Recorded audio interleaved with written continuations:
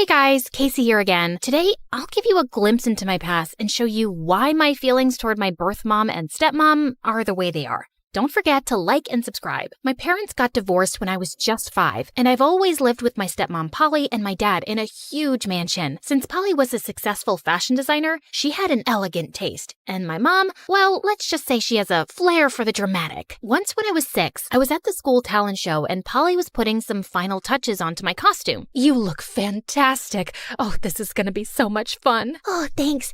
I hope so. I love our teamwork. Just then, Mom burst in wearing a ridiculous peacock dress with a colorful tail that kept getting in her way and knocking over objects. Oh, hi there.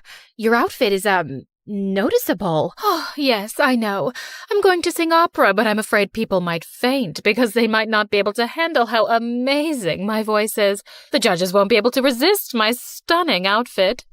It's not a competition, Mom. But Mom just walked off onto the stage and started singing. She was an opera singer before her marriage, and she did have an incredible voice. But 5 seconds into her performance, she did a ridiculous dance move, tripped over her costume, and ripped it apart, revealing her polka-dotted underwear. Polly rushed over to help Mom. Oh dear, that's really unfortunate, but it could happen to anyone. Here, let me help you fix that. Oh, you think this can be fixed? If this happened to you, you'd be crying like a baby. Get your hands off me, you stupid woman. Everyone in the crowd was laughing at Mom, and I felt humiliated, and the incident really affected me, because just 2 days later, I ended up picking a fight with some kids and landed in the principal's office. Casey, I'm really disappointed about the fight today, which is why I've called your mom and stepmom to discuss this. That's it? So kids fight all the time. Why are we wasting our time here? He's the principal. Let him talk. We take any form of aggression very seriously in this school. Can you tell us what happened, Casey? I got angry at a few kids for making fun of my mom, so I hid their lunches. Atta girl. Serves them right for mocking me in my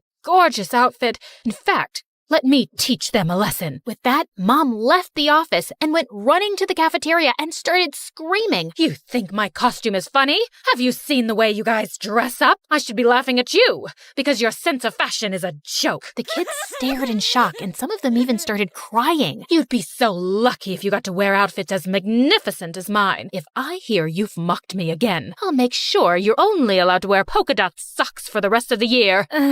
Well, that's one way to handle it. The principal called security, who took Mom out, while Polly apologized on her behalf. Honestly, I was getting tired of Mom's behavior. She was crazy and embarrassing. I even started making excuses to visit her less often. I loved hanging out with Polly because she was so much more intelligent and sophisticated. Once in 7th grade, I was supposed to visit Mom, but I lied that I was busy working on a school project. Polly and Dad had to go somewhere and they couldn't find a babysitter. I knew Polly would never invite Mom to stay with me, so I had the place to myself, and I loved it. But an hour after they left, I got hungry and decided to cook something. I had no idea what I was doing and ended up spilling boiling water all over myself. I cried till I passed out. What kind of circus are you running here? You were supposed to be watching her.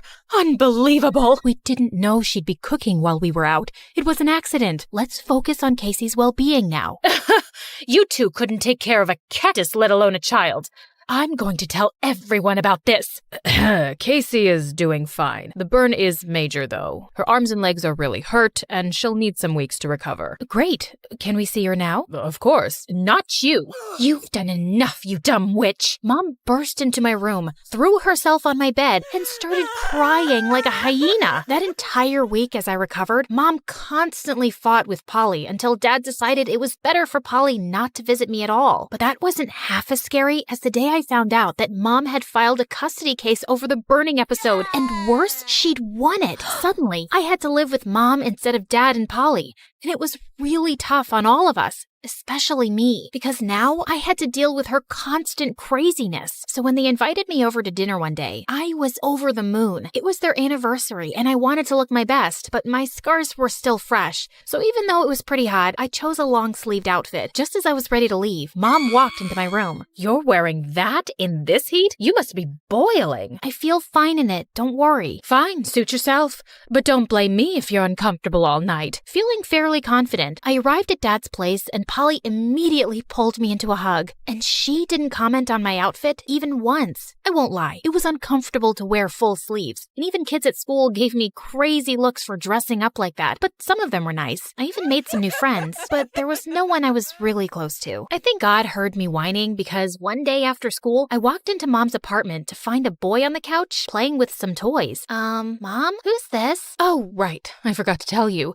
This is your half-brother, Ethan. His dad had custody, but he's been really sick lately. He's asked me to take care of Ethan for a while. My what? You're my sister? I'm so happy to see you. He hugged me, but I just stood there dumbfounded. I had a half-brother, and Mom kept it from me all this time? Mom, how could you not tell me about this before? Does Dad know? Mom, I'm talking to you. Get off your freaking phone. Oh my God, do I have to tell you everything? You know now. Anyway, I'm tired. You two get to know each other. After the initial shock subsided, I realized it wasn't Ethan's fault that Mom had kept him a secret from me. Having him around actually brought some unexpected joy into our home. One day, Ethan and I were in the living room playing a game where we had to act out random scenarios. All right, let's see your best chicken moves. He got up and started doing the most awkward, hilarious chicken dance I had ever seen. I couldn't stop laughing. We were having a great time, and then Mom walked in. What is all that noise? Just a little chicken action, Mom. Want to join? Mom was hesitant for a moment, then decided to give it a try. She started flapping her arms and attempted a few clumsy dance moves, but suddenly she lost her balance and fell, hitting her head on the coffee table. Mom, are you okay? We rushed to help her up, and after a visit to the doctor, it turned out she had a mild concussion and needed to rest for a week. Ethan and I spent the week bonding over board games, movies, and even more silly dance sessions. Living with Dad was kinda tough. He's always busy and I've had to move schools a lot. That sounds hard, Ethan. Yeah, but I've always admired you. I wished I could be part of your life. Dad once told me about you actually, and I made a secret account on Instagram and started following you. Aw, I wish I'd known about you earlier, but I'm so glad you're here now. From then, our bond grew stronger, and it really felt like we were becoming a family. That is, till one day, Mom decided we needed family bonding time, so she planned a trip to the beach. Despite the heat, I was wearing long pants and a light jacket. I could feel stares from other people at the beach, but I didn't care. My scars were my business, and no one else's. But when Dad and Polly showed up, Mom lost it.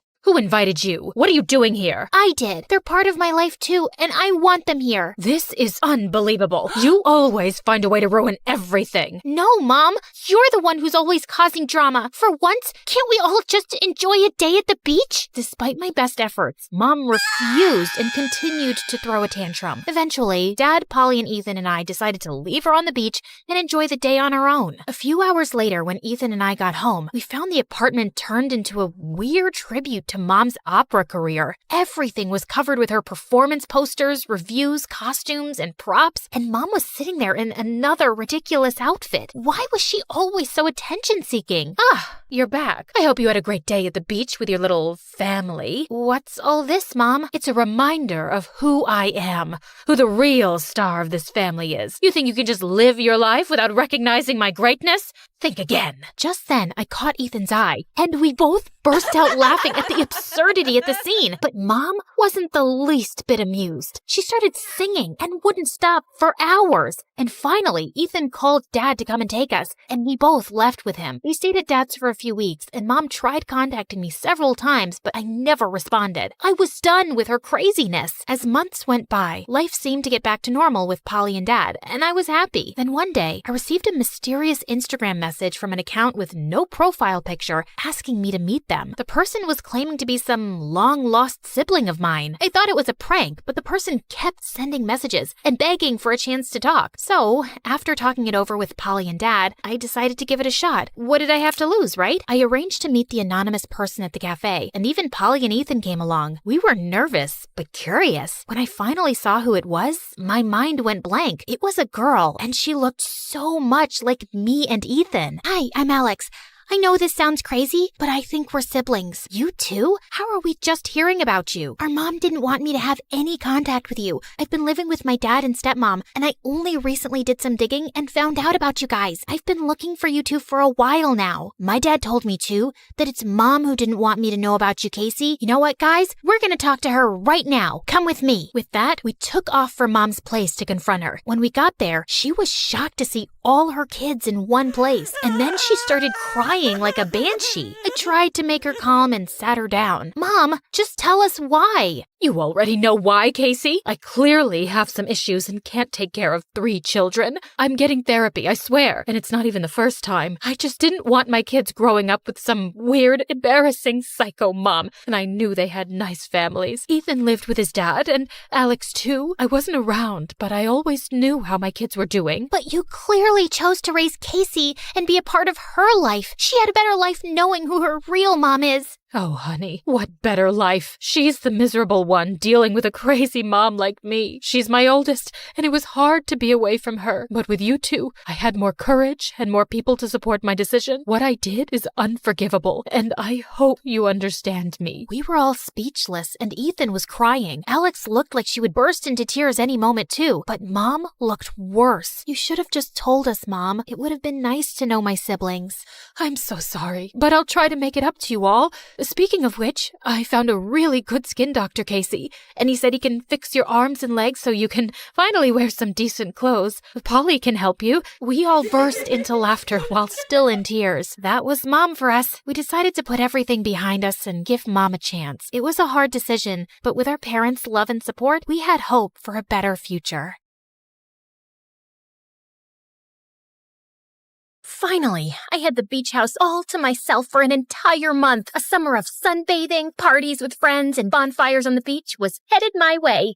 I couldn't wait, and the best part, a break from my dad's annoying rules. Hi everyone, I'm Taylor, the girl who has it all. Everyone knows my name, teachers love me, and I live in the sweetest oceanside mansion on this side of the panhandle. Everything was falling into place. I'd just finished my senior year. I got accepted into my dream college, and I had a killer party planned at the end of the week. Life was great, but my summer dreams shattered like a mirror when I saw a familiar face jump out of a moving truck next door. Before I continue, please like and subscribe. What is she doing here? I ducked behind the railing and peered over at a preppy-looking girl walking toward the neighboring house. Her hair clip stuck out like a sore thumb. Whoa, that's Heather Lanigan. I haven't seen her since... Shut up, Troy. She'll hear us. My annoying little brother almost gave us away. Thankfully, I pulled him out of sight just in time. Weren't you guys like best friends or something? Why are you being so sketchy? I glared at my brother and crept inside as fast as I could, watching from the tilted blinds. Heather and I went way back, but she moved away when we were 12 and took all her insane drama with her. We used to be friends until she started making my life a living nightmare. More on that later. All week, I was forced to sneak around from room to room to stay out of sight, like I was a burglar in my own house. This was not how I wanted to start my summer vacation. Before I knew it, it was the day of my party. I didn't even realize the DJ had arrived to set up his equipment until the doorbell shocked me out of my trance. The guests started showing up, and I wasn't even dressed yet. I threw on the cutest dress in my closet and raced downstairs. Oof, straight into my boyfriend, James. Careful, babe. What's the rush? Sorry, I'm just a little on edge. My arch nemesis moved in next door a few days ago,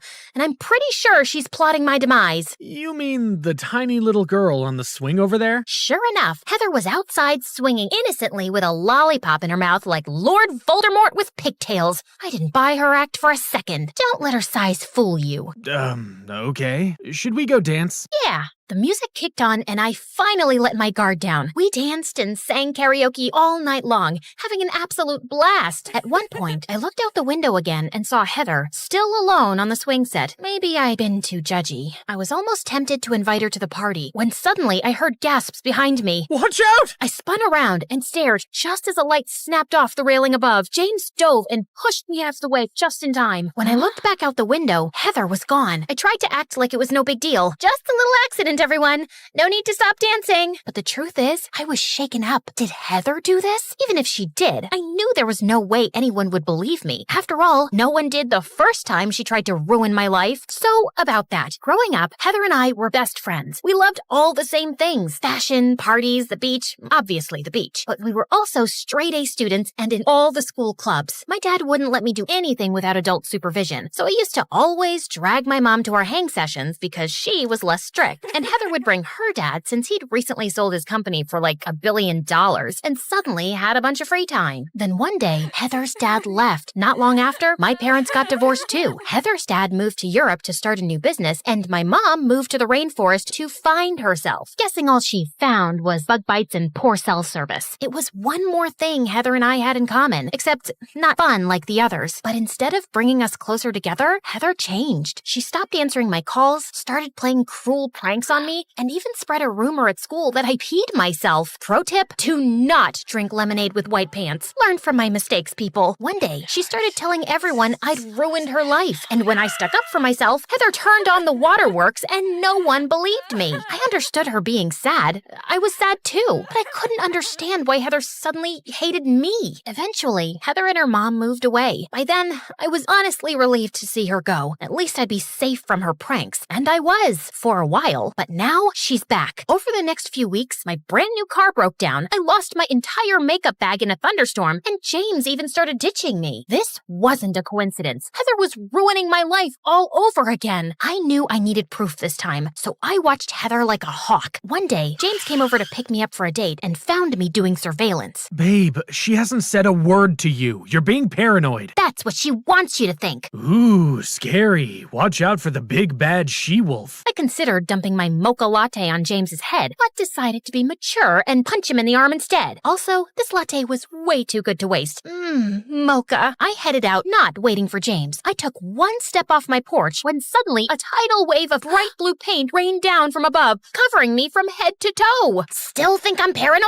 Didn't your dad have the house repainted before he left? The painters probably forgot the cans. You live in a dream world of lies and unicorns. I quickly rinsed off and changed so we could make our reservation on time. I wasn't about to miss out on a meal at the most exclusive restaurant in town just because of the Wicked Witch of the Panhandle. When we arrived, I was so excited. But before we could even walk into the restaurant, the hostess came out and stopped us. I'm sorry, miss, but the entire restaurant has been rented out for the evening. What? We had reservations. Someone came and offered to buy out all of the tables. It's out of my hands. I had a sneaking suspicion I knew who that someone was. Before the hostess could stop me, I barged inside and glared at the center table. There she was, seated and sipping her lemonade with that stupid, innocent smile. Oh, hey, Taylor. My uncle bought the place out for me tonight. Who knew you could do that? It was our first time being face-to-face in 6 years, and I was speechless. You know, I didn't expect to see you here. You seem more like a fast food kind of girl. But you, James, a pretty boy like you, can do better than this trash. At least this so-called trash could get a date eating all by yourself. That wiped a smirk right off her face. For a moment, I felt satisfied, until Heather flung a mound of mashed potatoes right at me. This is the second dress of mine you've ruined tonight, you little... Okay, time to go. Before I could slap that snarky grin off her face, James picked me up and carried me out while I screamed and kicked like a toddler. When I got home, I broke down in tears. All I wanted was to have a fun summer, and Heather had ruined everything. What had I ever done to deserve this? There was a knock at my door, and my little brother Troy came in. Hey, you okay? No, Heather was ruining my life again. Have you tried talking to her? Seems like a better plan than avoiding her forever. That gave me an idea. You're right. How can I get revenge if I'm always hiding? I didn't say anything about revenge. Thanks, Troy. You're a genius. Troy was right. It was time to turn the tables. The next morning, I got up bright and early and headed to Heather's favorite cafe. I had a hunch she'd show up eventually. Sure enough, soon she came in to order. I slipped a note to the barista and hid behind some rando's laptop. Shortly after, the barista put her drink on the counter. Double espresso macchiato for horseface Heather. The entire coffee shop started laughing. Heather turned beet red and then looked right at... Before I could hide, Heather marched right over and dumped her iced coffee on my head. Did you really think you could hide? I could see the tacky dye job from space. I'll have you know that I'm a natural strawberry blonde. Seriously, my hair got lighter from spending so much time in the sun. It's not a dye job. Okay, so that didn't go quite the way I'd planned. I was seriously gonna have to get a new wardrobe with all the clothes Heather was ruining. Next time, I would be more stealthy. Sadly, summer was coming to an end, but the good news is my university campus was gorgeous. I fell in love in an instant. Even the presence of my arch nemesis couldn't break the spell. On the first day of classes, I had my textbooks, my planner, and a pencil with an adorable pink floofy thing at the end. I was prepared for everything. I noticed a girl was about to sit next to me. Don't even think about it. Sorry, I'm saving it for a friend. Why was I yelling at random students? I'm glad you asked. About an hour ago, I'd paid the janitor to delay Heather on her way to the classroom. That way, when she arrived to class, there would only be one seat left. Earlier that day, I'd gone to a hardware store to buy the strongest glue I could find. See where I'm going with this? Unfortunately, Heather did too. When she came in, I tried to play it cool, but I kept glancing at the chair, and Heather noticed. Then she did something truly evil.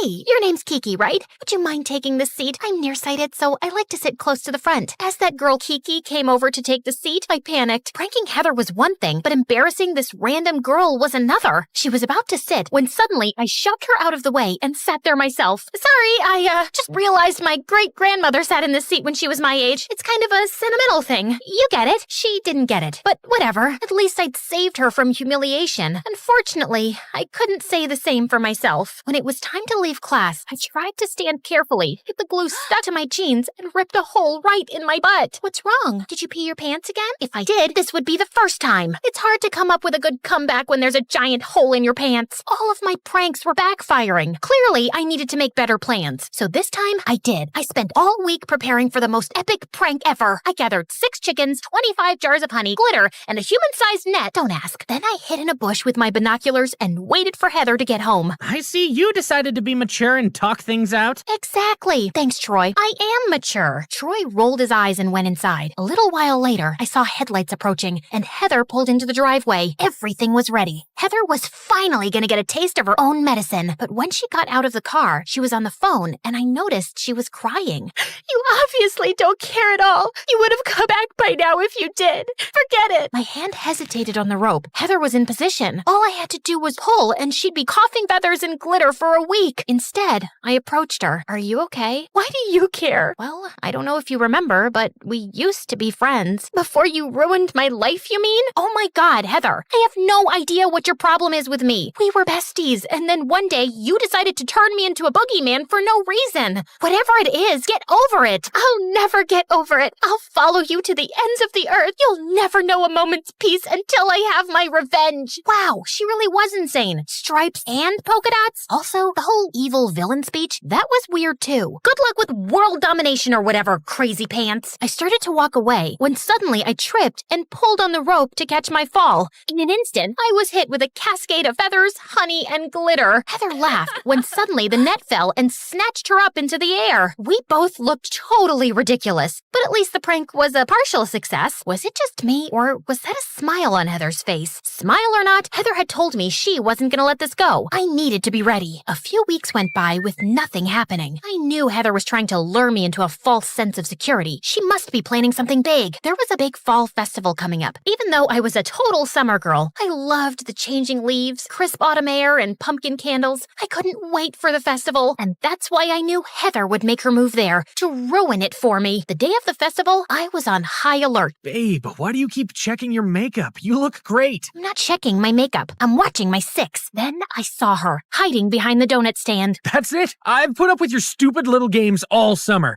and clearly you're not growing up anytime soon.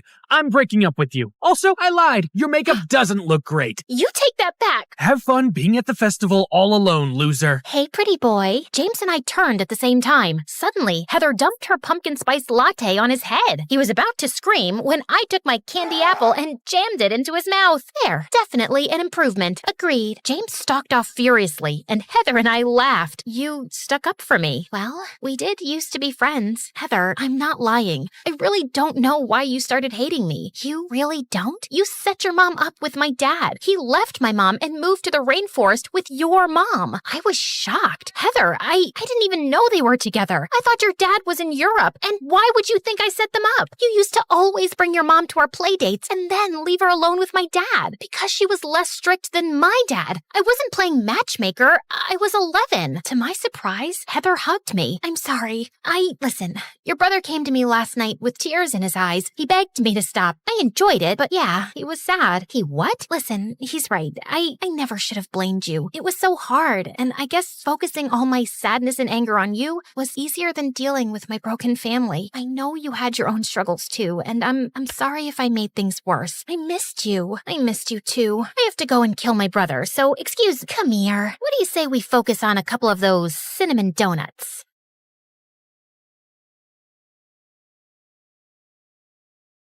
Hi, I'm Kathy from Florida. My mom comes from a family of geniuses. Both her parents are scientists, just like her. So when I was born, she expected me to be some kind of genius too. Only I wasn't. Kathy, how do you make 7 even? Easy. Take the S out like this. Ugh, no. Let's give this another shot. Mom, I'm bored. Can I go outside and play for a bit? Such a pretty day. No matter how hard Mom tried, I could never give a hoot about books. So Mom got me private tutors. Margot, are you with me? Tell me what I just said. You said, Margot, are you with me? No, I mean, what was I teaching? How am I supposed to know that? You're the teacher. The tutor got angry and swore to never come back, and Mom was just left disappointed, as always. She didn't talk to me for days until one afternoon, her old friend from school, Lydia, paid us a visit with her daughter, Sophie, who was awfully quiet. They'd recently moved to town and shifted to our neighborhood. I was so excited to see another kid in the area, since our neighborhood was full of old, boring people. Do you want to see my room? Oh, wait, that's a mess. We should go outside and play. Sophie won't be going anywhere.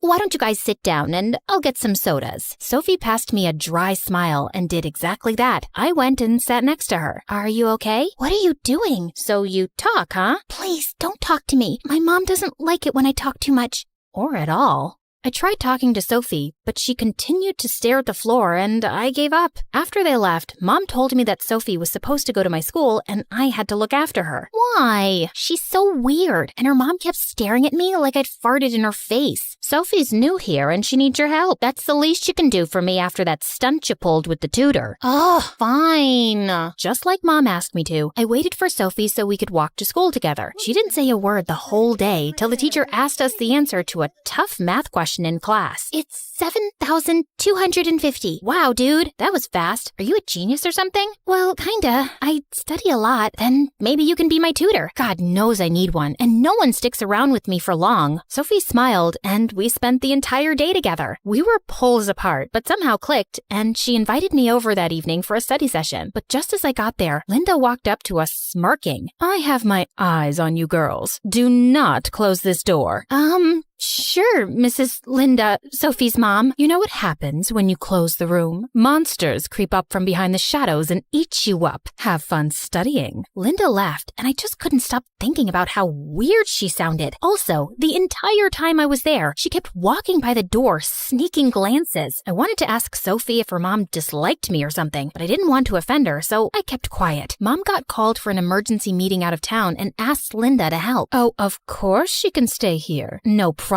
Work comes first. Tell me that didn't sound sarcastic. Anyway, I was happy to spend some time with Sophie, but as soon as Mom left, Linda grinned and walked in, locking the door from inside. I continued banging for ages till she opened up. What? I just went to get you my sweater. It's freezing. You just shut the door in my face and walked away. I did not. You're an ungrateful, wild kid, Kathy. Didn't your mom teach you how to speak with elders? Oh, wait. She's too busy working. Before I could respond, Sophie came and practically dragged me away. Your mom's crazy. Who talks like that? I'm really sorry. Ever since Dad left us, she's been a little weird around people. Just ignore her. Anyway, are you hungry? I'm starving. Sophie got me sandwiches and we watched some MSA until we dozed off. But later that night, we woke up to loud noises and it seemed like they were coming from the kitchen. We went downstairs to check and saw Linda trying to find something. What are you doing? Oh, no. Did I wake you guys up? I was so hungry and I thought I'd make lasagna. Go back to bed. Who eats lasagna at 3 a.m.? I do. Sophie and I left, but we couldn't get any sleep and were super exhausted the next day. I didn't know what her deal was, but Linda just kept getting weirder over the years. But Sophie and I continued to remain the best of friends. While I was still figuring out what I wanted to do in life, she had already set her mind on becoming a writer. Look at this poem I wrote. I could never explain how much you meant to me for sharing my joys and pain. This is beautiful. You think? It's not complete yet. I think poetry is my calling, Kathy. I don't want to waste my life studying. I think it's amazing. I just wish I knew what I wanted to do too. I'm sure you'll figure it out. Well, I tried to, but finding a passion was more difficult than I thought. I tried auditioning for the drama club, but I had trouble memorizing the lines. Art was boring and cheerleading was too much effort. I'd almost given up hope till one day a football hit me right in the head. Ouch! Watch out, jerks! Pass the ball, shorty. You holding up the game. Oh, really? Come and get it. Just as one of the guys walked forward, I dodged him and ran straight to touchdown. Everyone stared at me wide-eyed as the coach coach suggested I try out for the running team. I wasn't sure I'd do well, but I ended up overtaking everyone on the team, including the boys. By high school, I was good enough to compete in tournaments. After our team had won one of the biggest track events, we wanted to celebrate by going out for a concert. And I invited Sophie too. I don't know. I mean, I've never really stayed up that late, and Mom would never allow it. So we'll sneak out. Come on, it's high school, and you could use the break. What's the worst that could happen? I can murder you and hide your body, or you could be a zombie in disguise. Wouldn't that be something? Sophie and I left with the team, and were having a blast at the concert till I left to go get some drinks. And when I came back, Sophie wasn't around. I started searching for her frantically and tried calling her, but I couldn't get through. I informed security, and within minutes, we had a whole search team looking everywhere for her. We finally found her near one of the stalls, and she had fainted. We immediately took her to the hospital. I informed Mom and Linda on the way, and was sweating bricks when they showed up. Do you have any idea what you've done? You're such a bad influence on her. She has a scholarship exam in 2 days. If they don't let her sit for that, all her hard work will go down the drain. I can't believe this. Your daughter's in the hospital, and all you care about is some dumb exam? Seriously, what's wrong with you? You should be sorry for sneaking out my daughter, and instead, you're giving me an attitude? This is exactly why I told Sophie to stay away from you. If there's anyone she needs to stay away from, it's you. She probably fainted from all the stress you give her. Enough, Linda, I apologize for Kathy. And you, young lady, let's talk at home. But Mom, just then the doctors walked in and informed us that Sophie had a slight concussion and a minor fracture and would be absolutely fine. I wanted to check on her too, but Mom dragged me back home. A week later, when Sophie came home, I rushed to talk to her. I am so glad you're okay. How are you feeling? I've been better. I'm sorry for leaving you alone like that, Sophie. It's okay. I don't want to think about it. I need to rest now. Let's talk later. With that, Sophie just went to bed and pulled up a blanket. Because of her injury, she couldn't take the scholarship test for college, and even though she didn't blame me for what happened, I wanted to make up for it. I thought about it a lot, and then one day while I was walking by the school notice board, I saw a flyer for a writing competition. The winner would get a chance to apply for a prestigious writing course and win a cash prize. I quickly tore it off and went straight to Sophie's place, but Linda opened the door and refused to let me in. I had to get creative, so I climbed up a tree that led to Sophie's window, and what I saw blew my mind. You have to stop hanging out with that Kathy. I hate her, and I hate her more every day. Stop it, Mom. You don't even know her. I know she'll let you down, just like her mom did. What do you mean? Nothing. They're all the same. You need to be better and smarter. Get a better job, college, and more money than Kathy. That will be my revenge. Saying that, Linda turned around and left. She was worse than I thought. And what was she saying about my mom? I had so many questions in my head when suddenly the branch I was on snapped. Luckily, I caught the windowsill just in time. What the heck are you doing, Kathy? Hanging out? Pull me up, will you?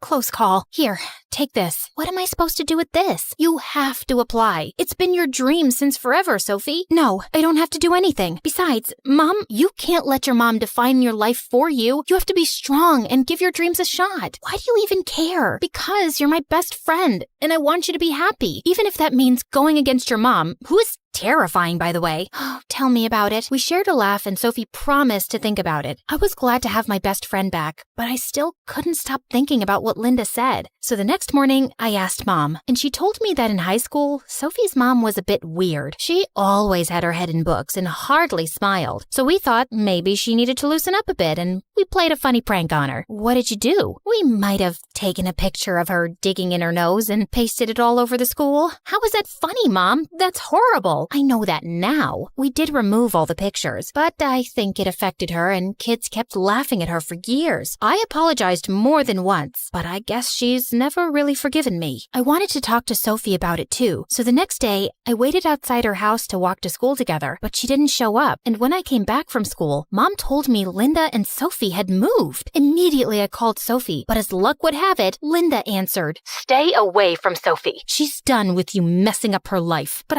Linda disconnected, and when I tried calling again, the number wasn't reachable. I searched for Sophie for weeks, but finally gave up when I got no leads. It was as if she'd vanished into thin air. Soon, the school announced the annual track events, and I got busy. The best student would get a sports scholarship to a college of their choice, and even though I wanted to be the best, Sophie always remained in the back of my mind. I missed her, but I set all my feelings aside and gave it 100%. I didn't land the top spot, but I did get into a good college, and Mom was super proud of me. I continued participating in athletics in college, and with time, I even developed a taste for poetry. Maybe maybe Sophie rubbed off on me a little. A year later, I was attending a poetry show with some friends when suddenly I heard a familiar voice on stage. I could never explain how much you meant to me, for sharing my joys and pain, for being my friend, patient and forgiving, never judging, scolding, or forsaking. It gives me peace that at the end of the day, you're only a phone call away. The audience erupted in applause, and I could feel warm tears down my face. When the show ended, I immediately went backstage to meet her, but it was too crowded. Kathy, is that you? Oh my God, I'm so happy to see you. And that poem?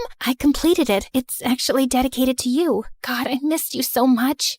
Me too. And I'm so glad you're following your dreams and finally convinced your mom. Well, not exactly. Sophie told me after they left town, her mom got diagnosed with bipolar disorder and had to get admitted to a mental facility. Since they had no other family, Sophie had to drop out of college and pick up a job to pay the bills. I'm so sorry to hear that. Why didn't you call me? You know I would have helped. I tried calling you. I guess you changed your number. And then I got busy with mom's treatment, and there was never a good time. If it means anything, I'm here now, and I'm sorry for what mom and her friends did to your mom all those years ago. It was a long time back. I knew mom wasn't like other moms, but she tried her best to be there for me in her own twisted way. But after she got diagnosed, I realized how short life is to hold on to grudges and ignore what makes you happy. So now that mom's better, I've finally decided to pursue my dream. I'm so proud of you, Sophie. So what do you say? We start again? This time, let's leave the moms aside. I'd love that.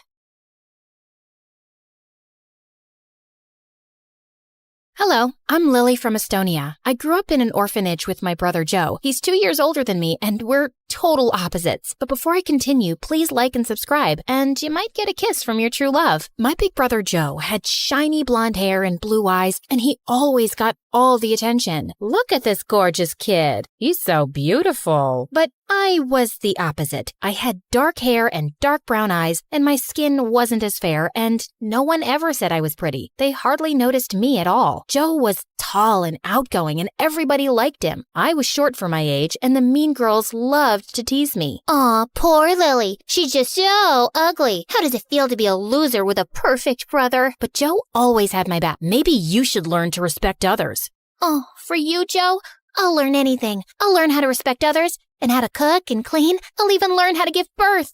You don't learn how to give birth. You just give birth. I agree. You're right. You're so smart. See, Joe? I learned my lesson. I respected her. Now love me, Joe, please. In school, things weren't much better.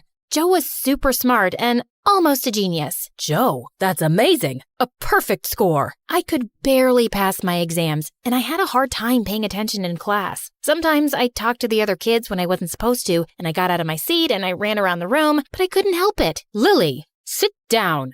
Most of the teachers didn't like me at all. One time I was in grumpy old Miss Koppel's class, and I really had to go to the bathroom. The break just ended 2 minutes ago. You couldn't go then? Oh, wait. You were busy playing. The only thing you do in school. No bathroom for you. But it's an emergency. Miss Koppel didn't budge. I tried to hold it, but a minute later, I peed my pants. Ew! Joe caught me crying in the hallway. What's wrong? Miss Koppel wouldn't let me go to the bathroom. Joe's face turned bright red, and he stormed into Miss Koppel's class. You stinky witch. Maybe a bitter old lady like you shouldn't be teaching. You should be at home fighting with your husband who's lost his hearing because of your constant screaming, and will go blind soon looking at your hideous face. Miss Koppel sent Joe to the principal's office, and he got detention for 2 weeks. I felt so bad. I'm sorry I'm weird and stupid and always causing trouble. Don't say that about yourself, Lily. None of that is true. Yes, it is. You're just pretending it's not. Don't worry about me and my problems. I'll handle them on my own. You don't have to be my big brother anymore. No way. I'll always be your big brother, and I'll always have your back, no matter what. And one day, I hope you'll see how special and smart and beautiful you are. Joe hugged me, and I cried like a big baby. Then one day, the most amazing thing happened. We were adopted by a really nice couple. They had a big house. Joe and I got our own rooms and new clothes. They even enrolled us in a fancy school. I was nervous at first because School was still hard, and I always got distracted. I was scared that my new teachers would hate me too. But then my new parents took me to the doctor. Lily has ADHD, which means she's a bit hyperactive and has trouble paying attention. But she's a smart girl. Her IQ is well above average. I went to therapy for a while to help me learn to stay focused. It was difficult at first, but Joe and my parents were really supportive, and eventually I got better. I started getting A's on my tests, and I even won Student of the Month for best behavior. When Joe and I reached high school, our lives totally changed. One day, Joe and I were hanging out at the mall when a strange woman ran up to us.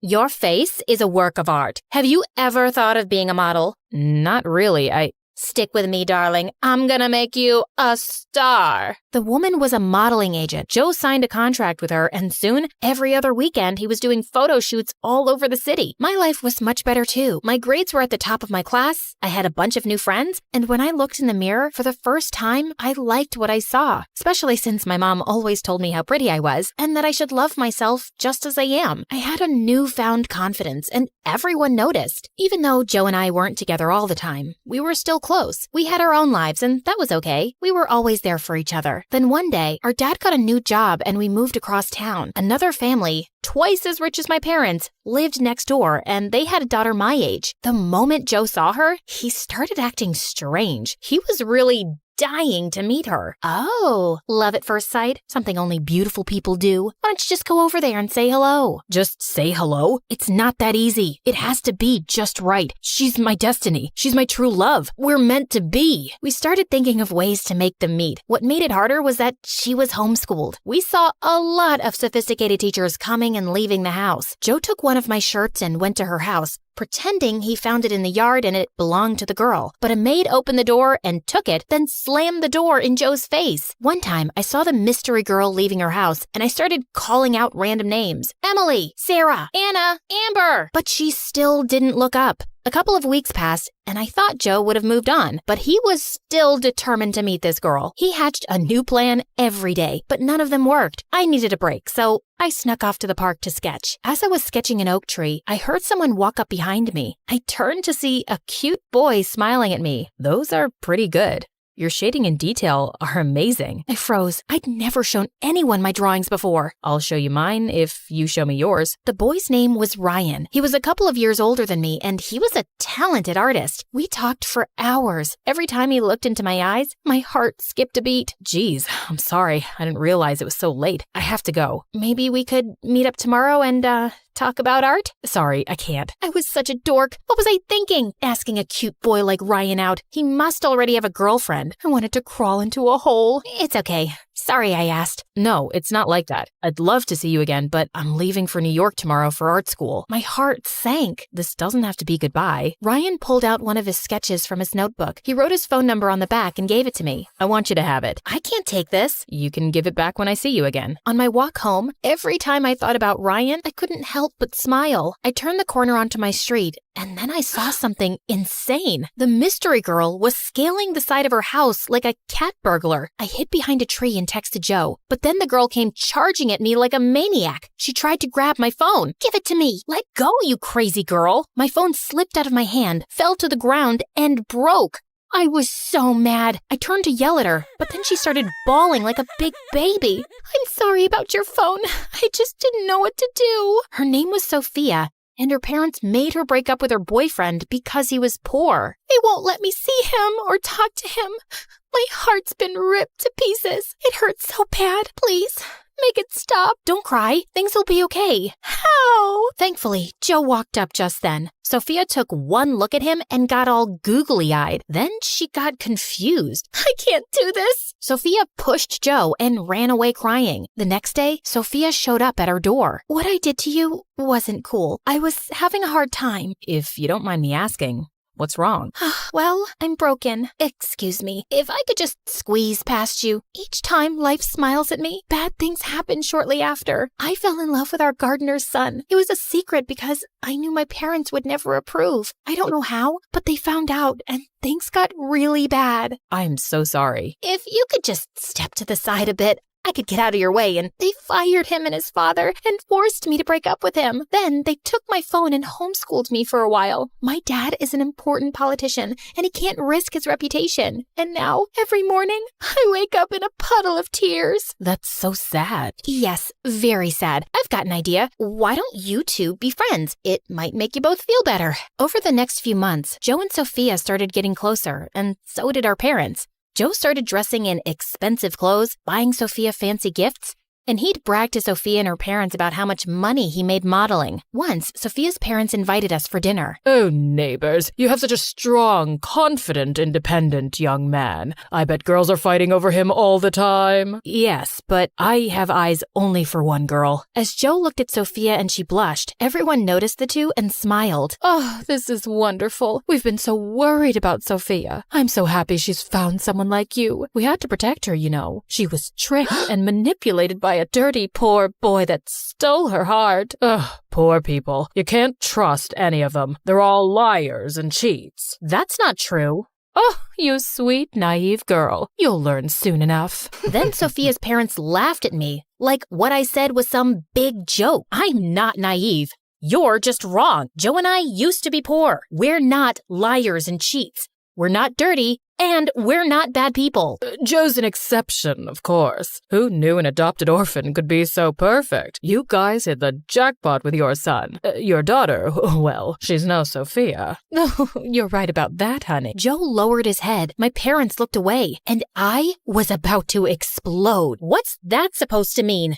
Thank you for the meal. We must get going. When we got home, my parents sat me and Joe down for a talk. Joe, we don't want you seeing Sophia anymore. No, that's not happening. I love her. You can't tell me what to do. Stop yelling at Dad. Son, what her parents said about your sister is unacceptable. They were just joking. They're really nice once you get to know them. Are you blind? Sophia's parents are jerks, and ever since you've been hanging out with them, you've changed. If I have to impress Sophia's parents to get their blessing, then I'll do it. True love is worth it. But you wouldn't know anything about love. You've never had a boyfriend and you look like you sleep in a trash can. Don't talk to your sister like that. That's enough. No more Sophia, and that's final. Then Joe got mad and shoved Dad. Dad fell and hit his head hard on the table. Dad!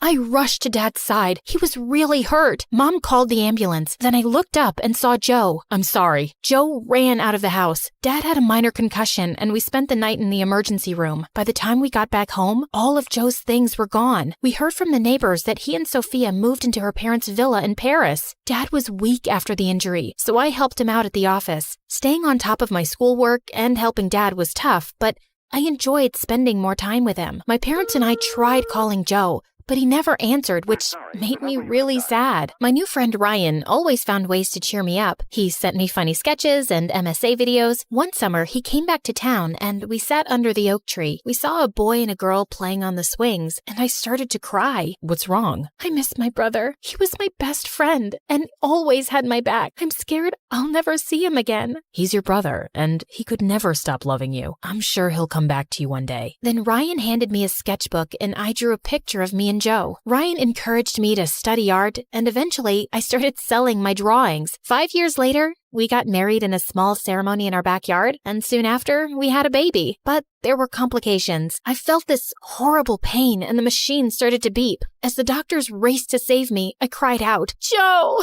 my brother, Joe, come to me." Then I fainted. I woke up from a coma 2 days later, and when I opened my eyes, I saw Joe and Sophia sitting beside me with tears in their eyes. Joe?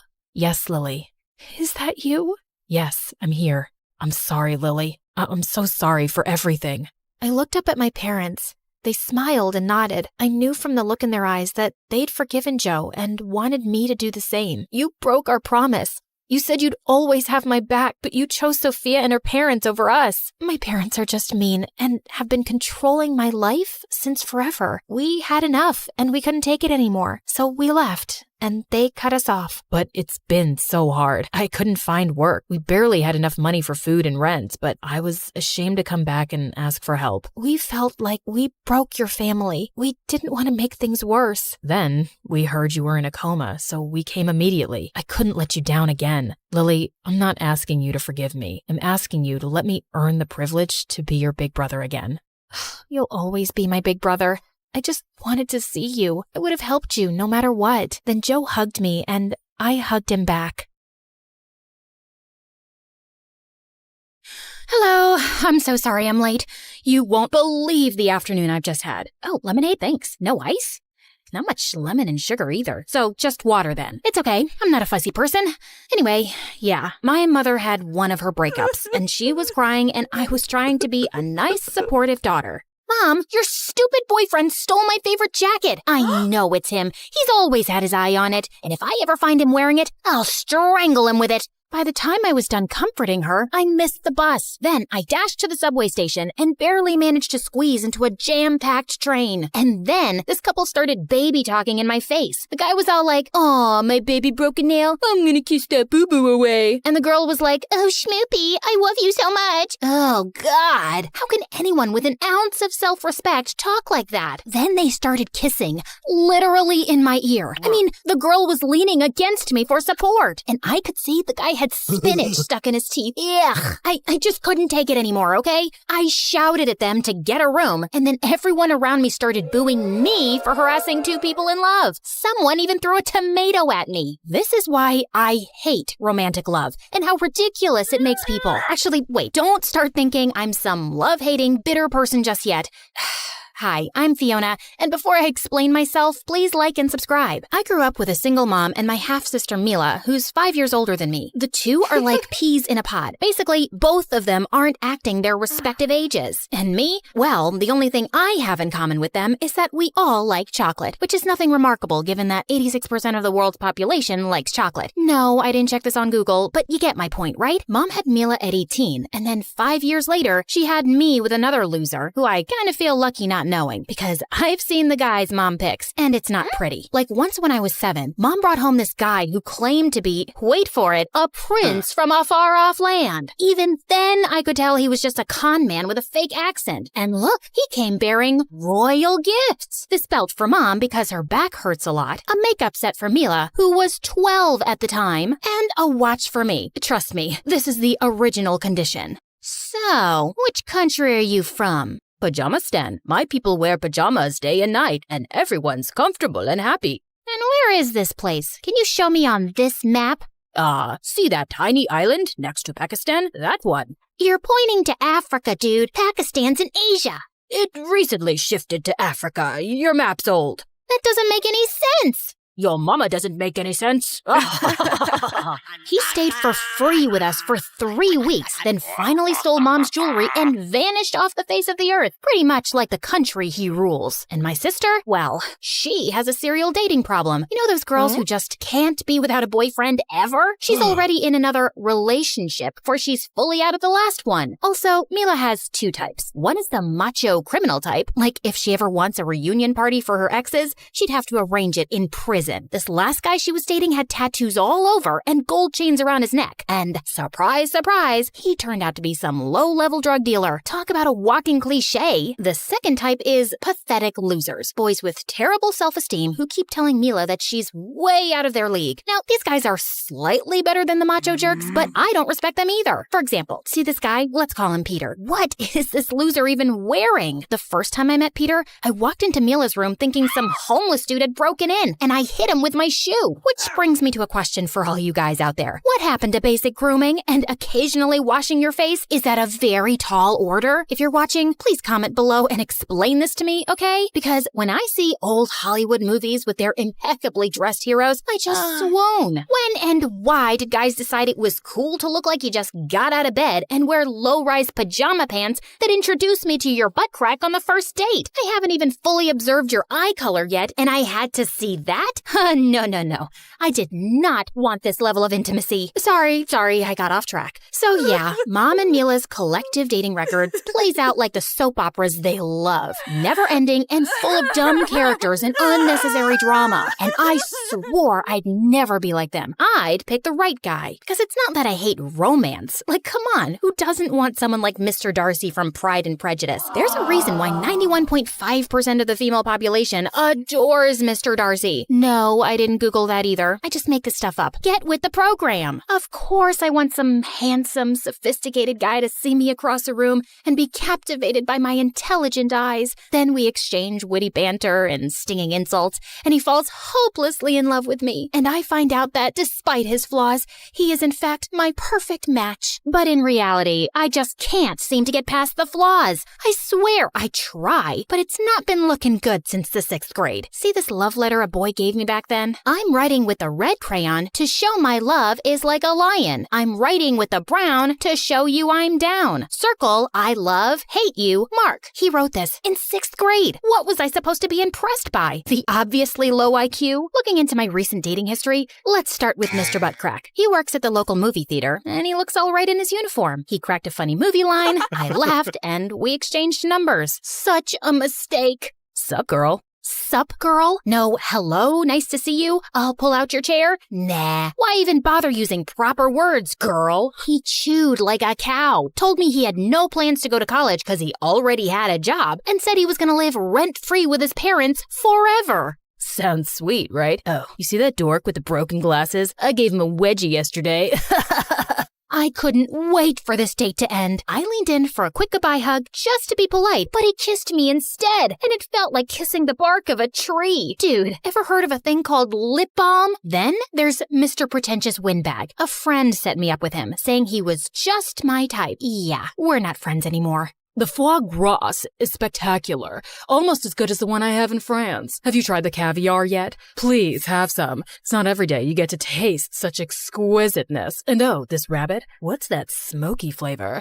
I'm getting hints of oak and maple. Nobody cares, dude. Just shut up and let me eat. I tried ending this evening with a hug too, but he leaned in for a kiss and just pause for a sec. See how moist his lips are? Like they're too moist. What does he use on them? French butter? Ugh. Okay, you can continue now. There's no getting out of this kiss for me. Ugh. Then there was Mr. Sweet Tooth. He kept calling me things like cupcake, muffin, sugar cookie, cream puff. What am I, a girl or a bakery item? Then the ugly crier. He actually seemed fine till we went to see a sad play together, and I've never in my life seen anyone look so hideous when they cry, and so loud. He's not with me. I don't know this loser. Whoever you are, man, get a grip. He broke up with me for not having a heart. At least I have self-control. The gay guy in denial. He kept checking out the male waiters' butts on our date. So what can a girl do? The shirtless guy. Do I even need to elaborate? The moonwalker. Yeah. All he wanted to do was moonwalk in public and have everyone tell him he's the next Michael Jackson. Oh, so annoying. Yeah, I'd rather be single. One evening, our rich neighbor's kids had arranged a grand birthday party, and they'd invited the whole neighborhood. Mom and Mila looked like they were going to a dance club. Why are you two dressed up like that? I know you're on a manhunt, but it's a kid's birthday party for crying out loud. And kids are supervised by adults. You always have to be ready, love. What if today's the day I meet my soulmate? Exactly. And why are you always dressed like a nursery school teacher, Fiona? What? My cardigan and skirt are cute. Lose the cardigan, and I'd trim the skirt by about 6 inches. I might as well go in my underwear then. Now we're getting somewhere.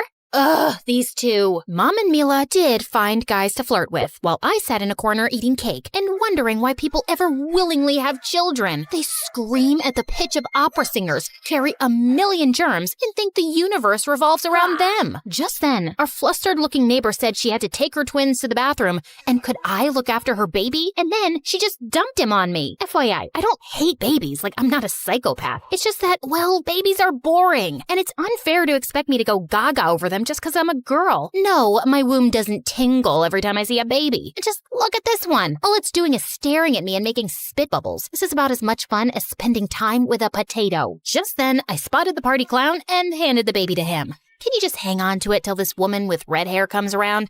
She's the mom of the crazy birthday twins. Just hand it over in one piece, okay? Are you calling the baby it? Yeah, I can't tell if it's a boy or a girl. Also, I really don't care. It's a girl, and she's my niece. Oh, she's very cute. Wait, your niece? Yeah, I'm the birthday twin's uncle. I live here. Who are you again? We've been living next door for ages. I've never seen you around before. Next door? Are you? Wait, Fiona? I'm Edward. We used to play together as kids. I went away to boarding school and then college. Oh my God, Edward, yes. You're the weirdo who would eat Snickers bars with a knife and a fork. You're the crazy girl who waxed my leg and said all men are loser babies when I cried. You were kind of a jerk to me, actually. Looks like you haven't changed much. Excuse me? I mean, you still seem like the warm, affectionate soul I remember. I'll see you around. Don't hold your breath. That clown sounded condescending, right? Like, I think he just called me a jerk, right? A few days later, I got out of college and headed to my favorite Chinese restaurant for lunch. This place has been around for 50 years, guys. And if you're ever in this part of town, you gotta try Mrs. Jianbing's dumplings. And what the? There was a sign outside the restaurant that said sold. I rushed in to find Mrs. Jianbing telling other customers that they'd only be serving for another month. But why did you sell this place? Everyone loves your food. Oh, we've been struggling a lot lately, dear. Besides, the people who bought us are going to open a huge Chinese restaurant next door. We can't compete with them. It's for the best. Oh, there's one of our new buyers. I turned around to see a young guy walk in, and he looked good. The hair, the crisp white shirt, the perfectly creased pants, and then the cologne hit me. Oof. Hello, Mrs. Jianbing. How you doing today? Oh, hi, Fiona. Is everything okay? You're not blinking much. How my name, how... Are you having a stroke? It's me, Edward. Edward? Edward who? Edward the clown? You bought this place? My family, but yeah, it was my idea. We're opening a restaurant next door. Yeah, I heard. Don't you feel guilty forcing the owners to sell? We made them a great offer, and they accepted. We didn't force anyone. Well, you're still responsible for shutting them down. And trust me, the people of this town won't support your business. We're loyal around here. I've done my research, and I think we'll do just fine. Also, I think you'll be a regular at our place. You think wrong. Okay, no worries. You won't be missed. Ugh, the nerve of rich people, just driving out small business and then acting like they're doing humanity a favor. Besides, what did this guy know about Chinese food? Later that night, I found Mila spying on him with binoculars. Have you seen that boy next door? He's scrumptious. Stop that. I'm pretty sure it's illegal. Also, he's younger than you. Yeah, so, you were kind of mean to him as a kid. I don't remember that. I'm sure you do. He was a neat freak who didn't like getting his clothes dirty, and he'd always arrange his things in a certain order, and you kept messing with him. Also, you gave him a wedgie once. Honestly, I'm not sure why I was a jerk to Edward. It's probably Mila and Mom who gave me my issues with boys from an early age. But why was this guy getting under my skin now? Oh, yeah, it's because he called me a jerk and he was shutting down my favorite Chinese place. I had to keep hating him. And I seemed to bump into him way more than I would have liked. I was going over to Mrs. Jianbing's every day now, and Edward was always overseeing the construction next door. But he also frequently visited the coffee shop where I worked as a waitress. What shall I have today? Yeah, take your time. I've got nothing to do. Let's see.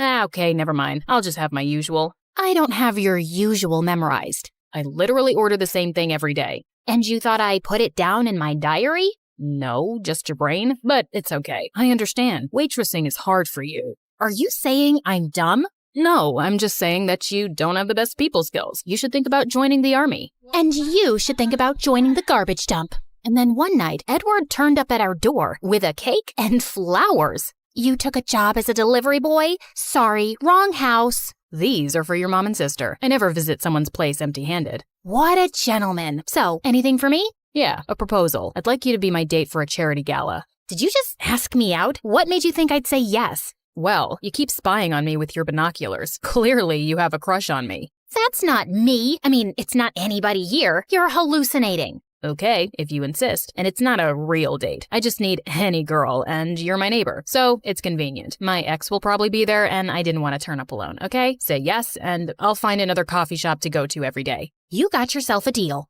I know, he was the rich, annoying guy I had to hate, but it was hard to remember that when he picked me up for the gala in his tuxedo. And then he looked at me, not in a sleazy way, but in his cool, smooth, I'm noticing everything about you way that made my knees buckle a bit. It's an art, guys, and this dude knows it. You look lovely. At the gala, I could see how people responded to his charm. He pulled out my chair first, ate with exquisite manners, and made sure to include everyone in the conversation. Just then, a lady asked if someone could hold her baby for a while, and Edward immediately volunteered, and something really strange started happening to me. What is it about men and babies put together? I mean, I'd seen Edward the clown with his niece before, but Edward James Bond cooing at a baby? This was different. Something about him looking so manly, but being sweet sweet and gentle with her was short-circuiting my brain. And was that my womb tingling finally? Did I want Edward or did I want a baby? I felt so confused. I need some fresh air. It's getting hot in here. Be right back. When I returned, I stopped short seeing Edward standing next to a beautiful girl. I felt I was watching in slow motion as she laughed, then reached out and casually took off a piece of lint from his coat with her perfectly manicured hand. Except that there was nothing casual about it. It was such a girlfriendy move. You don't take lint off a random guy's coat. Dang it, they looked like a golden Hollywood couple, and I didn't like it. So, that girl you were talking to, who was she? Oh, that's my ex. Right. She's gorgeous. Yeah, she really is. Do you think she seemed happy to see me? She looked happy, yeah.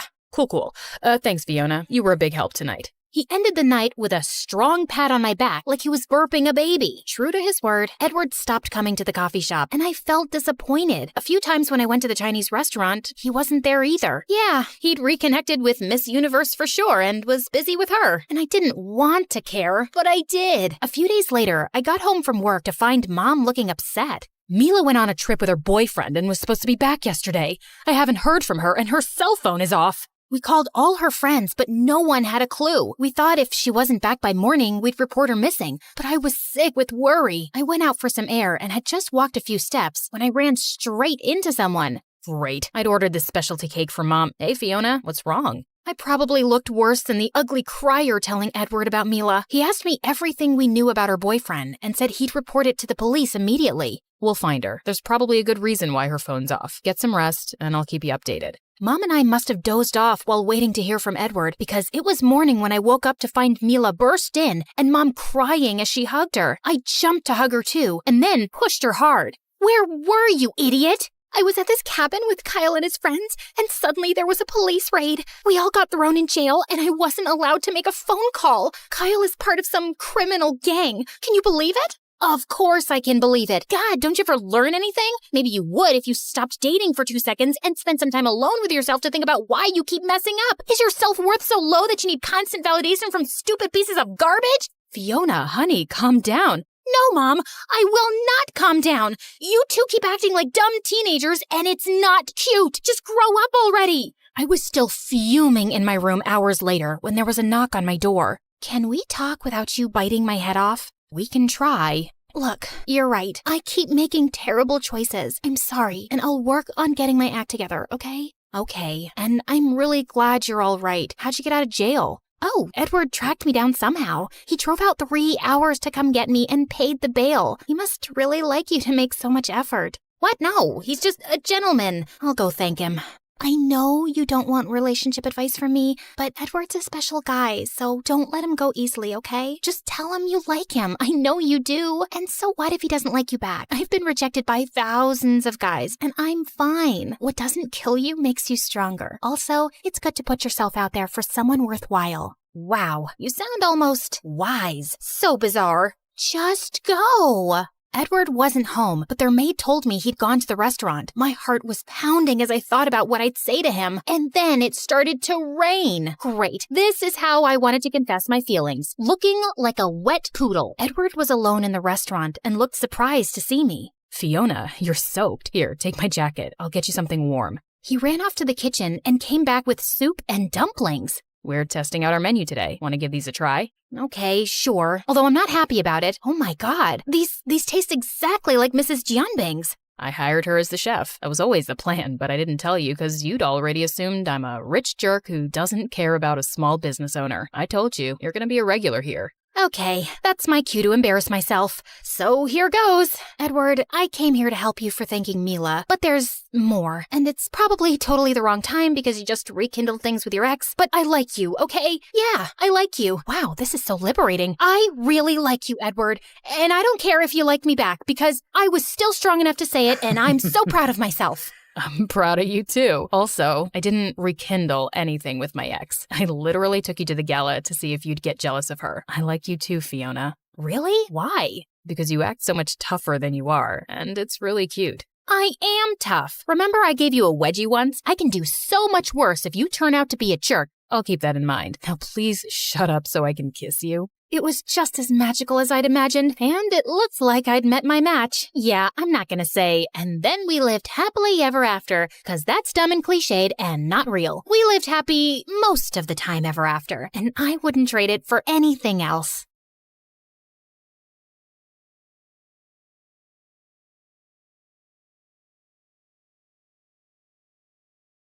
Hi everyone, I'm Lexi. Like and subscribe to get the gift you've been wishing for. Growing up, my parents were always super supportive of me and gave me everything I ever wanted. Even though they were self-made millionaires, they still made sure I understood the importance of hard work. But I was kinda bad with money. I had a spending problem. Not on myself, only on my friends. I loved to treat my friends with nice things, like picking up the tab at restaurants, and they'd always act so grateful. Little did I know, their niceness was all because of my money. But it all came crashing down one day. And that's when I saw their true faces. When I was 13, my friends asked me to keep watch outside the library. And 10 minutes later, there were loud noises. All of them ran, and I was caught with a bag that had a bunch of firecrackers in it. But I didn't do anything, I swear. Believe me. She got tricked again? She's so dumb. I'm standing right here. Miss Cole, please. But none of it worked, and I was sent to detention for an entire week. At first, I was keeping to myself in detention because the kids were all mean. But one day, I was doing my homework when I heard a voice. It was the kid who usually sat there.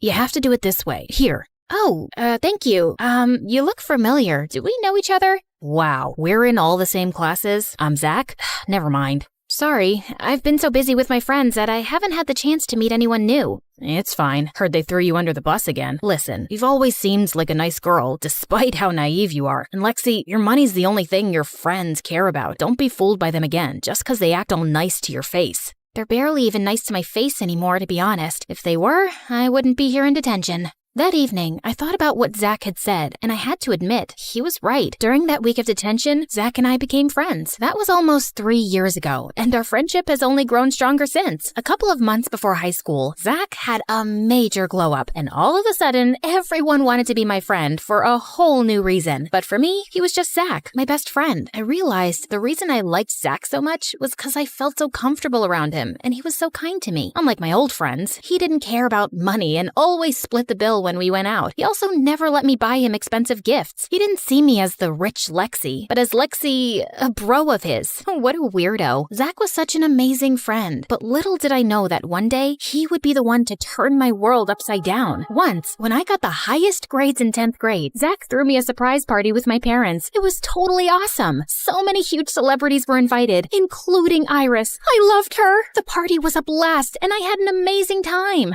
Can this day get any better?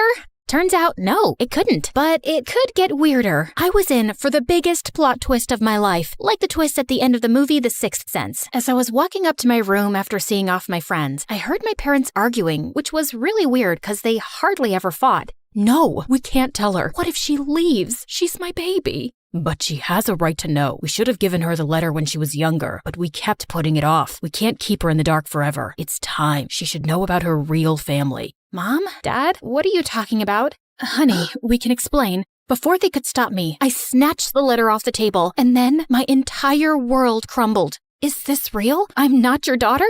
Of course you're our daughter. You'll always be our baby girl. But it is true that we are not your biological parents. How could you keep this from me? Lexi, we're sorry. This is not how you were supposed to find out. We wanted to tell you sooner, but your mom, birth mom, left that note when she left you and your brother at the orphanage.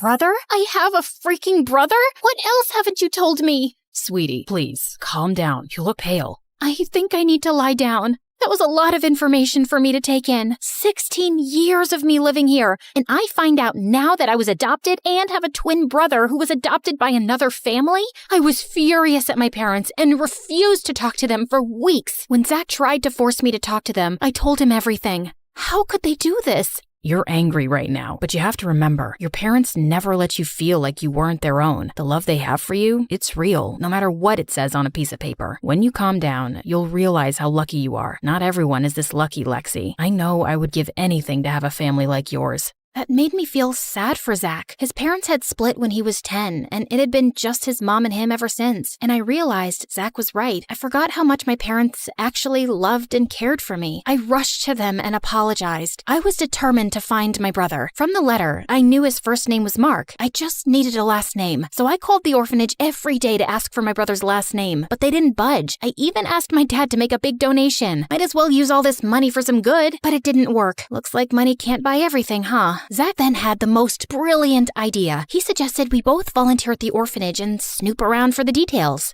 Oh my god, I love you. And your amazing brain. Sorry. Volunteering gave me a new perspective. All these little kids without parents, I was just like them when I was their age. I hoped they'd be lucky enough to find great parents like I did. Of course, I didn't let that distract me from my mission. After a couple of days, I found my way to the file cabinet and searched, jotting down all the last names of every Mark that had ever stayed there. But trying to contact each of these Marks was more tiring than I thought it would be. Most of them thought I was trying to scam them. It wasn't until Zach pointed out that I realized I could just look for the date of birth for each of these guys, cause duh, we were twins. I know, you don't have to say it. Zach, oh my god, there's 2 of them. Oh, thank you. I'm gonna contact the families right now. Lexi, wait, take a deep breath. You don't want to just call them and drop the news, hey, I might be your twin. How about you let me do it? I'll look into it, and before you know it, Mark will show up. I agreed with him, but I couldn't help feeling anxious for days. What if Mark is in another part of the world? What if he has no idea I even exist? Or worse, what if he hates me? I couldn't eat or sleep properly because the entire thing stressed me out. My parents were sweethearts, though. They tried to calm me down and distract me when we suddenly heard the doorbell. I rushed to open it, only to find Zach standing there with a confused look. Did you find Mark? I'm still looking, but this guy showed up. Are you Lexi? Wow, it's so crazy to finally meet you. You look just like I expected. I'm getting goosebumps. I'm Mark, your twin brother. What? I couldn't believe my eyes. My twin, my own brother, was standing here in front of me. I cried and hugged him. You know those heartwarming reunion videos on YouTube? Never thought I'd be one of those people. We had the same hair color, the same eye color. We even laughed the same. But he was much taller and had an English accent. Turns out his adopted family had taken him to the UK, and he came all the way from there to look for me. He showed me the adoption certificate. My parents told me the truth a year ago, and since then, I've been trying to find you. And a couple of weeks ago, I finally got your address and had to come right away. I had to see my sister. Look, I even have the birth certificate and my adoption papers from the orphanage. Oh, I'm so glad. You have no idea how much I've looked for you. Mark stayed with us for a couple of weeks, and we did our best to make him feel at home. I showed him around my school, got along with Zach, and best of all, I got to introduce someone as cool as him as my brother. All the girls at school were even drooling over him. It was probably because of the accent. He told me all about his life, the UK, and his projects and fundraisers that he started in order to help as many people as he can. He was like the perfect brother. I was so caught up spending time with Mark that I was losing touch with Zach. Whenever Mark wasn't hanging out with me, he was with Zach. It was like they were long-lost twins, honestly. Zach was always asking Mark questions, and my brother seemed to enjoy talking to him. Are you in love with my brother? What? No, why? You keep following him around like a lovesick puppy. What's going on? It's nothing like that. It's just something doesn't smell right about him. Is that jealousy I'm detecting? Don't worry, Zach. There's one girl always on your side. Me, your best friend. No thanks. But seriously though, something's off. I know, I've kind of been MIA. I've just been trying to make up for lost time with my brother. But don't worry, I haven't forgotten about you, Zach. But Zach continued to follow Mark more than usual, even at home. One day, I caught him snooping around Mark's stuff, and I confronted him, asking why he was so obsessed with him. Because I don't trust him. I don't want you getting hurt. Zach, I finally have my brother after years. If you care about me, just let this go, please. But I'm not lying. Over the next few days, Zach stopped coming over, and Mark and I spent more time catching up. It was stressful fighting with my best friend, but at least I was having fun with my brother. We went out to fancy restaurants and on expensive shopping trips. Mark offered to pay, but I insisted every time. I was so happy to finally have him in my life that I figured buying him nice things was the least I could do. Well, he was always talking about the fancy cars in our garage, walked in and out of Dad's walk-in closet, and was so excited to see his watch collection. Apparently, he was a huge fan of fancy washes. And weirdly, he knew the price of everything. Like once he saw a painting by a famous artist at home and told me he could guess the exact price. And he did. I did find it a little weird, but I was just focusing on the part that I had my brother back. A couple of days later, as I was relaxing and enjoying my weekend, Zach stormed into the house. Before anyone could process what was happening, Zach punched Mark and the two boys were in a full-blown fight. It took all of Dad's strength to pull Zach off of Mark. What is wrong with you? Have you completely lost it? Lexi, you're not Lexi's brother, Mark. You're a con artist, and I have proof. Look, he's been doing this to a bunch of rich families. He finds families that have a missing son or brother and pretends to be them, just to scam them and use all their money. Someone from the orphanage tipped him off about you, and he jumped on the chance to scam you. That is nonsense. I am your real brother, Lexi. Believe me, he's just trying to get your money. Oh, that's rich coming from you. Both of you, shut up! Zach, you're unbelievable. I asked you to let this go. For the last time, he is not your brother. I am. Of course you are. You're not just my best friend, Zach, but I also see you as a brother figure. But you're obsessed with Mark. This has to stop. Please. I meant your real, biological twin brother. That's me, not him. I know it sounds insane, but... It does sound insane. This has gone too far now. I just can't... Lexi, you're my best friend. You have to believe me. You know I wouldn't lie about something like this. The day you showed me the names of the adoptive parents, I was shocked because my dad's name was there. Henry Duckstein. That was the name of my adoptive dad. After my parents divorced, I took my mom's last name. Yes, last name. The paper said my brother's name was Mark. Exactly. This man is an imposter. Shut up! My adoptive parents named me Zach. I confirmed with Mom too. That's when things started to shape up, but I didn't want to get my hopes up until I had proof. And did you find proof? Got a DNA test done. It's a match. Lexi, you're my twin sister. The moment I got this report, I came here right away. I felt like my mind was racing. It was a lot to take in. Why? How could you? I trusted you. Come on. Before the jerk could spew more lies, I gave him a tight slap that definitely rang his ear. He looked like he was about to run away, but then Zach and my dad tackled him. Moments later, police were at the door. Zach had reported this imposter Mark before coming over. He was arrested, and I was left too shocked to understand what the heck just happened. It took me a couple of days. Okay, I'm lying. It took me a couple of weeks to come to terms with the reality, and once my head was clear, I went straight to Zach's, my brother's place, and the moment he opened the door, I hugged him tight. I can't believe I was so blind. I'm sorry for not listening to you. I love you, Zach. You're the best brother, best friend, best everything a girl could ever ask for. It's all good, Lexi. I'm always here for you, no matter what. I mean it. Brother and sister share a strong bond. When they're together, they can win any battle.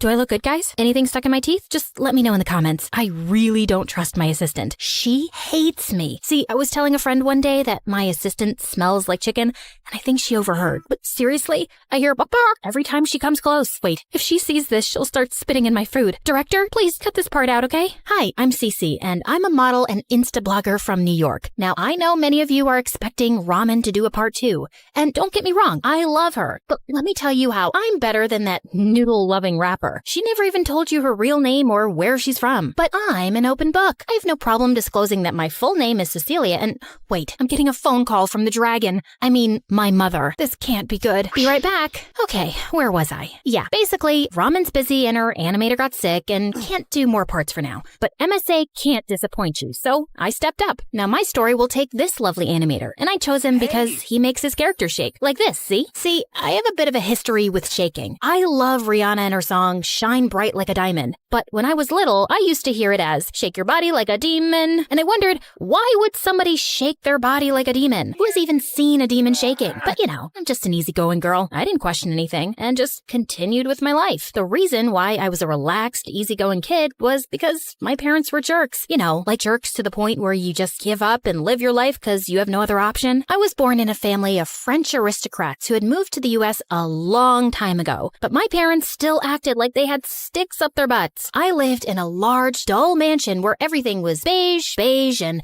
you guessed it, beige. Any attempts to add color were frowned upon. And then they had all these rules. Keep your voice low, but don't mumble. Sit straight and no elbows on the table. Don't show your teeth when you laugh. You're not a donkey. That's the soup spoon. That's the dessert spoon. Your ancestors must be rolling in their graves saying you eat meat with a fish fork. Jeez, weirdos. Don't you have anything better to do than watching me all day? And wait, Let me show you what someone looks like when they laugh without their teeth. I look like a psychopath, right? Even Mom's cat Vivian was a judgmental snob and probably a spy. Once I was playing in the garden and I picked a booger from my nose and stuck it to a sunflower. Come on, it's normal. Kids do this stuff. I know you've done it too. Don't act so cool. And I turned around to find Vivian looking at me like this. So, yeah, I've always been a misfit in this sophisticated family. And it's not that I'm not girly. Actually, I adore fashion. And I always had a magazine tucked in the middle of the literary masterpieces I was forced to read. But I just hadn't grown up to be the classy lady my parents had hoped for. Once in 9th grade, I was shopping at the supermarket with a friend because she wanted to cook something for her boyfriend. Ugh, barf. Boys were all the craze with the girls in 9th grade. I was the only one cool enough not to lose my mind over some boy. I got bored, so I jumped into my friend's shopping cart and told her to run down the aisle with me. We were both laughing like crazy when suddenly she tripped and let the cart go, and I went whizzing straight into a pile of watermelons. When I opened my eyes, I was sure I'd gone to heaven because an angel was looking down at me, halo and all. Hey, are you okay? I don't know. Am I dead? I really hope not. You have to pay for all those watermelons. And then he smiled. Okay, so I was about to lose my mind over some boy. So sue me. His name was Danny. He was 2 years older, and he worked there part-time as a sales assistant. Our connection was instant, and he asked me out right away. Also, I did pay for the watermelons, but I learned later that the store policy didn't require people to pay for accidents. I think Danny kept the money for himself. And yeah, I didn't question it, because I'm someone who's been shaking her body like a demon for years and never even questioned that. Anyway, a week later, we were officially together. And you know those first days when you're so in love? Sky is bluer, the grass is greener, the air smells like lavender. My stupid 15-year-old brain was telling me that I'd met my soulmate. We liked the same everything, and I could just be myself around him. My parents didn't approve because he wasn't our class, but I couldn't give a hoot. Danny was perfect. So I really can't pinpoint exactly why or when things began going downhill and the lavender started to rot. Maybe because he started going to university and got too busy, or maybe because someone gave me a modeling offer in the city after seeing my blog. It was a great opportunity for me to enter the fashion world, and I was sure we could make long distance work. Yeah, except that even short distance wasn't working for us now. We were just arguing and getting on each other's nerves all the time. See this picture of Danny? Yeah, that's him as a loser kid. But do you see that annoying half smile? He would smirk just like that when he thought he was right, which was like always. Who wouldn't get annoyed? There were so many little things, like why did he tell so many jokes? Why did he touch his ear so often? Why did he sneeze like a raccoon? Sneeze like a man. But things really escalated when we were out for dinner once and he started eating my fries. Why didn't you just order your own fries? Because I didn't want fries. Then why are you eating my fries? I just took a few. You've eaten half the plate. You can't share fries with your boyfriend? This is not about the fries. This is about you. You lied when you said you didn't want any, then you ate mine, and now I'm the bad guy? Cece, you're acting crazy. Oh, you want fries? Here, have all of them. The next day, we broke up after 3 years together. And you know the worst part about dating your best friend? When it's all over, you lose your best friend too. But don't worry about me, guys. I took the breakup like a champ. Anyway, I took up the modeling offer and moved to Manhattan right after high school. My parents were very disappointed at my career choices. Surprise, surprise. But I needed to get away from this place, and I just hadn't gone back since. But now, I had just received an invite to a high school reunion. Maybe it was a good excuse to go home. And Danny had moved away, not that it mattered. Yeah, what could go wrong? Oh, Cece, you dumb, silly duck. I didn't realize I'd missed my parents so much till I saw them. Even they seemed kinda happy. Cecilia, what's the matter? Has the dirty city air destroyed your corneas? No, Mom. Something just went into my eye. I asked the chef to make your favorite dessert, a strawberry tart. That's your favorite, Dad. I'm allergic to strawberries, but I appreciate the thought. And man, oh man, did I appreciate my bed. Why had I left this life again? Hard to recall the moment. I was having a great time at the reunion with my old friends when I spotted a stunning brunette in a red dress. You know, the kind of dress that only a very confident girl can pull off and you instantly feel imperfect in every way just by looking at her. Hey, that girl wasn't in our batch, right? Cece, that's Regina. What? No, I remember Regina. Duh. She had braces, thick glasses, and she was cute but kind of fat, you know, like plump? Yep, same Regina. She got a major glow up. Also, there's something you should know. Just then, a tall guy in a suit walked up to Regina and kissed her. Danny? Oh my god, I'm not ready for this. I gotta go before he sees me. But as I turned, I tripped over my own feet and crashed into a photo booth. Caption for next Insta post: how to be a complete moron in front of your ex and his gorgeous girlfriend. Why do our meetings always start with you on the floor? Don't stare at my butt, you pervert. What? I swear I wasn't. Ugh. Get up, you weirdo. Gosh, he was even cuter than I remembered. You didn't even go to our high school, man. Why are you here? I'm here with, Regina. Cece, you look gorgeous as ever. Mwah. Always the most popular girl in school? You look great too. Thanks, babe. Listen, I wouldn't have invited Danny if I knew you were coming, given your history. This must be awkward. Oh, please. That was 1,000,000 years ago. I've dated like 400 boys since then.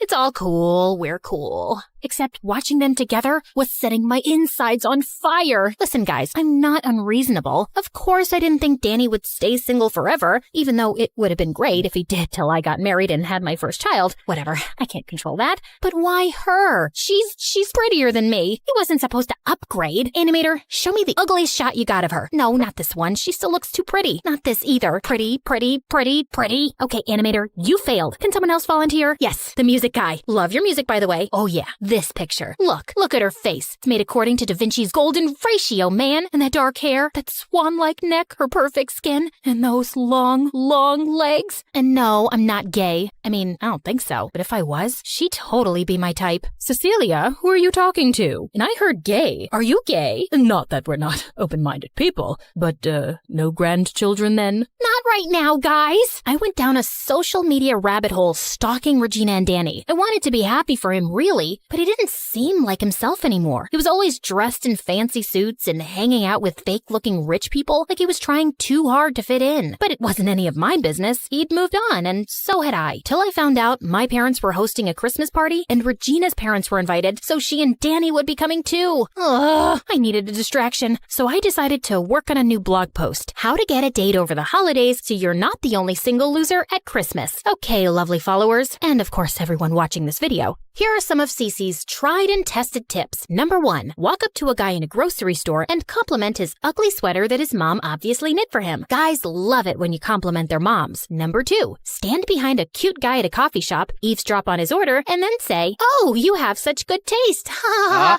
I'll have what he's having. Making a guy feel special over nothing is a sure way to win him over. Number 3, when you're walking outside, take one shoe off and start limping. A gentleman is bound to stop and offer you a ride home. Great conversation starter. As I was testing out number 3, a car pulled up next to me. It was freaking Danny. Hey, Cece, you okay? Oh, yeah, I just broke my heel.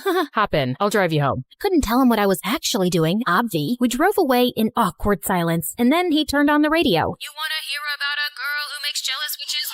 I love Ramen Lee Min-ho. Happy to hear that. Regina hates my songs. And after that, we just reconnected like old times. Talking to him felt so right and easy and comfortable. I actually felt disappointed when we arrived at my place. And suddenly, it was crystal clear to me. I wanted Danny back. Look, guys, I can feel some of you judging me already. But Regina's known him for what? A few months? She'd get over him. Danny and I were together for 3 years. And yeah, it didn't end well, but we've grown up now. Plus, whose side are you on anyway? This is my story. Root for me. The Christmas dinner was the perfect opportunity for my first move. I switched around the place cards to make sure I sat next to Regina to talk down Danny. So, you must have heard Danny's embarrassing singing by now. Gosh, I've never met someone so off-key, but it's cute. Okay, but have you heard him sneeze? Like a raccoon? Yeah, I tell him he should just let it out. What about the way he snorts like a pig when he laughs? I sometimes do that too. He has terrible taste in music. Oh yeah, I'm trying to change that by introducing him to classical stuff. Also, the worst taste in food. Why eat Mexican when you could have sushi and caviar? Yeah, Mexican? Yuck. Danny and I love Mexican food. Who doesn't? This girl's a psycho. But you know, that's just small stuff. He's pretty great overall. No one's perfect, right? Right. I'm gonna go sit with my date for a while. Yeah, it was just some random dude Ted at the bus stop I'd bribed to act like my date. The second course of action was trying to make Danny jealous. Regina was all over him, touching his hair and laughing, so I ran my fingers through Ted's hair too. Ow, you're hurting me. Ow. I tried feeding him cheesecake next. No way, girl. Get your own slice. You can't have mine. I don't share food. And then he just disappeared after dinner. Luckily, Regina's feet were hurting, so Danny asked me to dance instead. Ugh, why did he have to be so lovely and charming and a gentleman? Why couldn't he be ugly and gross and a jerk? Ugh. And when the music stopped, several people were pointing to something above us. Mistletoe. Everyone cheered us on to kiss,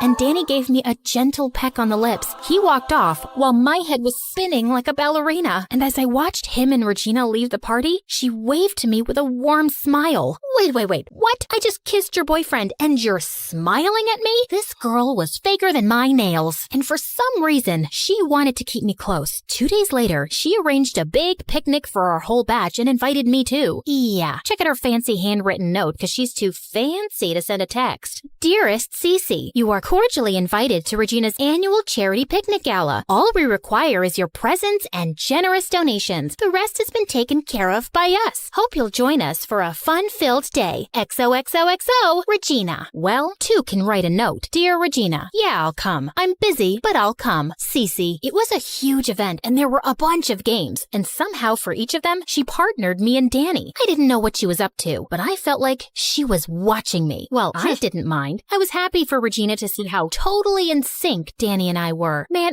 we could finish each other's sentences. We kept meeting for the next few days for some event or the other, but the problem was I was really falling for Danny all over again. Why did I ever let him go? And how could I know if he felt anything for me now? One evening, I was feeling bummed and sitting at my favorite spot when someone joined me. Didn't think I'd find anyone here. Want me to leave? You should have asked that before making yourself comfortable. I have food. You can stay. As we sat there eating crisps, Danny suddenly spoke. Why didn't you come home earlier, Cece? Maybe because I didn't want to return till I'd proved I could make it on my own. It's nice being back, though. Even my parents are a little chilled out now. I got Dad to do a TikTok with me. Can you imagine?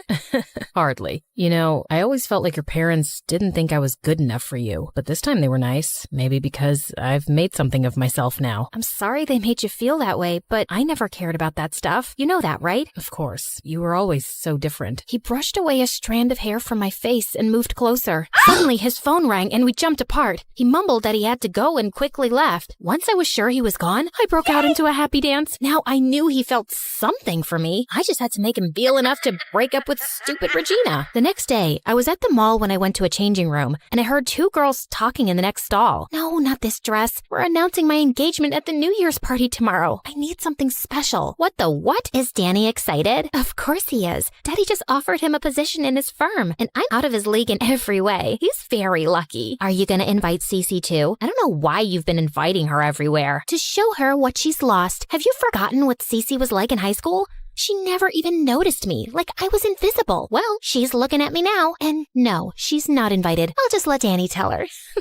I'd never ignored Regina on purpose. She just seemed like one of those shy kids who wanted to be left alone. I had no idea she felt so bitter, and it didn't sound like she loved Danny. Just saw him as someone she could control because she thought she was better than him. I had to tell him, right? But he was getting engaged. He must have thought it through. What was I gonna do anyway? Crash Regina's New Year's party and object to the engagement? That sounds stupid. Okay, now let's just fast forward to the part where I burst into Regina's New Year's party and yelled, I object to this engagement. Regina doesn't really love you, Danny. Danny grabbed my arm and led me out angrily. Cece, what the heck? Danny, don't get engaged to Regina. She's all wrong for you. Who are you to decide that? I just know that. She thinks she's out of your league and she's doing you some favor by being your girlfriend. Regina loves me. Not as you really are. Look in the mirror, man. I've seen you wear nothing but suits these past 10 days. She's changing you so you fit into her pretentious world. You don't know what you're talking about. Okay, fine. Then don't get engaged to her because I love you. What? Yeah, there. I said it. I love you. Like I'd give up the last slice of cheesecake for you or whatever. So pick me. Choose me. Love me. Did you just steal Meredith's speech from Grey's Anatomy? Oh, shoot. I'd forgotten we'd seen that show together. Trust him to remember something like that. For those who don't know about it, here's the speech. Choose me. Love me. Okay, so I'm using her words, but I feel the same way. You're just playing games, Cece. You didn't look back once after leaving, and now you suddenly want me? No, you just hate the thought of me with someone else. We didn't work out before, and we wouldn't now. This felt worse than our breakup. And for those of you who are on Team Regina, you must be enjoying this. And you suck. I couldn't stay any longer, so I packed my bags the next day and hugged my parents goodbye. I'll send you TikToks every day. I'll be looking forward to that, Dad. Don't take so long to visit again, Cece. I won't, Mom. Wait, you didn't call me Cecilia. Oh, must have slipped my tongue. Is there something in your eye again? Yeah, I think so. Anyway, I'll come visit soon. Bye!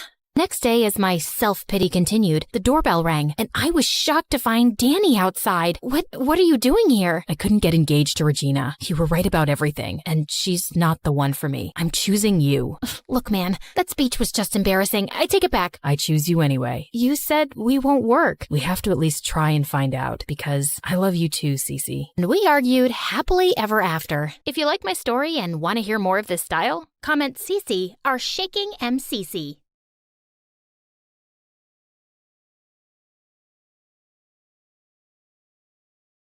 Hello, my name is Charlie. I'm a famous filmmaker and director, but you know me already, don't you? Oh, well, it hasn't always been like this anyway. So sit down, grab some popcorn, and let me tell you my story. But before we start, please hit the like button and subscribe. This is me, Charlie, and this is my best friend, Rose. Me and Rose grew up together since we were only babies. We played together, we went to school together, we did everything together. We were like autumn and colds, unavoidable, like rain and thunder, indivisible. Rose was the sister I never had. I was to her the brother she never... Well, you got the point. She was blonde while I was black. She was shy while I was sunny. She had a big brain while I had a big butt. We fit perfectly together. Most of all, we had one dream in common. One day, we would become filmmakers and make movies about witches. Yes, that was our dream at the time, our common goal in life.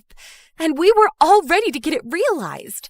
But what a tragic fate awaited us. Well, I'm being a bit overly dramatic here, but please, let me explain. It was our last year in high school and a few weeks before Halloween.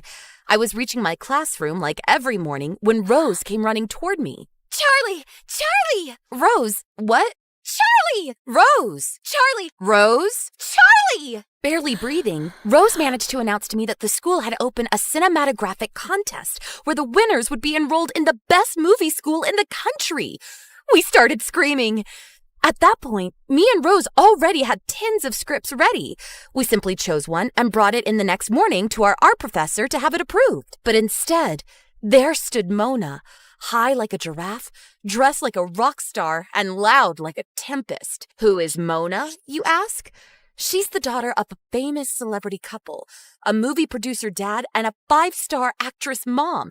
She had the best connections, the best grades, and the best face. A cloud of desperation came upon us when we saw her just talking to the teacher, explaining her project for her script. We felt lost. When our turn came, I spoke for both of us because Rose was too shy to speak, and the sight of Mona shook her too much. Hey, Charlie. Nice job there. What? What? Mona was approaching me, willing to talk. Had I stumbled, hit my head, and fallen into a dream without noticing? Sorry, I couldn't help but listen to your script while you were explaining. It seems like some hot stuff there.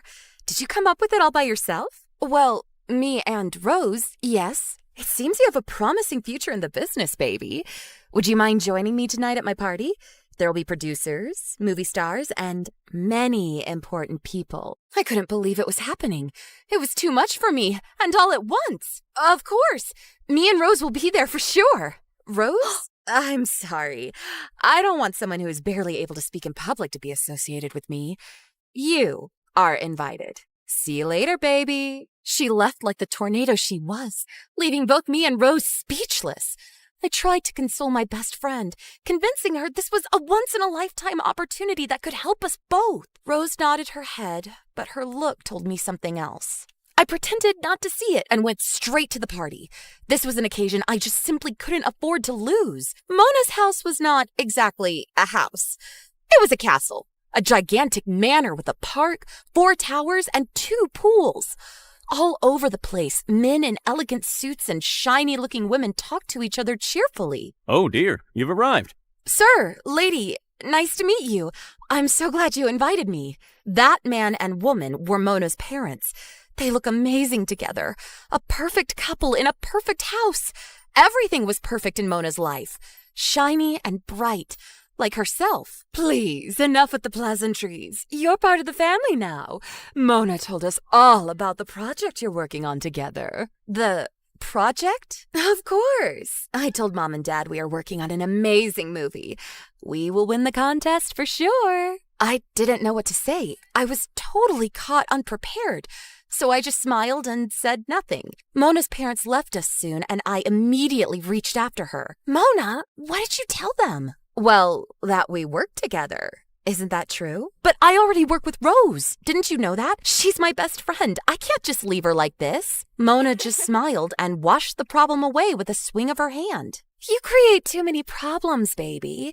Can't you just work with us both? Come on, let's have fun. I'm ashamed to admit, but the truth is that I forgot Rose for some time, and quite easily.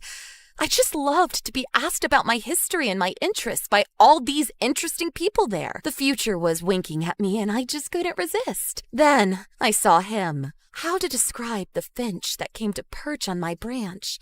He was like a god in a garden on Olympus. He was like a breeze on a hot summer day. He was like well, that horse was hot, girls. You can bet about it. That angel had dark eyes like enchantment and such a fine, elegant beard. I was totally captured. He must have noticed my dumb expression because he started smiling at me as if trying to help me retrieve some of my dignity. Too late. And Charlie, let me introduce you to my brother Tom. So you are the famous Charlie. A handsome lady, that's for sure. Nice to meet you. Is he really going to kiss my hand? Is he really? Oh, God, I'm fainting. Am I famous? How? Of course. Mona has talked about you all afternoon. Mona, can I steal this lady from you for some time? Do as you please, brother, but be a good boy. I always am. Mona, don't scare our host like this. The walk with Tom around the garden felt like a dream. He was not only handsome in sight, but also elegant, charming, and kind. His fierce appearance was balanced by such a quiet temper that it made him look like the perfect man in every single way imaginable. Hours passed in a flash, like seconds. Come back soon, baby. We're here for you anytime you want. Couldn't wait to be invited again. The image of Tom was still in my eyes when I woke up, and even if I don't remember it with certainty, I can bet I dreamed about him. How did it go? Rose's soft voice reached me as if coming from far, far away when she met me in the corridors at school. I felt happy to see her, but not so happy as I should have been. I think she noticed, but I kept it a secret. I explained to her all that happened the night before and promised to meet her within a few days in order to complete our script. The plot was there, but so much work had yet to be done. Fine then. See you soon. See ya. Those were busy times for me. In the daytime, I met Mona to work on our script for the contest. At night, I often saw Tom. Mona's script was completely different from mine. Her subject was Barbie. Barbie! Can you believe it? What's wrong with that? Barbie was a paradigm of freedom for girls, don't you know? Mona's fantasy was wild. She had a lot of ideas, but none of them were connected to each other. Her thoughts were as chaotic and impulsive as she was. Without me, she would have been lost. But what about Rose? Without me, she would have been lost too. She was smart and nerdy, but she didn't have the creativity I had. Rose had always been my best friend and sister, and even if Mona's spell and Tom's charm were still upon me like magic crows, I started to feel bad about how easily I abandoned my lifelong friend in order to get a quick ticket to success. The moment of the contest was approximating, and I had to speak with Mona about this. I would have helped her with her project, but I had to participate in a team with Rose, and if Mona didn't want Rose, I would leave the Barbies in order to go back to the witches. I found the courage and spoke to Mona. Roar! Can you imagine a dragon's reaction to someone trying to steal his gold from under his throne? The same was Mona's reaction to my words, if not worse. Out of my house! Never come back again! I will eat you! Do you think I'm being overly dramatic again? You weren't there, my friend. I think I barely saved my own life. I'm lucky to be here to tell the story. Yet I felt happy after arriving home. I felt I had done the right thing. Now there was only Tom to speak to. Even if I liked him, our time had to wait until after the contest was finished. I couldn't subtract any more energy from Rose and our witchy project. I mean, there can be only one Dua Lipa in the world, right? Enough with Barbie. Hey, Angel. Tom's words were honey poured all over me. I melted. But hey, not this time. I had serious work to do. Listen, Tom, there's something we must talk about. Something like what? Did I do something wrong? No, it's not about you. It's about Mona. My sister, huh? She always was more like a Shrek than a Barbie. She's not that bad, but I can't be her teammate for the contest. Rose is my teammate. You and Mona are wonderful. You live in an amazing house. Your life is perfect, but... Tom's eyes went big and sad at those words of mine. Maybe it was the wrong thing to say, but how could I know? From what I had seen up to that moment, their lives were like pink molasses. Disgustingly sugary. Do you really think our life is wonderful, honey? You know so little about us. What do you mean? While walking, Tom told me how he and Mona had lived since they were children, how harsh their parents had been on them since their youngest age. They do that for us. They push us towards obtaining the best grades and the best results in every field. But you know, sometimes the best is not the best. Sometimes you would just like to live a normal life. This is why Mona loves Barbie so much, maybe? It's a way for her to remain a child. Tom's eyes were not lying. I took his hand and kept it between mine for some time. Still, a wrong behavior remains a wrong behavior. Mona will have to grow up sooner or later. You were a strong girl and made the right choice today. I'm proud of you, Charlie. At that point, I was melting again.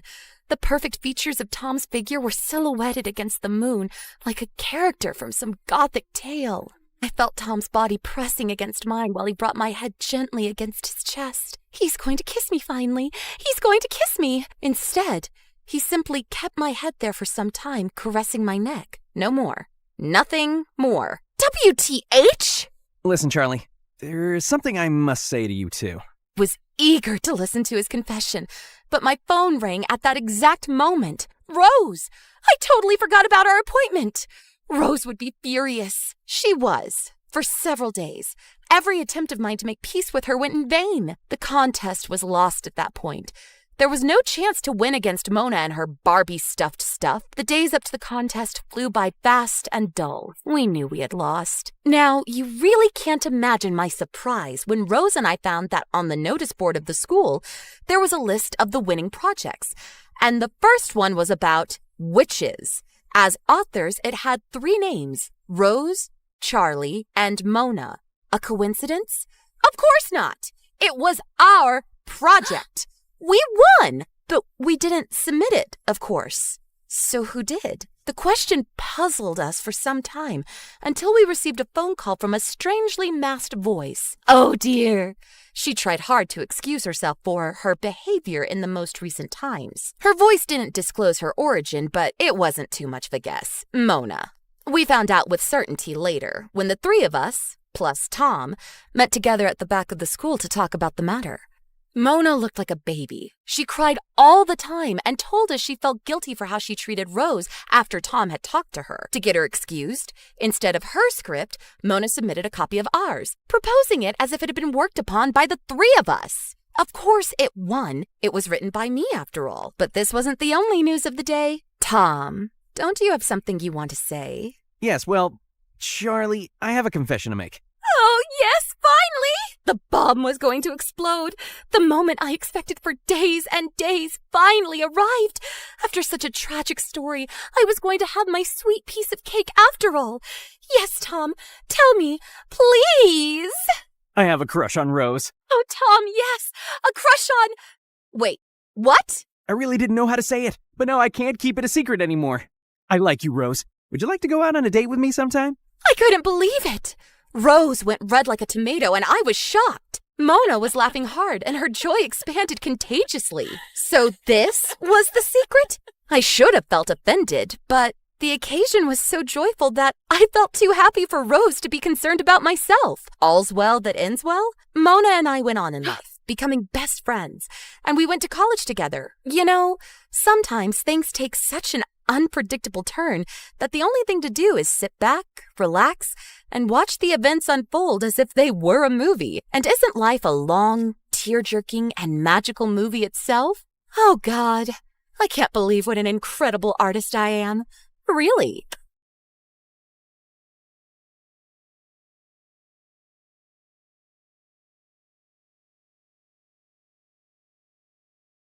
Hi, I'm Layla. And yep, that's me in the front row of a gala. Seconds before, I betrayed my best friend and almost ruined his life. But before we get to all that, please make sure to like and subscribe. Ever since I was little, I've been a lot to handle. Or at least that's what I've been told. By my mom, Layla. By my dad. Layla! By, well, any adult really. But really, I'm just always trying to do the right thing. And sometimes that gets me in trouble. That's why my parents sent me to Woodmere Academy to begin with. That and other reasons. It's only the 5th-ranked preparatory school in the country, but heavens, no one else will take you, no matter how much money we throw their way. Good grief, Layla. How will you replace your father as CEO of Idrizi Tech if you keep up with these morality plays?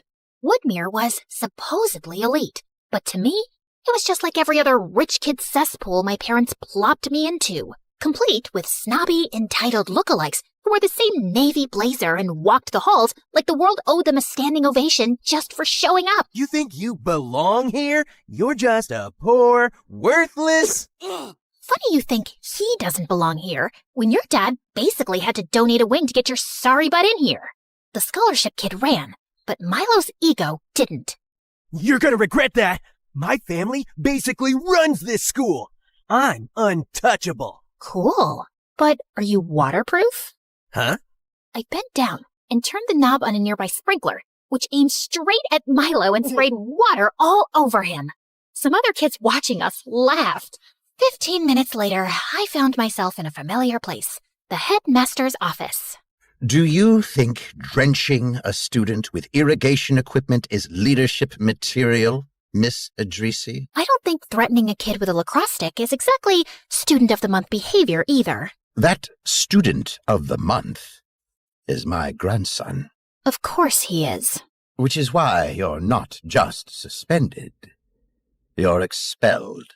Wait, no, please. If I get expelled, my parents will actually disown me. You don't understand. I'm supposed to be the next CEO of Idrizi Tech! As the school doors slammed shut behind me, along with, my future, I did the only thing a girl with no options and rapidly shrinking inheritance could do. I walked home. Every step was basically a countdown to whatever fresh nightmare my parents had waiting for me. Mom? Dad? Pack your bags. Immediately. Wait, you already know? You bet we do. You got accepted to Advena Academy! I am so sorry. Wait, what? It's the #1 school in the country. Looks like they changed their mind. Wow. So you're not mad about the sprinkler? The what? Nothing. When do we leave? Apparently, we were leaving that night. No time to overthink it, no time to sabotage it. Just a suitcase and a second chance that, let's face it, I totally deserved. And when we got there, my jaw almost dropped. Advena made every other fancy school I'd ever been kicked out of look like a daycare run by raccoons. I waved goodbye to Mom and Dad and approached the doors with a fresh start in mind and a promise in my heart. But as soon as I walked through the doors... Layla Idrizi to the headmaster's office immediately. Oh, what now? I hadn't so much as eye-rolled at anyone, and I was already in trouble? I braced myself as I entered the headmaster's office. But something felt different this time. For one, the headmaster was smiling. Ah, Miss Idrizi. Welcome to Advena. I'm Headmaster Quinlan. Hi? Don't worry, you're not in trouble. Not yet, anyway. We brought you here for a very specific reason. Let's call it an assignment. What kind of assignment? One that requires your particular talents. Quick thinking, initiative, a healthy disregard for rules. Wow. Most schools just call that detention. Here we call it useful. But if you mess this up, we will expel you. So, no pressure. He kept going on about some top secret mission, about how the only reason I was at Advena was to follow someone with as little contact as possible and await instructions for my next steps. Then he slid a manila envelope across the desk like we were in some low-budget spy movie.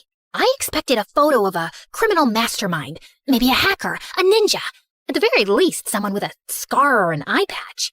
But nope, it was Louis Block, a kid so aggressively average he practically faded into the folder. Brown hair, brown eyes, scrawny. You could lose him in a crowd of two. And yet, that was my mission. Follow Louis. So I did. And at first, everything about him was even more ordinary than I'd expected. He was the quietest kid in class. He didn't eat with anyone. Even his locker code was 1, 2, 3, 4. But because he was allergic to attention, he actually turned out to be weirdly hard to follow. After all, we couldn't both sit in the back row and pretend to be invisible, and there's only so much space between the vending machine and the science wing. But in all that solo stealth mode, there was exactly one group activity where he appeared to be somewhat comfortable. The chess club. A place so mind-numbingly dull that it made math class feel like a rock concert. And, thanks to this seemingly pointless mission, I guess that's how I'm going to be spending my afternoon. Pawn to B4. Before what, though? I watched as Louis moved a pawn, then another pawn, then the horse one, whatever it's called. Riveting stuff. But then his opponent leaned back, grinning like he just solved world hunger. Checkmate again. Wow, Louis, do you just come here to be reminded about what a loser you are? Man, even in chess club he was an easy target. My brain was screaming, stay out of it, observe, don't blow your cover. But my instincts, they'd already stood up. Do you just come here to forget that your mom cut your hair with a weed whacker?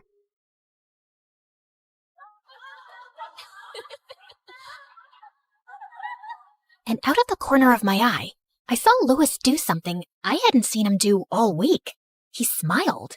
After the 3-hour chess club that felt like 3 years, I felt a tap on my shoulder. And when I turned around, it was him. Hey, thanks. You can talk? Yeah, no sweat. And just like that, we started chatting. Nothing dramatic, nothing spy-worthy. But for the first time since I got here, it didn't feel like an assignment. It felt normal. Actually, it turns out we had a lot in common. My parents put so much pressure on me. I figure it's better for my future to keep a low profile. You probably wouldn't understand. Oh, trust me, I do. Maybe he was just a regular guy after all. But as we talked more often, I started noticing something unique about Louis. He had a knack for expressing himself in a way that was poetic. So you always eat alone? Mostly, but sometimes the birds show up. They all swoop down for the crumbs, pecking at them like it's their last meal on Earth. Yet, somehow, they always leave enough for each other. And I think that's kind of beautiful. Yeah, it kind of is. Even his voice had this magnetic pull, like there was something musical about him. And over the next few days, my whole just observe and report strategy kinda crumbled. I told myself I was keeping things professional, that staying close to Louis was just part of the mission. But the truth, we were becoming friends, real ones. He was also weirdly funny, in that dry blink and you miss it way. And he could quote MSA videos like they were Shakespeare, which, let's be honest, is a wildly underrated skill. Why don't they teach those videos in school? I know, right? Then one afternoon, I saw him slip into a place I didn't even know students were allowed into. The old theater backstage loft. I waited for a moment, then crept in after him. And that's when I saw it. Louis, alone, tucked into the shadows with a battered violin under his chin. Playing. But not just playing. Humming, too. A soft, steady note that floated above the strings like it was made of air and magic. It was beautiful. Like, make your heart hurt kind of beautiful. And then, before I even knew what was happening, I was crying. At music. Me. Who knew I could even do that? Unfortunately, he heard my sniffles and looked directly at me. Oh, I'm so sorry. What? No, don't apologize. No, I'm so sorry. And before I could say anything else, he bolted. Like he'd accidentally set the building on fire with a G major chord, and I ran after him. I didn't know you could do that. No one does. I mean, they used to. But after what happened with my brother, I stopped, mostly. What do you mean? What happened? I don't know how to explain it exactly. It's like, when I play, it messes with people. Their emotions. Their insides. I don't try to do it, it just happens. He was going through something really hard, and I thought I was helping. I thought if I could just play the right notes, he'd feel better. But he didn't feel better, it just got worse. And then my parents sent me here after that. Said I needed a break from too much feeling, whatever that means. Suddenly, everything made sense. The quiet, the staring out of windows, the assignment in general. I wasn't just following a weird boy with a sad vibe and a violin. This was something else. Something powerful and broken. Later that week, I got called into the headmaster's office again. Miss Idrisi, how are things progressing? With what? Oh, Louis? Yep. He's just a totally normal guy. Nothing to see here. Definitely not emotionally gifted to the point of concern, if that's what you're wondering. I understand the two of you have become quite close. What? No, I'm the headmaster, Layla. I know exactly what happens around here. You do know about the incident involving his brother, right? I tensed up. This was going deeper than I ever could have thought. He blames himself. He hasn't spoken about it to anyone. His parents tried everything to help him out, got him the best therapists in the world. Nothing worked. But we believe his silence is part of the problem. When he plays, he connects. He releases what he's been holding in. Now, suppressing a gift like his is not healthy, especially when it's tied to guilt. Now, that's where you come in. You need to help him heal, Layla. There's a gala next month. Nothing flashy, just a showcase of student work, a safe space. If Louis were to play again, even just one song, it might be the first step back to himself. Convincing the quietest kid in the universe to sing at a fancy fundraiser? No pressure or anything. I found Louis in his usual spot, tucked behind the music building, sitting on a chipped concrete ledge that overlooked the soccer field. Want one? The cafeteria throws them out a day before they expire. Still perfectly fine, just no longer worth the shelf space. Wait, what? That's like a criminal amount of food waste. Someone needs to stage a protest. You know what you should join? The Social Activism Club. They'd love you. Yeah, well, not sure I have time for that given my assignment. Assignment? Assignments. Like school assignments, homework, tests. Never mind. Anyway, you know what you should join? The roster of performers at the annual gala. Oh, no, Come on. I heard you play yesterday. It was... I said no, Layla. Sorry, it's just not my thing. I should go. But for a while, I kept trying. Subtly. Isn't it weird how the word gala rhymes with voila, like a big performance reveal? Sure. But it was hopeless. I could feel my future as CEO of Idrisi Tech slipping through my fingers. I'd already burned through every other school worth mentioning, and the headmaster had made it clear, screw this up, and I was done for good. And if that happened, my parents would never forgive me, so I felt like I had no choice but to do the ultimate betrayal. I signed him up for the gala anyway. And then I told the headmaster that Louis had agreed to play. Next thing I knew, Louis wasn't just on the schedule. He was the centerpiece. They printed his name on the flyers and announced it in assembly. Was it manipulative? Yes. Did I feel bad? Also yes. But it was for his own good, right? I mean, he had to break out of his shell eventually, right? Unfortunately, he didn't see it that way. How could you do this to me? Do what? Oh, please. You think just because I don't talk much means I'm stupid? I know it was you who signed me up for the gala. Thanks for reminding me why I don't trust anyone. I'd done the opposite of what I was trying to do. He wasn't coming out of his shell. He was burrowing deeper in. Thanks to me. So I went to the headmaster's office, rehearsing my confession in my head. How I'd pushed Louis too far, and how I'd betrayed his trust. that maybe I wasn't the right person to help him overcome his dark past. But when I reached the door, it was already cracked open, and what I heard made me freeze.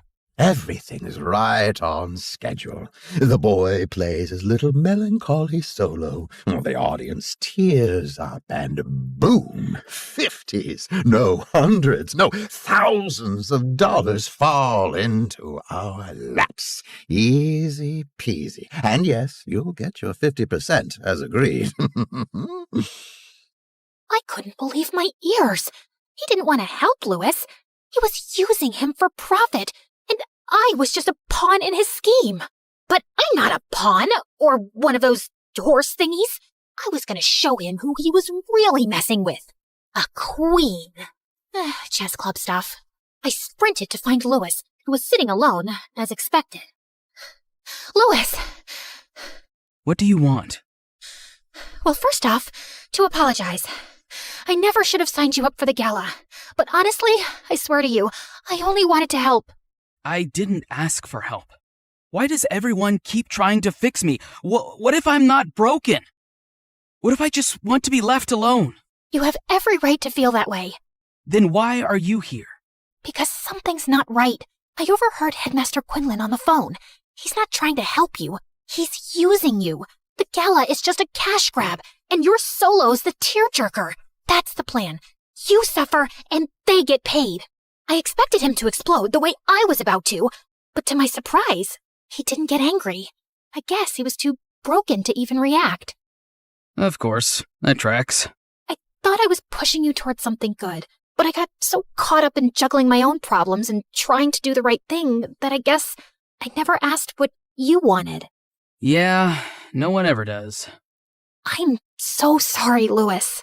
You know, when I first met you, something clicked in me, and I played something different.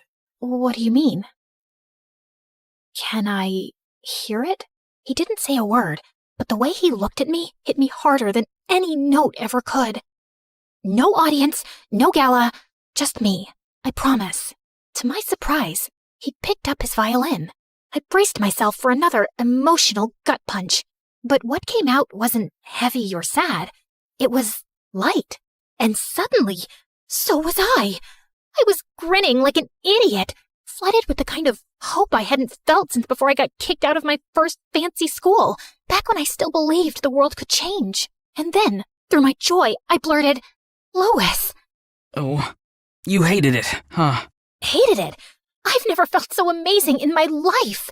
Look, I know I can't get you out of performing anymore, but that doesn't mean you have to fall into their trap. If you played like that, you'll be making people feel good, including yourself. He gave me the smallest smile and left without a word, but I could tell something was shifting in him. On the night of the gala, I had no clue what to expect. Either the one person in my life I truly cared about gets exploited and traumatized even further, or he goes off script and reclaims his story, which meant I was probably getting expelled again. And then, just when I thought my bundle of nerves couldn't get more twisted, I spotted them in the audience. My parents. Guys, what are you doing here? Layla, look at you. Still enrolled. How nice. Come sit. We saved you a seat. We hear you're close with tonight's little prodigy. If getting expelled was my worst-case scenario, then watching my parents' live reaction to it was the apocalypse. But as Louis made his way onto the stage, he looked unchanged in a way that made me sad. It was like the spotlight was too hot and had shriveled him back into the broken boy they all expected. And sure enough, a sad melody followed suit. As I looked around, I could see the audience tearing up, dabbing eyes, sniffles everywhere. And right on cue, Headmaster Quinlan started slinking between rows, smiling and collecting checks like it was church. As I watched Louis crumble, I expected, as always, for my body to move before my mind had a chance to think. But for once, I paused. It was my decision now. I could sit there and be the good girl everyone wanted me to be, or I could stand up and be me. You're amazing, Louis! I believe in you! Louis froze mid-note. As the wealthiest people in the country stared me down, I still stood firm. And then, like he just remembered who he was. Louis's lips twitched into a smile, and suddenly the music changed. It became lighter, happier, and the audience, they forgot all about me. In fact, they actually started dancing. Headmaster Quinlan's donations became an afterthought. And just as I was ready to start joining the dancing... Layla, what have you done? Huh? What do you mean? The donations are stopping. Do you know what that means for the company? This was supposed to be a proof of concept for investors for our latest tech. Emotional music activation. You've ruined it. Make it stop. And it dawned on me. The person on the other side of the phone call with the headmaster was my father. How do you think you got into this school in the first place? You had one task. Now we'll never be able to convince the board to make you CEO. No, wait, But I couldn't finish the sentence. I looked up at Louis and saw something I almost never saw in myself. True joy. And then I remembered what he'd said to me. No one ever asks what I want. Did I even want to be the CEO of some big tech company? I realized the answer was no. If Louis could find his voice, then maybe I could too. You know what? Fine. Find another CEO. Layla, you don't mean that. Stop telling me what I mean. I don't want to be the CEO of Idrizi Tech. I want to work on something that helps people, not manipulate them. Now, if you'll excuse me, I have some dancing to do. I walked toward the front of the stage, feeling more alive than I ever had. For a second, Louis looked up mid-note, and our eyes locked. I didn't know what the future held, but I knew one thing. Unlike so much in our lives, we'd earned this moment. The next morning, I was called into the headmaster's office, and I was rehearsing my speech to talk my way out of expulsion.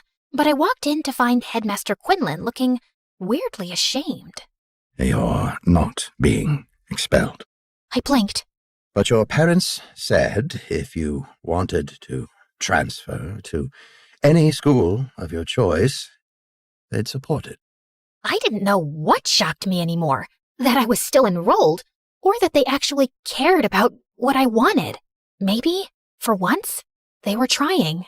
Thanks, but I think I'll stay here. I hear there's a social activism club that may need some help. I walked out of the office towards Louis, who was waiting for me down the hallway. Still enrolled? Shocking, I know. You were kind of amazing last night. Kind of? Wow. Stop. I'm blushing. He suddenly stopped walking and looked at me, more sure of himself than ever before. I'm really glad you followed me. Yeah, me too. Turns out, I didn't need a mission to save someone. I just needed to stop chasing who I was supposed to be and finally start choosing who I wanted to be. And maybe, for the first time in forever, that was enough.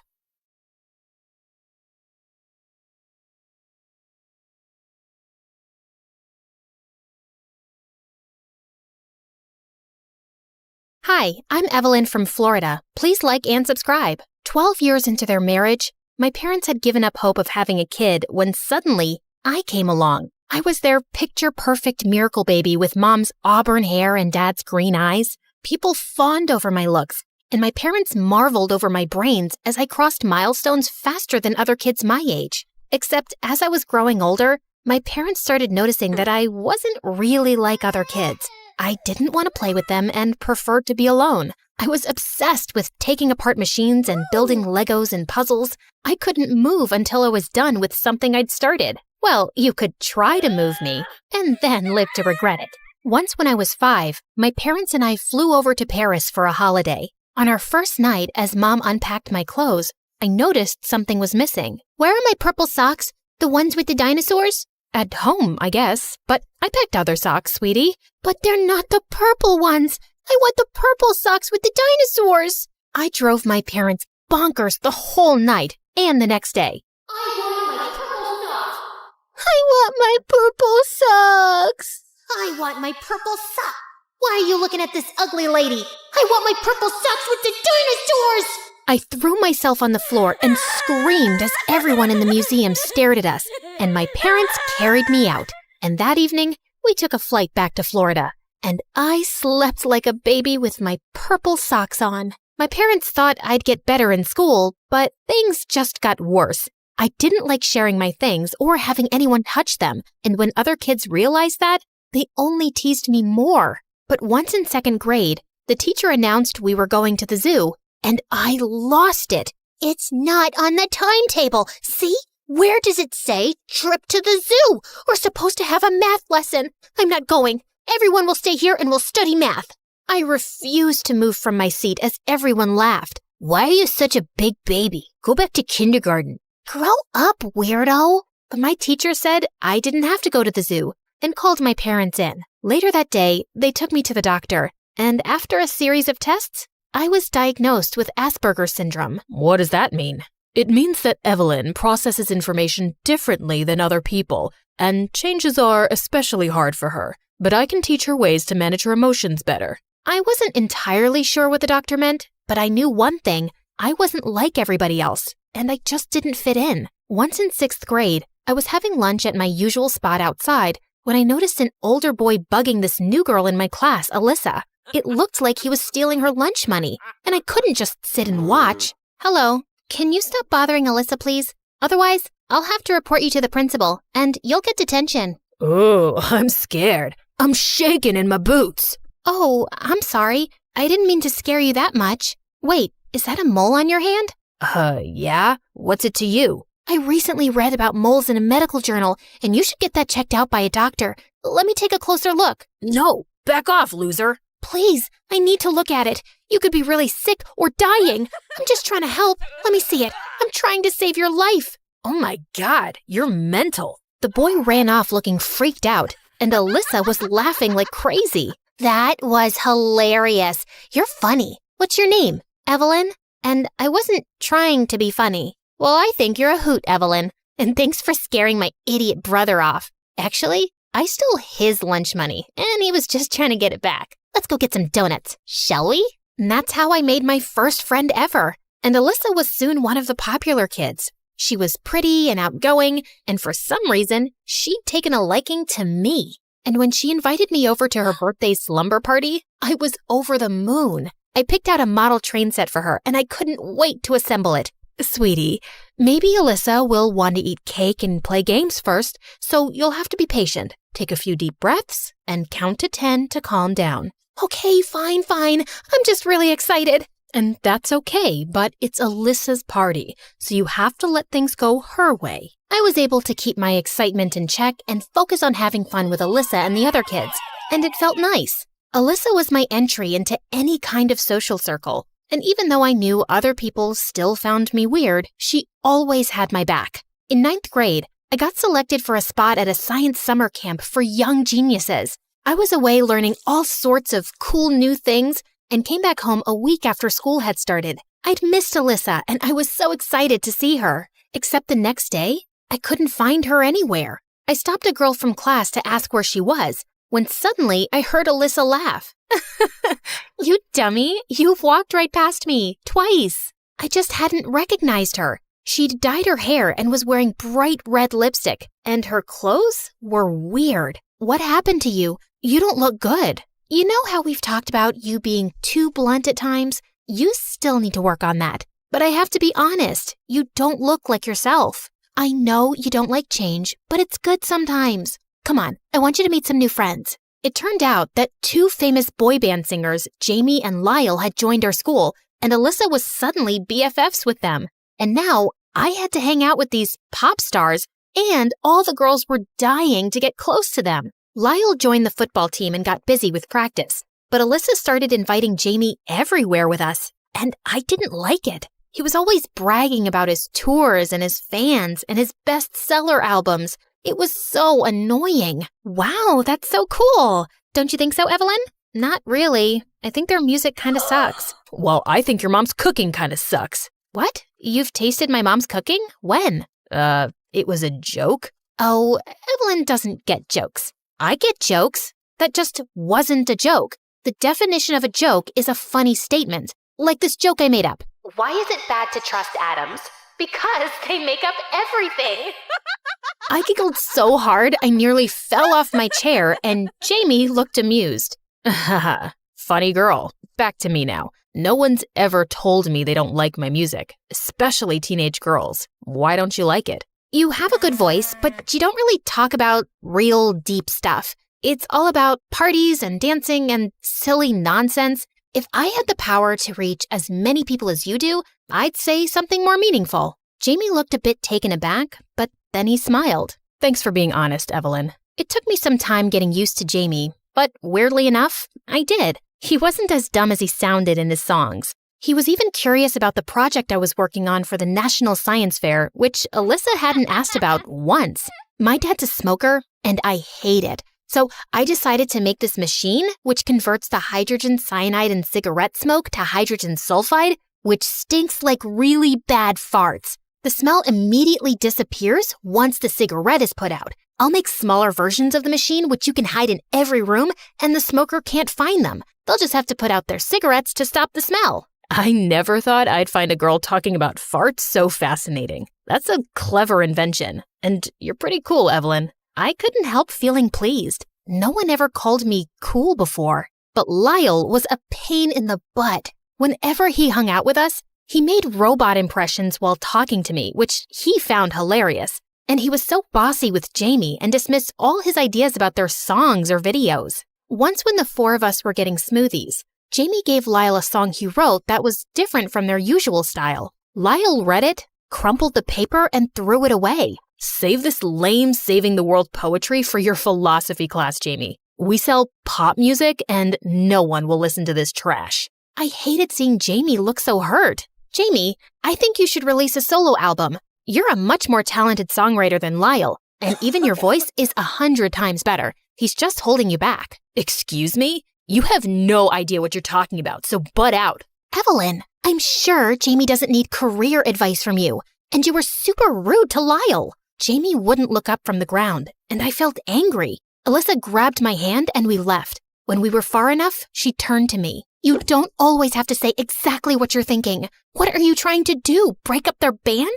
Jamie and Lyle are famous. Their music is popular, and being friends with them makes us popular. Also, I'm kinda dating Lyle, so can't you just be normal for once? You always made me feel like I was normal, but you've changed now, Alyssa. Well, I've always been different, and that's okay with me, especially if it means I don't have to like stupid pop music just because everyone else does. I was so angry I wanted to scream, but I took deep breaths and counted to 10. By the time I got home, I felt a bit better, but when Mom asked me how my day was, I told her everything. Oh, honey, I'm so sorry, but you guys will make it up, I'm sure of it. Except that we didn't. It stung that neither Jamie and Alyssa tried talking to me, and I didn't either. I kept myself busy with my project, and a month later, Jamie and Lyle released their new single. It hurt my ears listening to it, but all the girls at school went crazy for them, and they'd even perform the song in the cafeteria at lunch. One afternoon, I was putting the finishing touches to my machine in the science lab when I felt tired and took a short nap. Suddenly, I heard something next to my ear and woke up startled, knocking my head straight into someone's face. Ow! Gosh, I'm so sorry. Oh, it's just you. It's all right then. I think you broke my nose. Why was your nose so close to my head? I was just checking if you were alive. Well, I'm alive. Thank you very much. You can leave now. My nose is bleeding. Can you help me here? I gave Jamie some tissues and held an ice pack on his nose. So, what do you think of the new song? I already told you. Your music stinks. You sound like an auto-tuned robot, and your words are still shallow. Well, the whole world disagrees with you. We're #1 on the charts, and we're going on tour in a few months. Then why do you care what I think? I don't know. I just care. Look, I'm really sorry that I've been ignoring you because of Lyle, but the truth is, I've missed you, and the things you say matter to me, and your eyes are really green up close. I had no idea why, but my stomach was doing something really weird. Then why don't you just take my advice and become a solo artist? It's not that easy. I know I'm more talented, but recording songs takes money, which Lyle has. That's why he makes all the decisions. But I have been thinking about quitting the band. Just then Lyle barged in with Alyssa behind him. I knew I'd find you here. And I am so sick of you putting stupid ideas in his head, Evelyn. You don't know anything about the music industry or the real world. And suddenly, he took a swipe at my model and sent it crashing to the floor. No! What the heck, man? Are you crazy? Why don't you just worry about fixing your dumb machine and leave the music to us, Wally? I felt rage bubbling inside, and I just leapt forward and punched Lyle's face. Then I ran off as fast as I could. I cried for hours over my project. The science fair was next week. My parents were fuming at Lyle and trying to console me when the doorbell rang. It was Alyssa and Jamie with my broken machine. Evelyn, I am so sorry. I knew Lyle wasn't nice to you, and I should have stood up for you earlier. I got so caught up with being popular, and I've been a horrible friend. Please, forgive me. I was just so glad to have her back that I hugged her tight. She and Jamie promised to work day and night by my side to help me fix my machine, and I felt together we could really do it. The next morning, my parents and I were called into the principal's office. Lyle's parents kicked up a huge fuss and wanted me to apologize, which made my parents even madder. He broke our daughter's project. Do you have any idea how important that is? She broke our son's face. That's the source of his livelihood. We want this girl expelled. You know who we are, right? Why don't both parties apologize and we end this? I can't apologize to Lyle because I'm not sorry at all. My entire life, people have mocked me one way or the other. They think I don't understand their jokes or the looks and whispers they exchange, and I always act like I don't. But punching Lyle was the first time I really stood up for myself, and I'm never gonna take that back. The principal checked the CCTV footage in the science lab, and it was clear that Lyle had wrecked my project first for no reason, and he was expelled.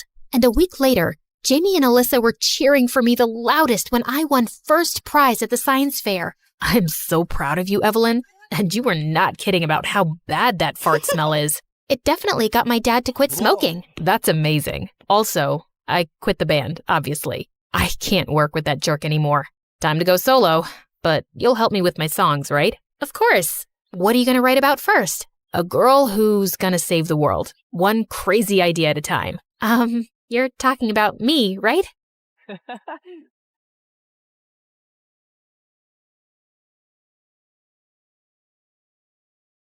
Hi, I'm Leslie, and this is my story. But before I continue, please like and subscribe. When I was a kid, my parents always fought a lot. Mom got so fed up that she yanked me out of bed one night and snuck me out the door. Mom, I'm sleepy. I want to go to bed. Shh, quiet. The next thing you know, we'd moved to a tiny apartment in a strange town, and I hated it. I screamed and cried for Mom to take us back home. Take me back. This is whack. I tried reaching out to my dad, but he was always too busy. That made me sad, but Mom found ways to cheer me up. Eventually, I got used to our new place, and hanging out with Mom was pretty cool. After a while, Mom met someone new. Soon they were married, and we moved into a new house. My stepdad was nice, but his daughter was a witch. Hey, Dana. Welcome your new mom and stepsister. Welcome them? Ew, Dad, they're poor. Why aren't we keeping them here and feeding them? They're disgusting and gross.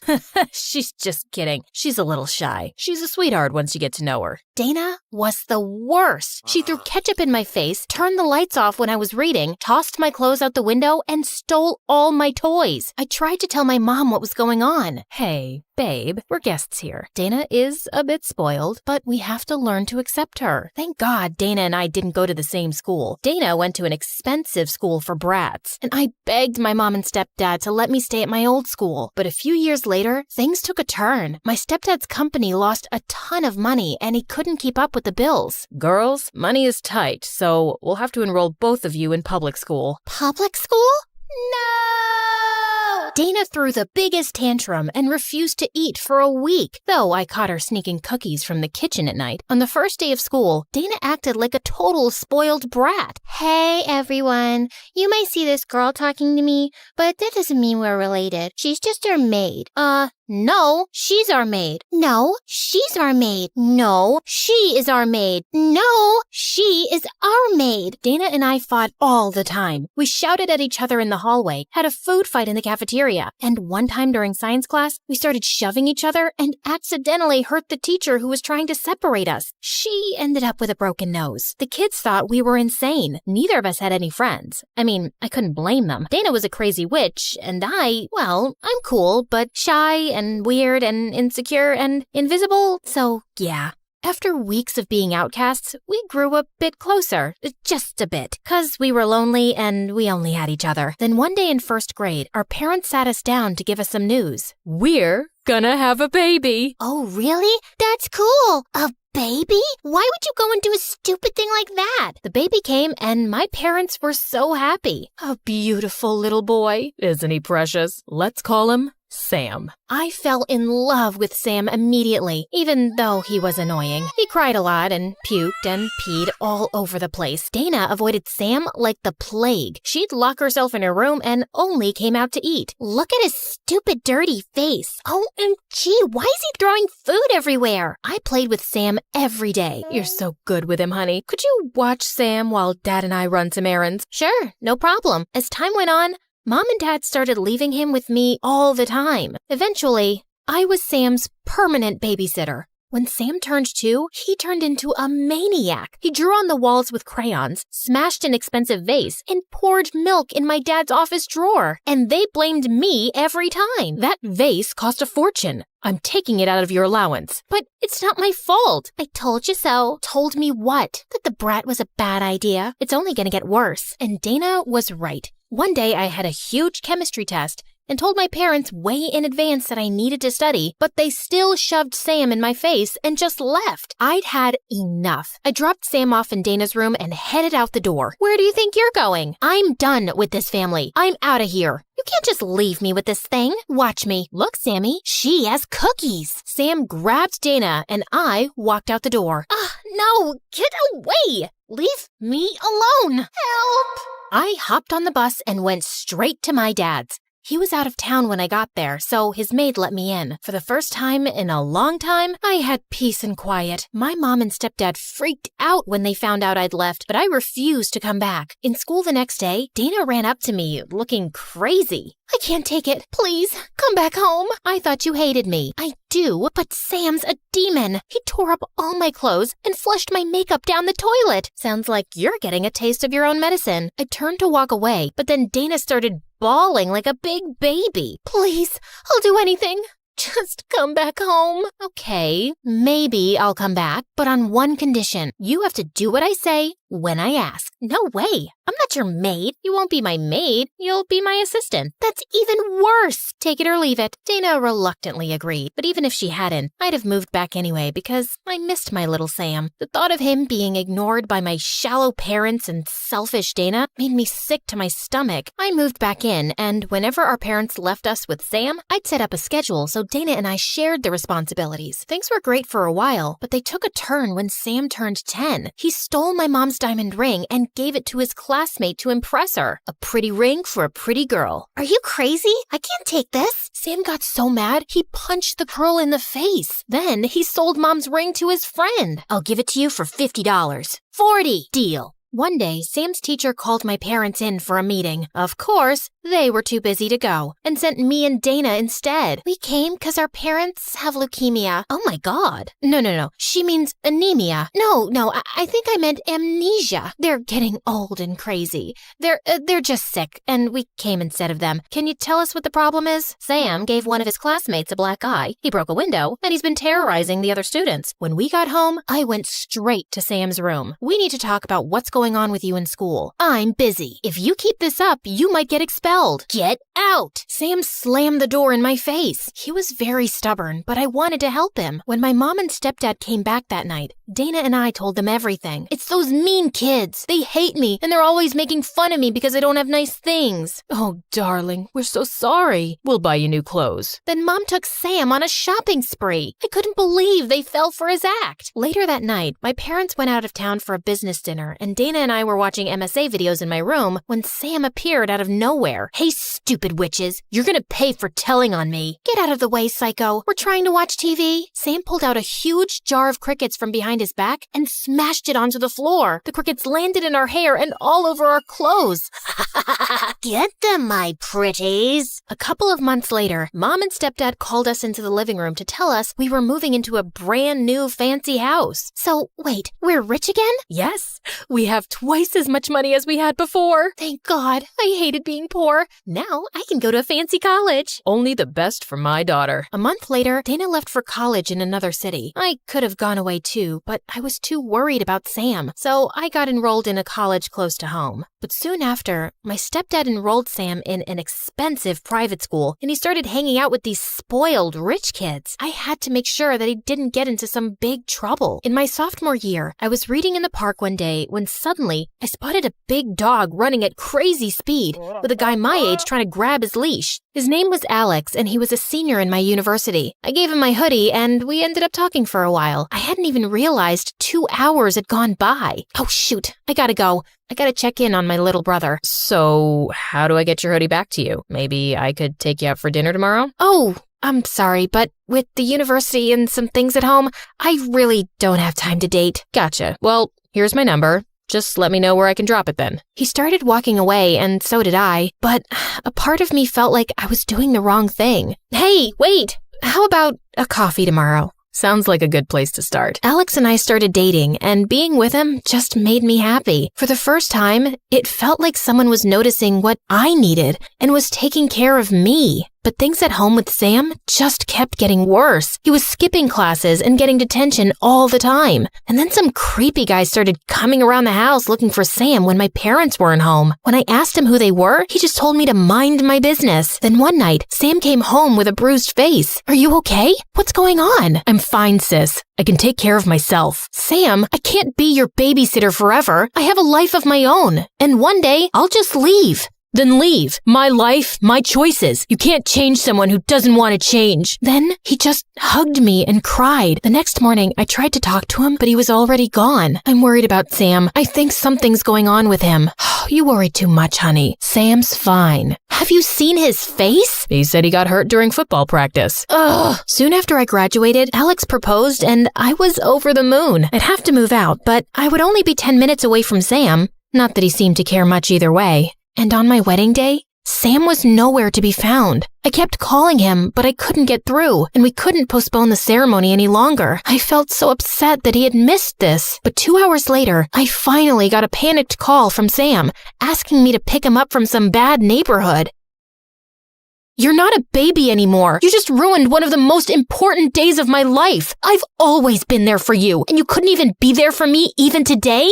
I started to give up hope of fixing him. I was fighting a battle alone, a battle that wasn't mine. And my parents just made things worse. Sam failed high school, but my stepdad paid the school board to give him passing grades. It made me so mad, but I had no say in the matter. Then one day, the company I worked for gave me an amazing job promotion if I moved to California. It was a great opportunity, but I felt unsure. Alex supported me either way, but I tossed and turned all night thinking about what to do, and finally called Dana.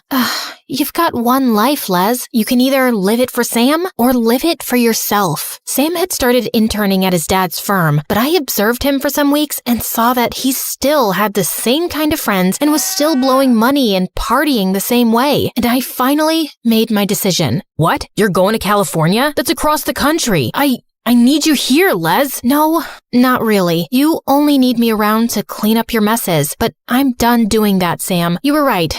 You can't change someone who doesn't want to change. Leslie, please. You're all I have. You've got Mom and Dad, and they'll take care of you in their own way. You're their kid. I just can't be your parent anymore. But you're my big sister. And I'll always be there for you as that. So when you decide to fix your ways, come and see me, okay? I love you, Sam, but I'm leaving. It's time.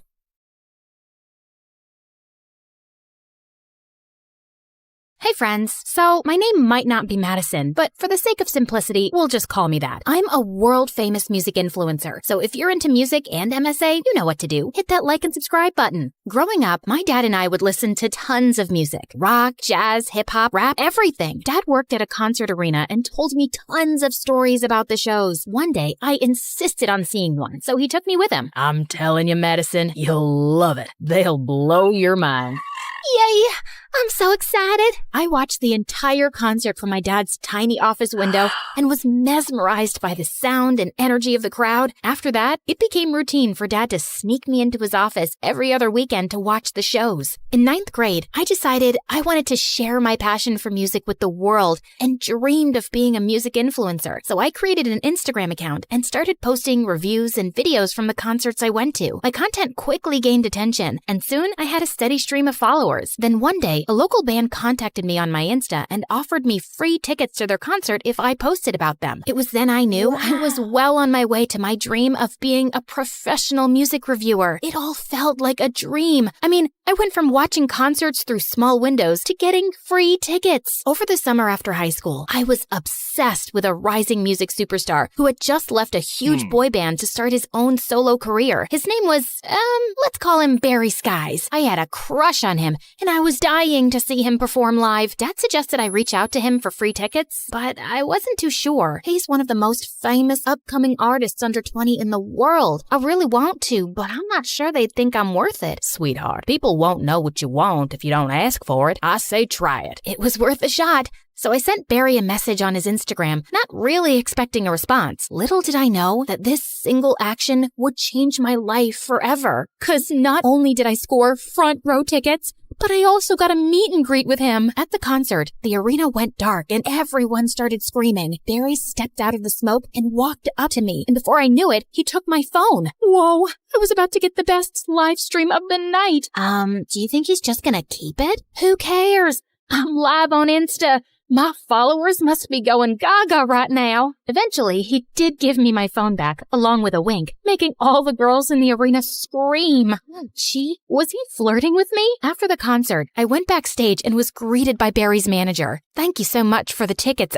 You certainly are an impressive young lady. As soon as you went live earlier, the sales for Barry's new record skyrocketed. I was honestly flattered. Right then, I remembered my dad's words and had the most awesome idea ever. So, I have like 5 million followers on Instagram and TikTok combined. I can give Barry's fans a behind-the-scene look at life on the road. He's not active on social media, so I can really help him out. It's certainly an interesting idea. We've never done anything like that before. I'll talk with the team. As she walked away, I was excited that she was even considering it, but I never knew that this moment would create a domino effect that would lead me to where I am today. Stay tuned to find out how my dad's advice changed the course of my life. While I waited, I spotted candy on the snack table and grabbed a handful. Right then, this dude wearing a baseball cap and sunglasses came up to me. The food is for the band only, and I don't remember you on stage. Who are you? I'm Madison. Ugh, security just lets anyone in here. Hey, I was invited back here by Barry's manager. Wait, you're that girl from the front row. The influencer?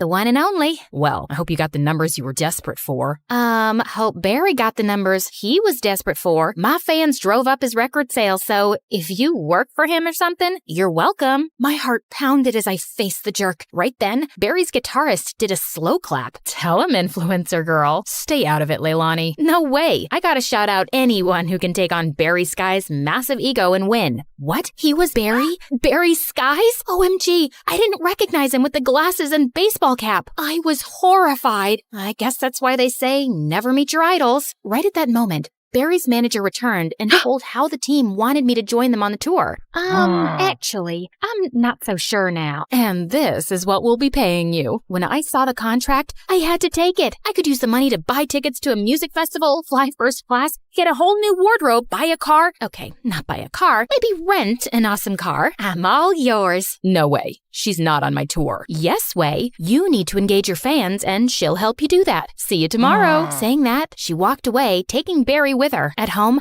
I begged my parents to let me go, and once I promised to call every day, they agreed. I packed my bags and was off on my first ever tour with a band. My first night backstage was nerve-wracking. Barry was giving me the stink eye, but then Leilani came over and put her arm around me, making me feel better. Hey, it's nice to have another girl my age here. Yeah, if I can survive Mr. Ego over there. Barry's not so bad once you get to know him. You should watch out for Mrs. Skies, the momager, though. Oh, She's his mom? Mrs. Skies had everybody under her thumb. It was obvious why Barry was so grumpy. Even the sound techs, Leilani, and the lighting guy were all scared of her. I was relieved I didn't have to deal with her. My job was to post videos of Barry performing with great captions, go live on Instagram, and keep everyone updated about what was happening backstage. The tour was going great, and I was getting tons and tons of new followers, and they all had one request. Give us an interview with Barry. Take pics with Barry. But how? I was so frustrated with the guy. He was always in a bad mood. Leilani, you're playing the tune wrong. Start it again. Barry, I am not feeling well today. I am trying. Give me 5 minutes. Fine. Everyone take 5. I don't know how you do it. He's such a baby. Well, we've known each other since we were kids. Barry used to be more easygoing. I think he's just overworked. He just needs a little more fun in his life. A little fun, huh? I'd give him fun. That night when Barry opened the dressing room door, fake spiders dropped on him. The guy totally freaked out. Hey, who did this? Leilani and I cracked up watching Mrs. Skies trying to pick up the fake spiders. But when he realized they weren't real, he started laughing. Everyone else looked at him like he was crazy, but then they started laughing too. After that day, whenever Barry had a bad day, I'd pull a prank to make him laugh. I'd put a fake snake in a suitcase, fill his dressing room with balloons, have his favorite caramel apples delivered, but with onions instead of apples. Everyone loved hearing Barry's laughter, and it felt like Barry was finally being himself. He was more relaxed, and everyone had a blast on stage. Whilst everyone was having fun, in the background, his momager would be tapping her foot, reminding Barry that he's the star and this is work. I could see why he was so tense all the time. One night, I went to listen to Barry and his bandmates rehearse. As soon as I sat down on a chair, there was a loud fart noise. I was so embarrassed, but Barry just laughed like crazy. Someone had put a whoopee cushion there. Gotcha. What? You thought I wouldn't get back at you? I realized then that he knew I was the one behind the pranks. From then on, Barry and I started a prank war. We kept trying to make each other laugh. We had fun being silly together. His glares turned into smiles, and I felt the butterflies again. His mom, on the other hand, was so mad, always trying to find out who was behind the pranks, but Barry never told her anything. If only she knew, I'd be out of a job. One time after the show, I snuck onto the stage to record a live session at Barry's piano, but stopped the moment I heard Barry's voice. I didn't know you played so well. It was nothing. I'll just go. No, please, play a little more. As I played, Barry hopped on the piano and joined in. We finished the song, and he smiled at me. I suddenly realized I was live to millions of people. And there you have it. Barry Skies live and unfiltered. See you tomorrow on the road. So sorry. I forgot I was live. It's okay. Much better than a bunch of spiders falling on my face. I won't say I'm sorry for that. You needed some fun. I know. It was good to laugh like that. It's just that Mom pushes you really hard. Yeah.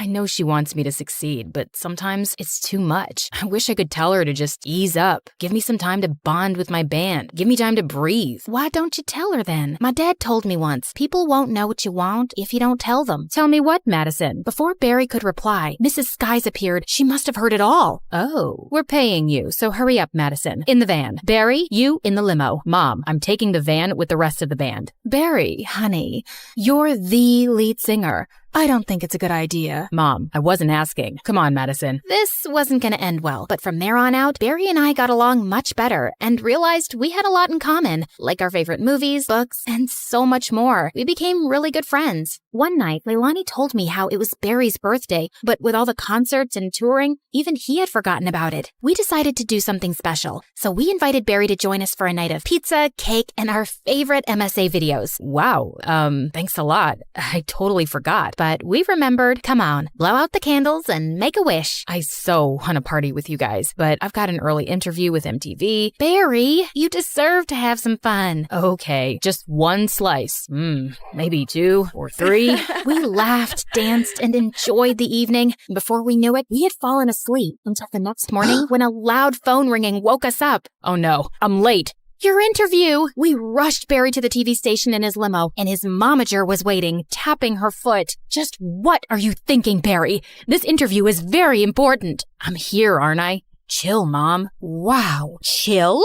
This is all you're doing. You think I don't know? Ever since you got here, Barry is unfocused, undisciplined. You're a distraction. I never meant to get in the way. You're fired. Leilani and Barry both looked shocked. I couldn't believe it. My first job and I was getting fired, but I couldn't just stay silent. Fine, I'll leave. But if you think trying to control Barry's laugh is more important than letting him be himself, then you don't deserve to be his manager. With that, I walked away. Once back at the hotel, as I was packing my things, I heard a knock. It was Barry. I've never had anybody stand up for me like that. Well, it should be your mom, but you know I'm happy to be here for you. Don't go. I just got fired, Barry. It's my tour, and I want you on it. I don't know. All I've done is mess things up for you. The interview today was great. Everything has been lately. It's like I remember how to be a person now instead of just my job, and that's because of you. Well, you're a great person. So are you. Shall we? Barry and I walked into the rehearsal room. His mom saw us and her face was full of rage. What are you still doing here? I just fired you. You can't do that. Excuse me? Mom, enough is enough. You keep trying to tell everyone how to do their jobs and it's not okay. Madison's work has been great press for us and I want her to stay. So I'm done. You're fired. It's my tour, so I'm in charge. I appreciate everything you've done for me, but it's time to go. How could you cut me out of your life like this, Barry? I'm not cutting you out. Maybe you're not my manager anymore, but you're always my mom. Can't that be enough?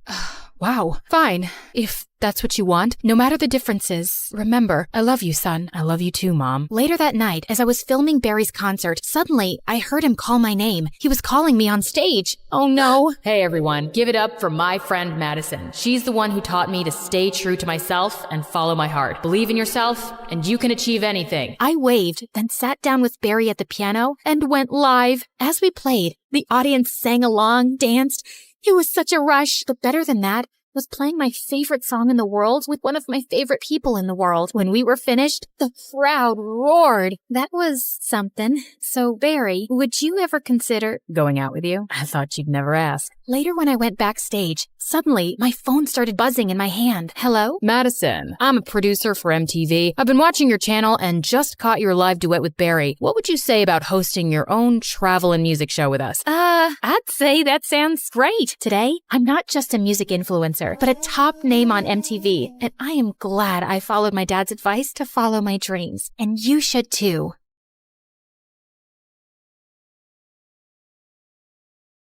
Hi guys, my name is Melanie, but call me Mel. Please like and subscribe to MSA.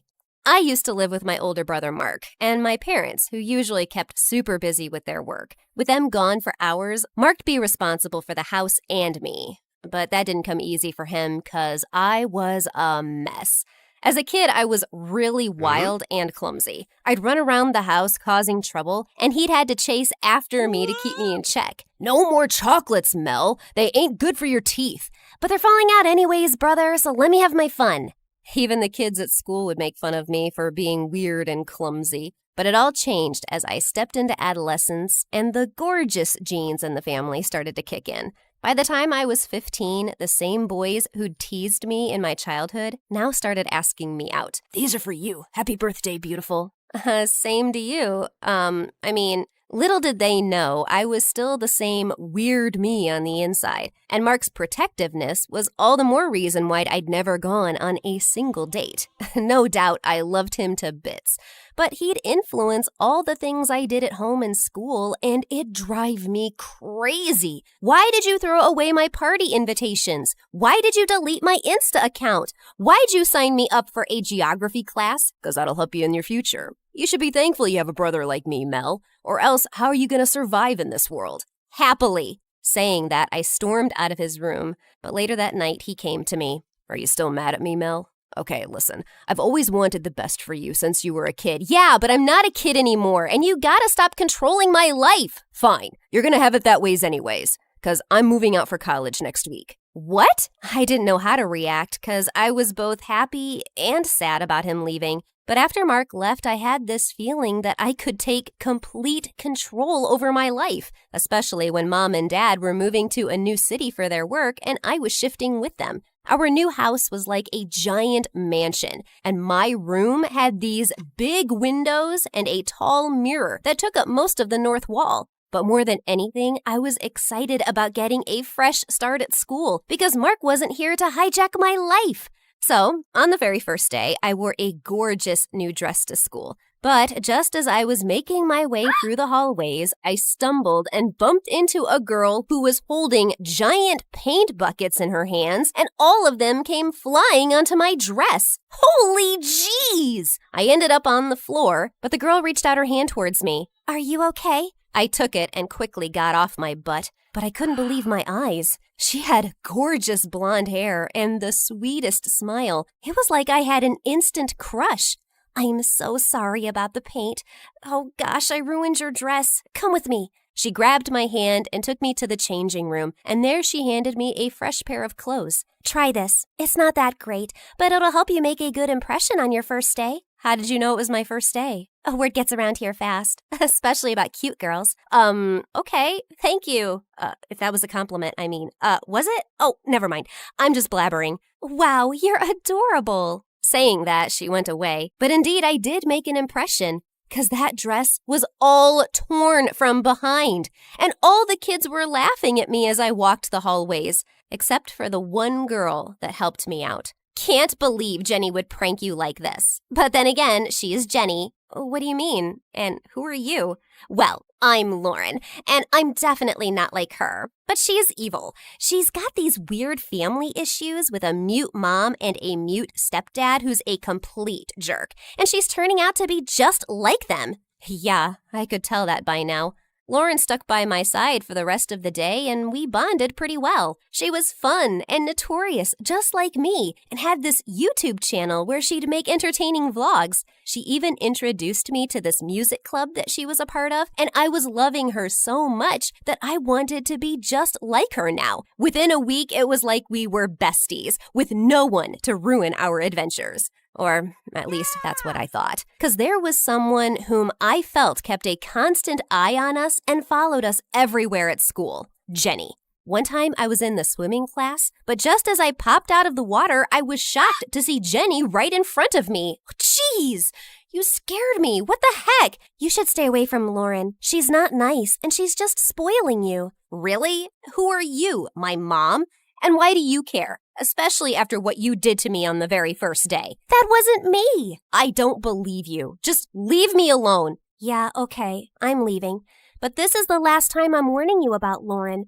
Don't be stupid. I don't like stupid people. Excuse me? With that, she took my towel and left. What a psycho! But luckily, after that day, I didn't see much of Jenny, and I got busy with my music club rehearsals. The school had its very own band, with Lauren as the lead singer, and I wanted to audition to be a part of it too. So I practiced really hard and nailed my auditions. And as a treat, Lauren took me out to dinner. You were great today. I'm sure you're going to get selected. So, what can I get you? Jenny?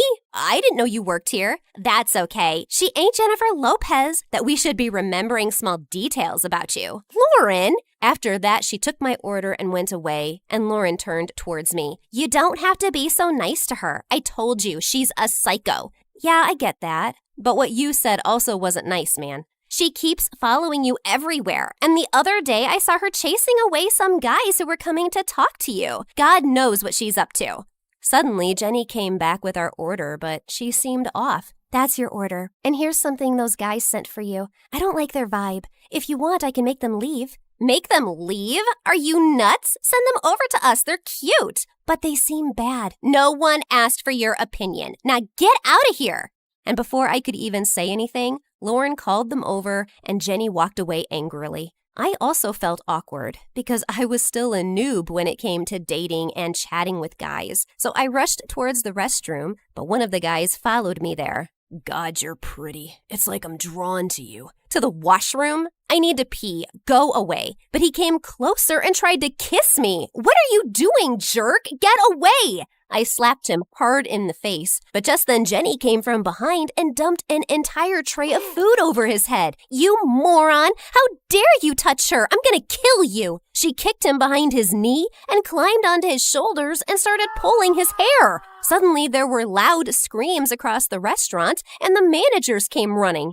They fired Jenny on the spot for misbehaving with her customers, and I had to butt in. No, she didn't do anything wrong. She was just trying to help. Shh, let her be. I told you she was nuts. Let's just go from here. Lauren pulled me out of there and we both went home. But later that night, I couldn't stop thinking about Jenny. She tried to help me but got fired. I was feeling terrible. But then suddenly, I heard a loud thud in my room. I got up and checked and saw the big mirror in my room was open and it had a secret room behind it. Holy freaks! I grabbed the side lamp and was ready for action, but then the unthinkable happened. Jenny, did you follow me all the way home? God, she was really a psycho. I started backing away because I was frightened. Melanie? Tell me what you're doing here or I'm gonna call the cops. No, don't do that. Don't call anyone. I'll tell you everything. This was my home. Before my mom married my stepdad, we used to live here happily. I looked around and saw toys and Jenny's pictures with her family all over the walls. She wasn't lying about this. But then my dad left and Mom married that jerk, and he sold everything because of his gambling habits. Mom's head over heels for him, so we won't leave him. And today, when they learned that I got fired from the restaurant, they got mad at me and I just ran away. Oh, God, I'm so sorry, Jenny. I had no idea. I thought you were stalking me. What? Why'd you think that? 'Cause Lauren told me you kept following me and that you'd chase away all the guys who tried to come near me. I'm not a stalker, Mel. I didn't know you lived here. And I did all that 'cause I was just trying to protect you after what happened on your first day of school. But if that's what you think of me, then fine. I'm gonna leave. It made me feel bad that she was just trying to be protective, and that reminded me of my brother. Jenny, it's all right. You don't have to leave. If you want, you can stay with me. No, Mel. You think of me as someone bad. You're not bad. The guy who tried to kiss me was bad, and I want to thank you for saving me from him. And I'm sorry that you got fired because of me, so please stay. Her face lit up, and she came and hugged me, and for some reason, my heart started racing. This was crazy. The next 2 days, it was the weekend. Mom and Dad weren't home, and Jenny stayed with me. And surprisingly, it was fun. We shared so many interests together, including MSA being our favorite YouTube channel. And she baked me the most delicious cookies in the world. Later at night, I was even having trouble working on my homework when she came and helped me. Come on, Mel. I know you have it in you. I'm not really on the smart side. But you can be on the hard-working side. Come on, it's just to pass a few grades. Okay, I'll try harder. But instead of that, I ended up sleeping like a log. And when I woke up, I saw she was sleeping right next to me. And for some reason, I couldn't help but stare at her beautiful face. Hey, what are you looking at? Oh, I fell in love with you from the very first moment, Mel. And that's why I was super protective about you, though I may have shooed away some stupid boys out of jealousy, too. Gosh, she was so adorable. And I liked her all the more for this. Then she got up and played some music and pulled me in for a dance. We danced and played games all night long, and I was super excited to go and break this news to Lauren the next day. But instead, she gave me a shock. Watch this. I'm gonna upload this video on my channel. Psycho Witch Gone Nuts. What? No, you know that's not true. Jenny's a good person, Lauren. She tried to help me. Who cares? We'll get millions of views if we post crazy videos like this. And she's a loner. Nobody cares about her. I do. What? I told her everything, but instead of being happy about me, she looked grossed out. Ew! I can't believe you'd go for someone like her. She ain't even rich like us anymore. How does that matter, Lauren? I like her, and she likes me, and you should drop that low-leveled thinking of yours. Low level? OMG, how dare you? Do you have any idea whom you're talking to? I'm the queen of this school, and you're nothing without me. If it wasn't for the misfired prank I tried to pull on Jenny, I'd have never even talked to you. What do you mean? You were the one who tore her clothes? Yeah, I did it to get more subscribers for my channel, but then I saw you wearing those clothes and the kids making fun of you. I felt bad, so I thought I could be nice to you for a while, but it looks like I pitied the wrong person. Saying that, she pushed me, but I couldn't let her do this to Jenny, so I snatched her phone and smashed it into pieces. You witch! Suddenly, she jumped onto me, and we both broke into a wild fight. The teachers came running and pulled us apart. I'm not gonna spare you now. I rule this place. I'm a diva with thousands of subscribers watching me and following me. And that little music band you want to get into? I run it. I know everything you do, and I've always admired you for it. So much that I always wanted to be just like you, but not anymore. 'Cause now I know that you're a bad person, and you use people to get famous, and I'd never want to be like you. She's right. Lauren is just so evil. Yeah, she's not even that good of a singer. They have her in the band because of her popularity. She's so egotistical.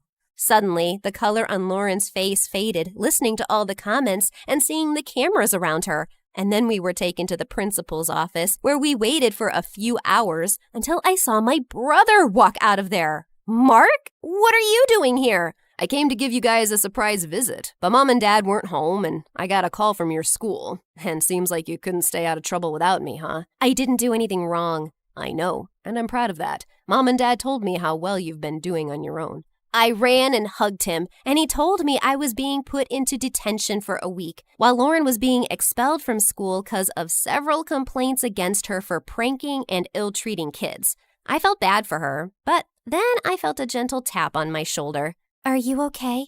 I heard what happened, and I got so worried. Why did you fight with her? 'Cause you would have done the same for me.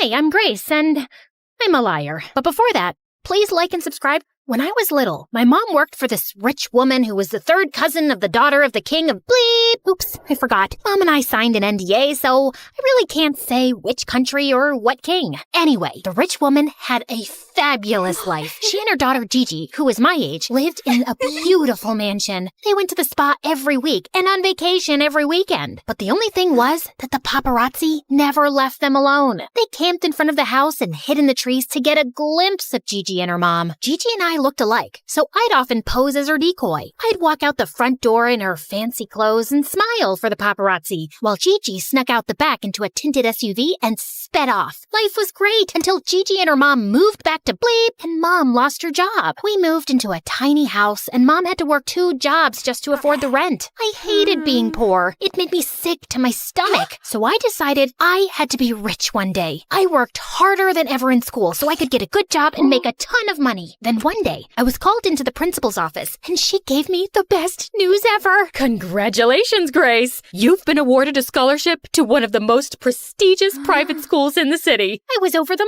moon, but there was one big problem. My new school was filled with rich kids. There was no way I was going to fit in. That night, I had nightmares about them laughing at me and chasing me through the halls. The next morning, I woke up and prayed that I could win $1 million. And then the craziest thing happened. I talked with your Aunt Maddie. She lives near your new school. You'll be staying with her so I can save some money. I jumped for joy.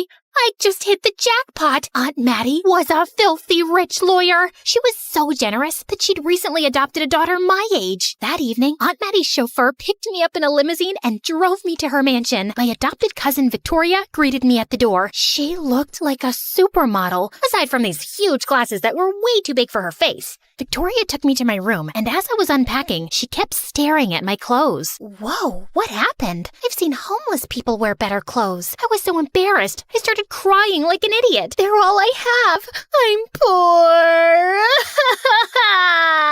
Oh, don't worry about it, Grace. I've got your back. You can borrow some of my clothes. I've got plenty. Victoria led me to her room, where she opened a walk-in closet twice the size of my mom's house, filled with dozens of Gucci and Versace dresses, shoes, and handbags. I was in heaven. When we got to school, I strutted like a superstar down the hallway, and all the kids couldn't stop staring at me. In class, the teacher asked us all to introduce ourselves and share something interesting about our families. All the other kids came from wealthy families that owned huge huge business empires. Some even had parents who were famous celebrities. When the teacher asked me to introduce myself, I walked to the front of the class. I felt really nervous. I couldn't tell them about my poor single mom who worked as a janitor at a beauty salon and waited tables at a 2-star restaurant. Then suddenly, something strange came over me, and the most unexpected words just fell out of my mouth. Hi, everyone. I'm Grace, and I'm an heiress to the throne of Bleep. Due to the privacy of the royal family, we cannot... Jeez. Can we skip the legal mumbo-jumbo and get back to the story? Now, where was I? Oh yeah, everyone in class stared at me like I was a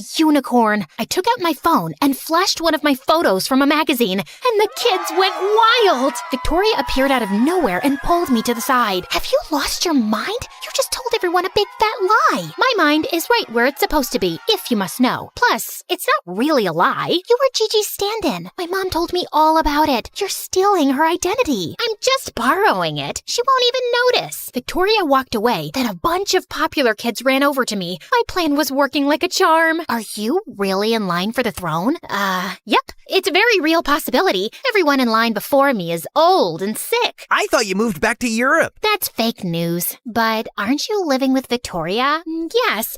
My mother wants me to have a more grounded experience among commoners, but it's just temporary. Ta-ta. Sorry, no more questions today. Maybe we can have crumpets and tea later.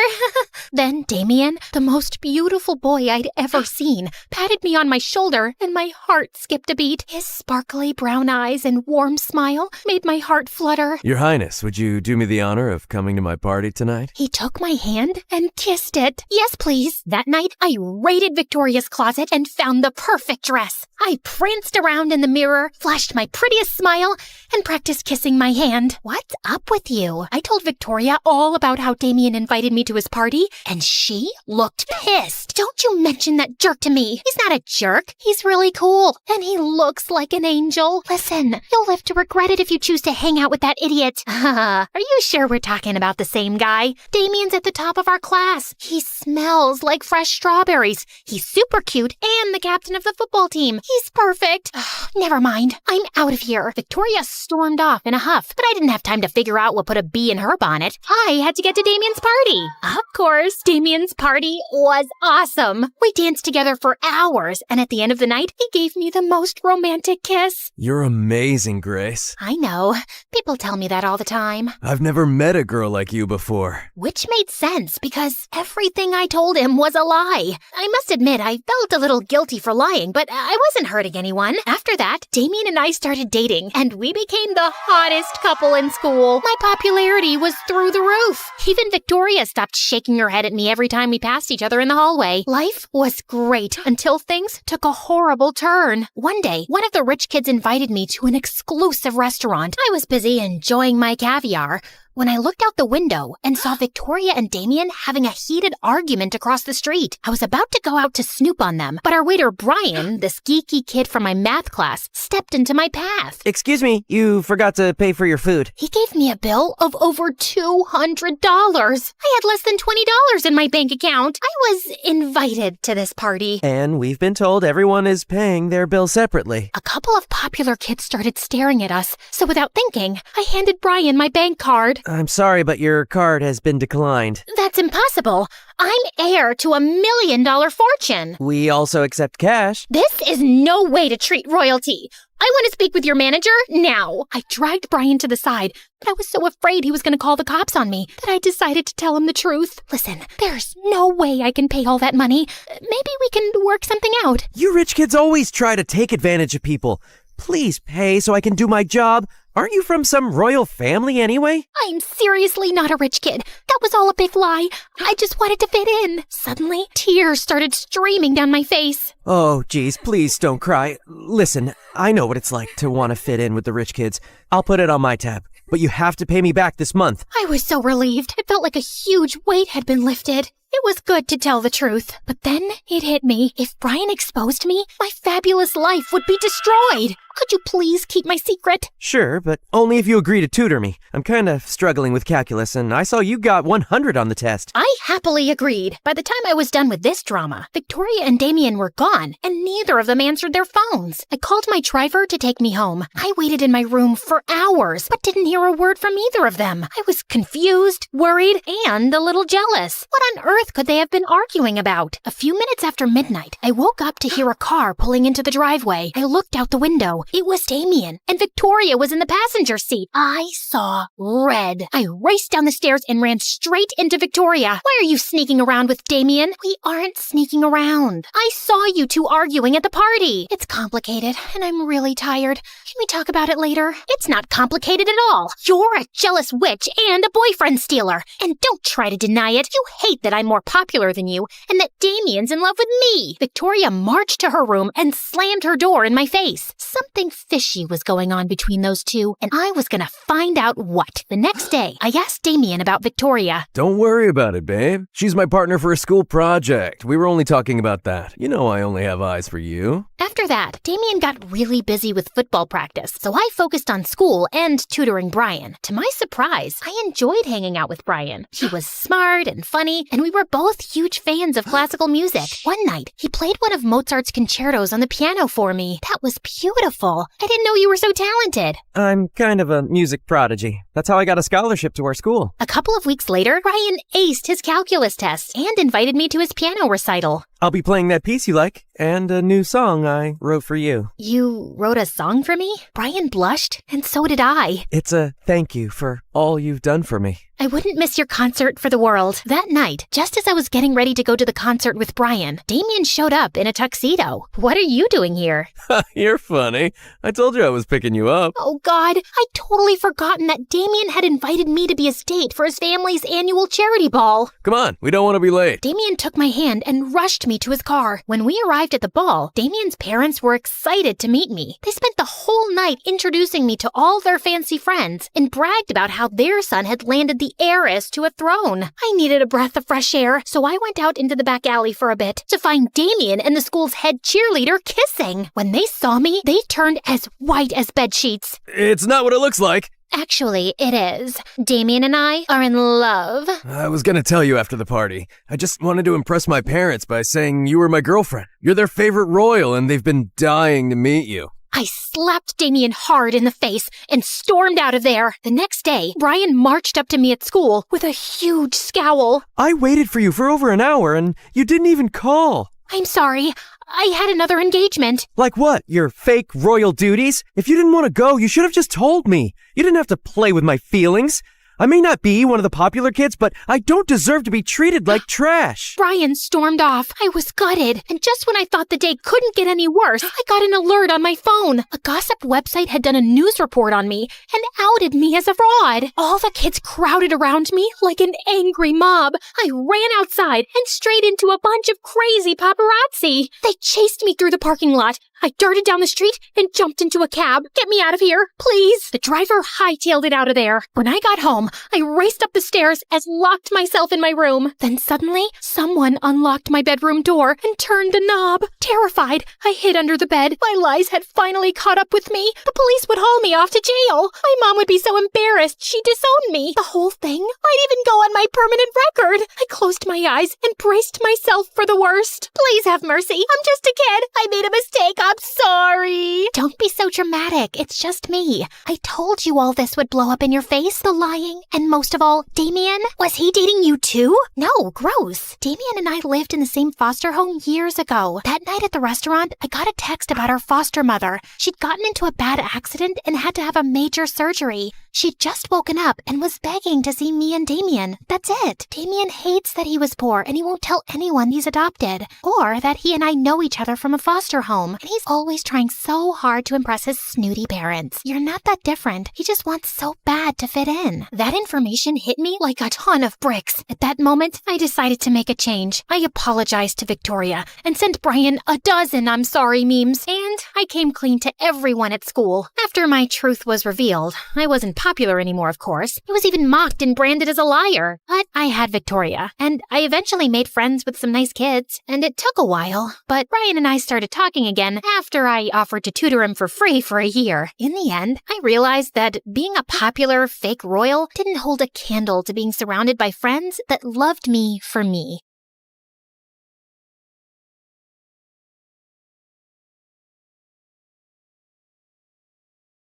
Flying to the other side of the world just to try this steak was totally worth it. Medium rare. juicy and tender. Wasn't just a steak. It was a 5-star marriage proposal to my tongue. Her freaking scream makes me want to freaking lose my freaking appetite. Freaking This tastes like my childhood and my 20-second divorce healing at the same time. My life was basically all about food. Eating and tasting dishes, restaurant hopping, food festivals, cooking show marathon. But here's the thing. I have golden taste buds, and they never lie. So the question is, are you joining the club just to roll your eyes at me every 5 minutes? Or do you actually cook? The world doesn't revolve around you and your stupid food cravings, you annoying brat.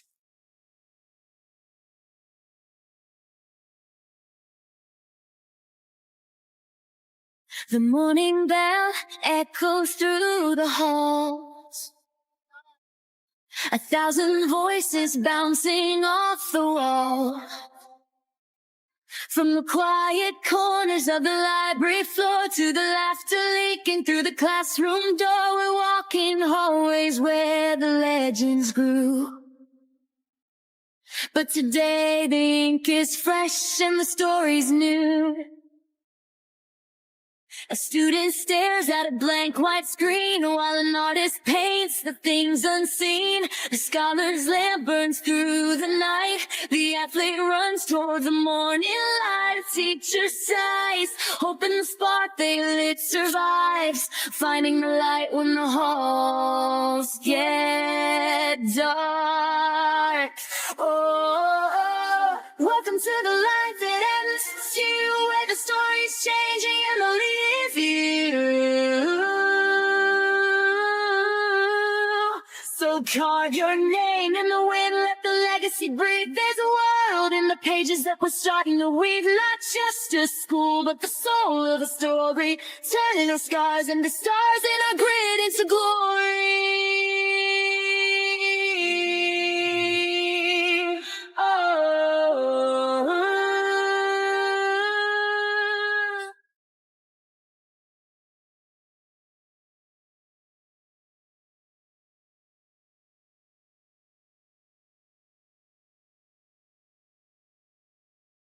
Nutmeg makes soup creamier. Rosemary is steak's best friend. Basil goes with almost everything. Cinnamon brings comfort to sweet and savory alike. And chili? Chili sets the soul alight. But nothing could have prepared my tongue for what came next. Flying to the other side of the world just to try this steak was totally worth it. Medium rare. Juicy and tender. Garlic butter glaze, flame-kissed edges. The scent alone levitates my soul to heaven, like it was invited to have lunch with the beautiful angels up above. Okay, here comes the love of my tongue's life. Oh my Gordon freaking Ramsay! My taste buds were twerking like it was a Friday night. It's savory, juicy, yummy, steak-tacular. It wasn't just a steak. It was a 5-star marriage proposal to my tongue. Goodness gracious, lady, get a room. Oh God, she is either possessed or just really, really starving. I was still mid-foodgasm, letting every bite baptize the very depths of my taste buds when the haters around started mumbling. Did I care? Not one juicy crumb. I had my priorities, and it was to finish this masterpiece. It seems like you've been thoroughly enjoying our food, milady. Oregano. I finally opened my eyes and came face to face with the handsome chef. Oh, I practically proposed to the steak. Weren't you watching me, Mr. Chef? I was, and now I'm wondering, should I be jealous of the steak? Wow. Oregano. Okay, that was my cue to leave before I started flirting back and accidentally dated this man over medium rare beef. I came here for the food. Just the food. Not the flirty chefs with dangerous dimples. Oregano. My life was basically all about food. Eating and tasting dishes, restaurant hopping, food festivals, cooking show marathons, experimenting in my family's restaurant kitchen. Just name it. But here's the thing. I have golden taste buds, and they never lie. So the question is, will your dish make me scream and lose my voice, or spit it out in disgust and hate you for the rest of my life? Some boys at school have made it their life's mission to get option A. And I wasn't complaining. It was literally free food and a little ego boost. Try mine first, Taffy. My mom helped cut the onions and boil the eggs. Forget that, peasant. This is from a 5,000-star Michelin restaurant. It cost me 10 kidneys. Mine's completely and personally handmade. Took me a month to make this, but don't worry, it's not rotten yet. My mouth and soul were ready, but my brain was totally overwhelmed. Just then, my bestie Jules swooped in with his imaginary cape fluttering. Excuse me, take it easy, gentlemen. Form an orderly line if you wish for Queen Taffy to bless your humble dishes with her divine taste buds. If your food makes her moan louder than a K-drama kiss scene, congrats! You win a date after class, but only for 60 minutes. No extensions, no exceptions. The boys went feral. What are you doing? I don't have time for boys. I just want to eat and that's it. Oh, babe, it's time you started eating with them, not just their food. Whatever. But let's see if one of these can make me scream.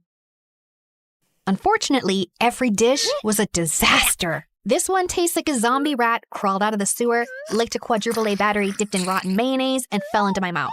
What were you even thinking, dude? Next, fish and chocolate? It's bold and daring, but a total abomination. Next, please. Are you sure you ordered this from a Michelin star restaurant? Or did you accidentally grab it from a dumpster behind one? Suddenly, I felt it again. That weird, stabby vibe that hits me every time I chew. I turned my head, already knowing the source. And there he was. Gavin. The silent, brooding window guy.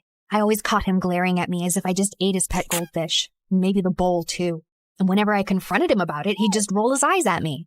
Like, seriously, did I eat his precious lunch in a past life or what? He was insanely annoying. It was even worse because he's stupidly attractive. Ugh! Why do hot guys always have to have the worst attitudes? I was so ready to snap at him when Nicholas, the handsome French student, stepped forward holding a steaming ornate box. Mademoiselle Taffy, is the taster still open? Depends. What's in the box, Frenchie? Something très spécial, made especially for you. I took a bite, and fireworks started exploding around me instantly. Sweet gravy heavens! This is criminally delicious! Oh, I knew it. His dish looks as perfect as he is.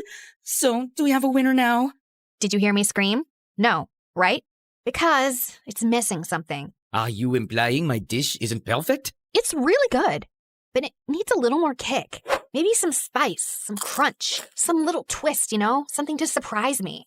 Right now, it's just giving something, but not everything. You'll regret this, woman. I'm sorry, what? Nothing. I said I'll do better next time, just to hear that sweet scream of yours, mademoiselle. We'll see about that then, buddy. There was only one place that had ever made me scream so loud I lost my voice. The MSU cafeteria. I didn't come to this school for academics. I came for the food. The cozy, stylish ambience was just a bonus. And you know what was more interesting? Behind those lunch ladies hides a secret cooking legend. A masked mystery chef, whipping up dishes so good they'll make you cry in 1,000 different languages.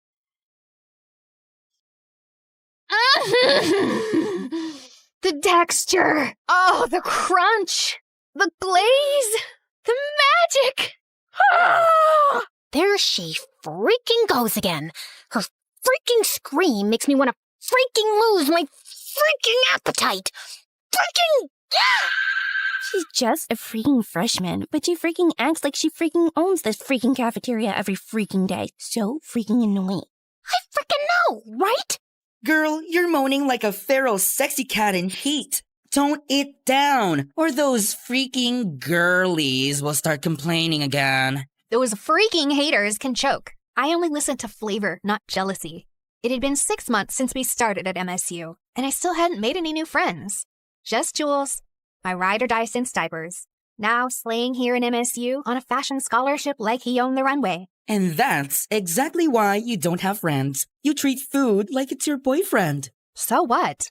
I've got you. Oh wait, are you getting tired of me? Tired? Never, babe. But let's say I get kidnapped by a cute guy in Milan. What's gonna happen to you then? Are you sure he's the one who'll kidnap you, or is it the other way around? Excuse me, Miss Ma'am. That's a bit rude. Just then my phone buzzed. It was from my older sister Tanya, and my heart leapt when I saw the word emergency I zoomed out of the school and headed straight to our family restaurant without wasting a second. What's going on? Taffy! Oh, the mayor's here with the whole table of business tycoons, and they asked for a special twist on our signature steak. I tried tweaking the sauce, but the flavor's flat. Oh, something's off. I've added, adjusted, prayed. Nothing's working. If we mess this up, we'll be trending for all the wrong reasons, and Dad's gonna kill me. Breathe, okay? Let me see. Too much soy, not enough soul. All right, everyone, I got this. I swung the spice rack open and started working my magic. 2 pinches of smoked paprika, 1 drizzle of honey, a splash of aged balsamic vinegar for depth, a whisper of garlic, not chopped, grated, 2 drops of lemon juice for a little spark, and a dash of espresso powder. Now, try it. Tanya took a bite. Her eyes went as wide as the earth itself. Oh, quickly clapped a hand over her mouth before she could scream and alarm the entire restaurant. Now go serve that magic to your VVIPs. Oh, you're a lifesaver, sissy, as always. I assisted her as she served it herself to the VIP table. The mayor took 1 bite and started crying. This tastes like my childhood and my 22nd divorce healing at the same time. I need a moment. This steak just forgave me for all of my sins. Your food is divine. You should expand this place. Branch out, and you'll have my full support. That sounds tempting, sir. Thank you. But we actually prefer to stay small, family style. Our restaurant had been around since the 1900s. No branches, no fusion. Because for us, it was never about the money. It was about legacy. And okay, maybe we were also deathly afraid someone would steal my great-great-great-great-great-great-grandma's top secret recipe for our signature dishes. I felt like a hero today. So I threw myself a mini feast in my bedroom as soon as I got home. Half an hour later, Jules barged in and was immediately intrigued by all the food around me. Salty. Sweet. Cheesy. Ooh, spicy. You're clearly riding a flavor high. Did you fall in love? Wait, no. Not enough sugar. You're just really happy. Like, I just saved the whole world moment kinda happy. My mood was always connected to the food I ate, and Jules had basically mastered the art of reading me like a menu. I just saved the restaurant from going down in flames and made the mayor cry. The mayor himself? Oh my God, that sounds so dramatic and I love it! Now pass me those fries and start spilling me the deets. Jules listened to my story with sparkly eyes and the biggest proud smile on his face. Your restaurant's gonna be in amazing hands once you take over someday. You know that, right? You really think so? Taffy, please. That's not even a question. Now get up. You're trying on my new designs tonight. I was basically his personal doll at this point. We spent the rest of the night turning my room into a mini runway, me twirling around in his freshly sewn outfits, and I was loving it. While I was walking down the hallway, a girl suddenly bumped into me, and a pile of books crashed to the floor. Oh my God, I'm so sorry. No, it's totally on me. I wasn't looking. I remembered her during the freshman orientation because she had this pretty, innocent face. I crouched down to help her and noticed every single book was a cookbook or a recipe guide. You're into food too? Kinda. I mean, yeah, I guess. Just prepping for something. Prepping for what? Oh, the cooking club. They're reopening the Culinary Society for freshmen, and they're choosing 10 new members. The announcement's tomorrow at the auditorium. Finally! A club that was made for me! No way! Girl, you just made my day! I'm Taffy, by the way. You are? Jillian. Well, see you around then. Future club mate? Oh, I don't know. I'm not sure I'll make it in. The hesitation in her eyes caught my attention. I wanted to ask more, but before I could, someone called out her name and she hurried off. And just like that, my curiosity was hooked. So I immediately told Jules about it. Congrats on finally making a new friend. Please, I think she's way too shy for my energy. But guess what? I'm joining that club. You in a cooking club? Babe, it's about cooking food, not just inhaling and eating it. You're way too lazy for that. But I have a golden tongue. Of course I can cook too. Last time you actually tried to do it yourself, I almost died. I just accidentally grabbed the salt instead of the sugar. It was baking powder. Okay, whatever. This time I'm serious. The Culinary Society could help me hone my skills. Plus, it's great prep for restaurant management. Or you just want to try everyone else's dishes. That too. The auditorium buzzed with freshman students the next day, all cramming in for the big announcement. I scanned the room and spotted Jillian in the corner, nervously biting her nails like they were snacks. I slid into the seat beside her. She looked so relieved it was kind of cute. Hey, you're here. Of course, Was that Gavin? What was he doing here? Don't tell me. He also cooks? Broody boy has kitchen skills? My curious thoughts were cut off as the president of the Culinary Society finally stepped up to the mic and started the announcement. Welcome, aspiring chefs. The Culinary Society is now officially open. This program aims to discover hidden culinary talent. Those who pass the initiation will receive a sponsorship. It's all about the guidance, support, and even funding to grow your skills. The club's goal is simple. It's to discover you. With the right sponsor, your talent can be developed and taken further. I then felt Jillian trembling beside me. I really need to get in, no matter what. Hey, we're gonna make it, both of us. No plan B, no backing out, got it? I smiled as she gave me a tiny nod. The initiation will last 3 days, and the judges will be the senior members of the club. Just then the student council president stepped forward. This guy looked like he had walked straight out of a rule book. Dead serious and probably hasn't smiled once since birth. Tomorrow's challenge is a written exam, so study hard. The second and third challenges will be surprise practical tests. Exam venue and time will be posted shortly. You may now return to your classes. Holy spicy sauce explosion. This is going to be amazing. My foodie heart was on fire. I glanced back at Gavin, only to find him already looking at me. Of course, he was glaring again. Seriously, what was his deal? The glaring, the eye-rolling, the mysterious brooding energy.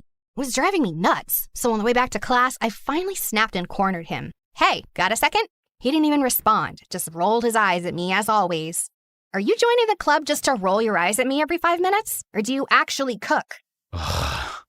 The world doesn't revolve around you and your stupid food cravings, you annoying brat.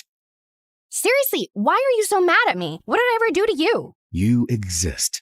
That's enough. Now, get out of my face.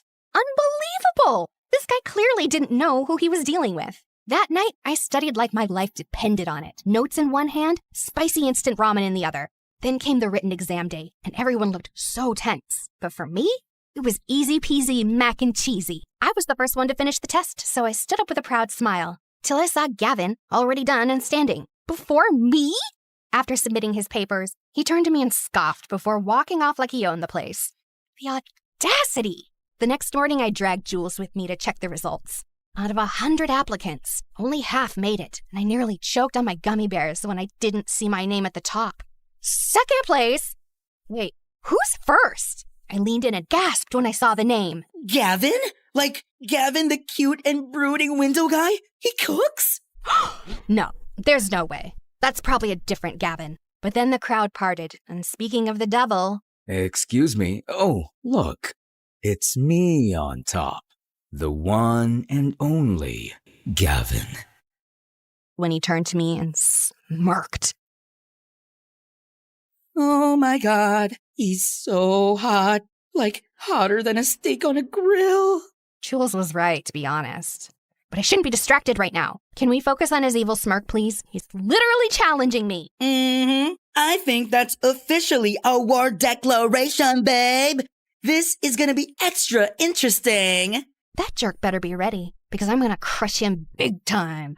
Second challenge finally came. We had to cook a chicken-based dish, in pairs. My eyes immediately landed on my mortal enemy, who was casually tying his apron like he was the master chef, and the sight was such a sore to my eyes. I was about to hunt Jillian down when someone suddenly blocked my way. Nicholas! He was here too? How did I not notice him last time?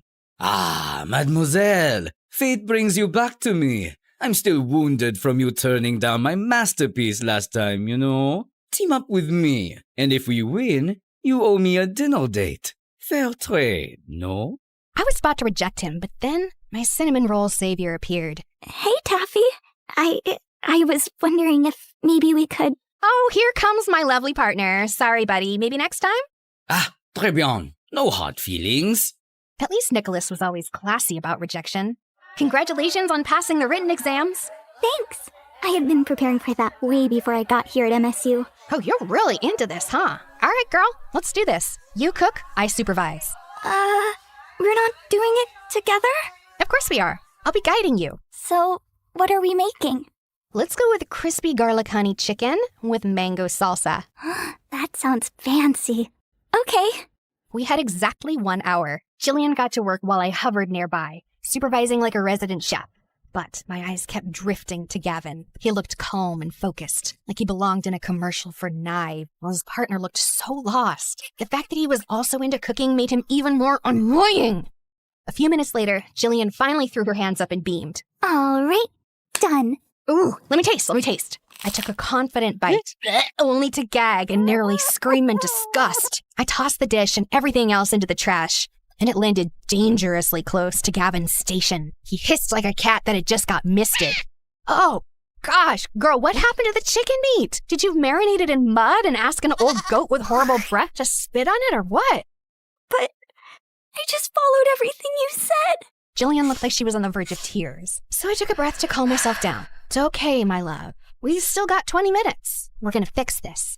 This time, I rolled up my sleeves and took over. Just as the final bell rang, we slammed our dish down and handed it to the judges, who actually liked it. As expected, we passed, and we're now qualified for the final challenge. But when I looked at Jillian, she didn't look happy at all. We only passed because of you. We almost failed because of me. Oh, come on, girl. It was my fault, too. I made you do most of the work. It was supposed to be a team effort. You know what? Let's practice after hours. Together. Is that okay with you? Of course. We then snuck into the kitchen later that day. A few other students were there, too, including Gavin, of course. For the sake of my sanity, I ignored his brooding presence and locked in on Jillian. This girl needed serious kitchen rehab. She was way too clumsy to be left alone with fire, knives, or even a blender. Honestly, if someone didn't supervise her, she'd either blow up the kitchen or food poison someone. Or both. She tried dish after dish, and I sacrificed my precious tongue for each one. Is this supposed to be a hard-boiled egg or a charcoal? The oil is separating from your sauce. Did you forget to stir, or did it walk out on its own? Your rice is crunchy. Were you trying to make popcorn? Then came her meat dish. Okay, listen. Onion, honey, or pineapple. Any of those can tenderize meat. Pick whichever one's available. Okay, got it. Noted. Soon we had a mountain of failed dishes in the trash. While we were about to try one last dish, Gavin suddenly stormed over, looking like an offended bull. You wasted all of this? For what? For your stupid little practice? Huh? Why are you acting like you bought all of this? Are you the official supplier of this school now? Thank God I'm not. Look, I'm just helping an aspiring chef chase her dreams. Failures happen. It's called trial and error. Look it up. He rolled his eyes, so I rolled mine harder. What is your problem with me anyway? Just because you're attractive doesn't mean you get a pass for being a total jerk. And I don't care if you're attractive either. I just hate arrogant food snobs who love to waste food. You don't deserve a spot in the club. Before I could finally explode, Jillian slid in. Wait, did I just hear you both call each other attractive? Why don't you just date each other instead of arguing every 5 seconds? You must be having some auditory hallucinations. I'd rather hug a giant, rotten cactus than date this brat. He really hated me that much, huh? I hoped I'd never see his stupid smug face ever again. Unfortunately, we were in the same class. And worse, we still had one final challenge in the club initiation left. The announcement came sooner than expected, and the venue was deep in the woods. As soon as we got there, all our phones and stuff were confiscated. Goodbye, Wi-Fi. Goodbye, sanity. There were only about 15 of us left, and that included Nicholas, who wouldn't stop staring at me like I owed him money. Lovely to see you here, mademoiselle. If we both make it in, you owe me a date, remember? Since when did I agree to that? Since the day you insulted my masterpiece. But I gave constructive criticism. Of course. That's why I've made it my life mission to make you cry. The next time you taste my dish. Okay, but why did that sound like a low-key threat? Our conversation got totally cut off when the club president finally stepped up for the announcement. Your final test will challenge your creativity, resourcefulness, and pure culinary courage. So here are the rules. You're not allowed to help each other. You can't bring anything from home. And we're not giving you anything either. You can only use whatever you find in the woods. Ugh, this is gonna be harder than I thought. I didn't even know how to start a fire, or cut stuff without a knife, or build a stove out of sticks. I was meant to taste food, not cook in the wilderness. My brain wasn't braining for this. Prepare your dish by 7 p.m. in the assembly hall, and your fate will depend on a surprise judge. Good luck. A surprise judge? Crazy. I turned to Jillian, who was one chopped onion away from crying, so I gave her a quick pep talk before the challenge officially started. First things first, I had to find something, anything, to chop stuff on. So I kicked a tree stump. Too moldy. I picked up a flat rock, but it was too spiny. I almost grabbed a squirrel as well, but it was too alive. Just when I was about to give up, I spotted it. A big, flat piece of bark lying under a tree. You're my chopping board now. Next, I needed something to cook and serve the food. I searched around like a hungry raccoon on a mission, and then, bingo! I found an old tin can that could work as a pot, and some giant leaves that looked perfect for plates. Now for the utensils. It took me several minutes to find a rock knife, a stick spatula, and a shell spoon. Finally, the ingredients. Good thing I knew a bunch of wild plants thanks to my grandma and her obsession with tea. Let's get those herbs and spices, baby. I continued walking around until I reached the riverbank. I leaned down to grab a lead, then my foot slipped on some mud.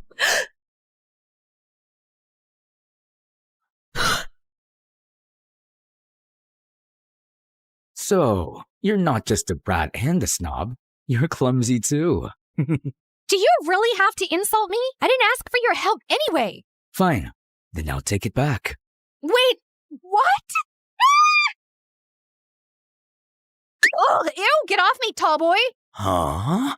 You're the one who hugged me like I was a pillow. I ignored him and stomped off like I was totally fine, except I wasn't. Because why the heck did I blush? Oh, no, bad hormones, bad. Focus, Taffy, focus. Half an hour later, I'd gathered enough herbs to open a mini forest restaurant. Now it was time for the protein. But the problem was, I can't fish and hunt. I can't even catch something still. So I did what any desperate girl would do. Target acquired. Eggs. Sorry, Bird Mom. Finally, it was time to build a fire. Tried. I really tried. But at this point, I was basically just bullying those sticks. Just then, I heard some chopping noises nearby. I walked closer to take a peek and realized that it was Rabbit. What?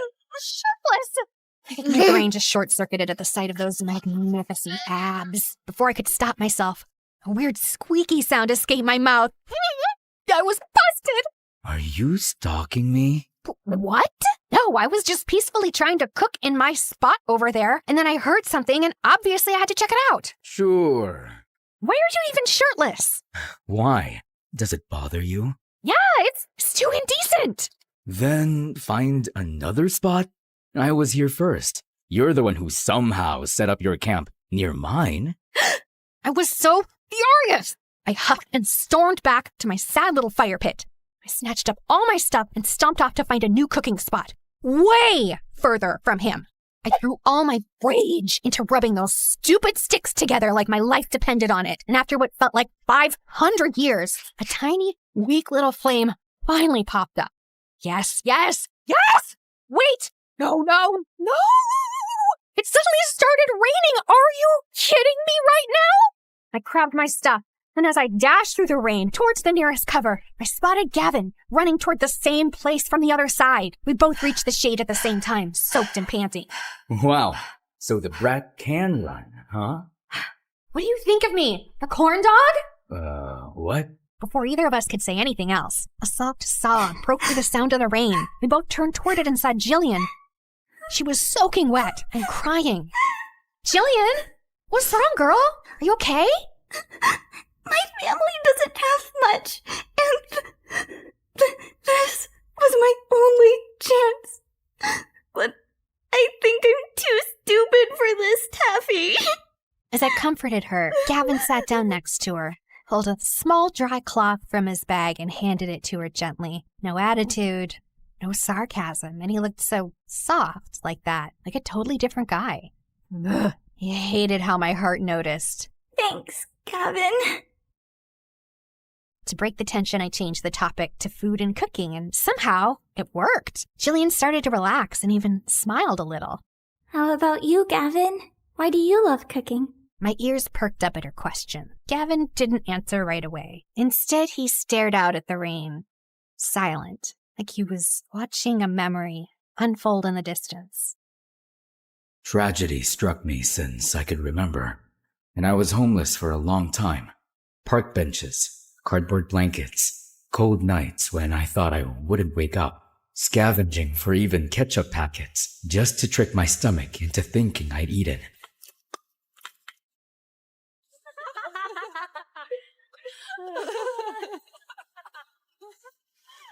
One night, I saw this couple fighting outside a fancy restaurant. They were screaming, throwing words and insults, and then the guy just tossed their untouched takeout into the trash like it meant nothing. I hadn't eaten in days. I was dizzy, shaking.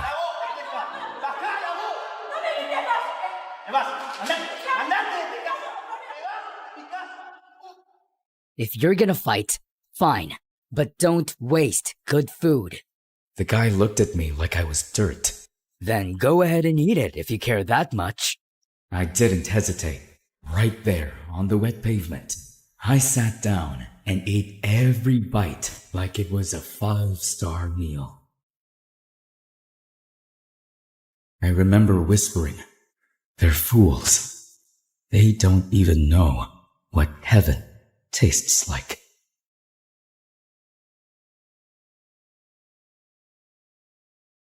But I didn't realize the owner of the restaurant had been watching. He came out. No judgment, no pity. Just asked if I wanted a job and a place to stay. That's how it started. That tiny kitchen saved my life. But also, I found passion.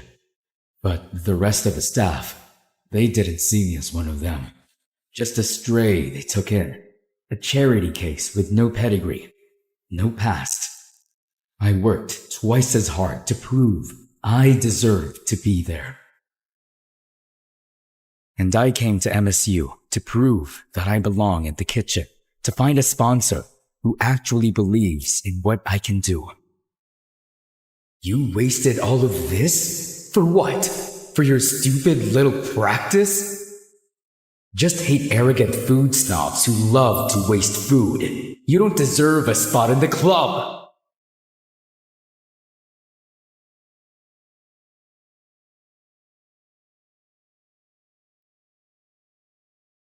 I gasped as my eyes flew open.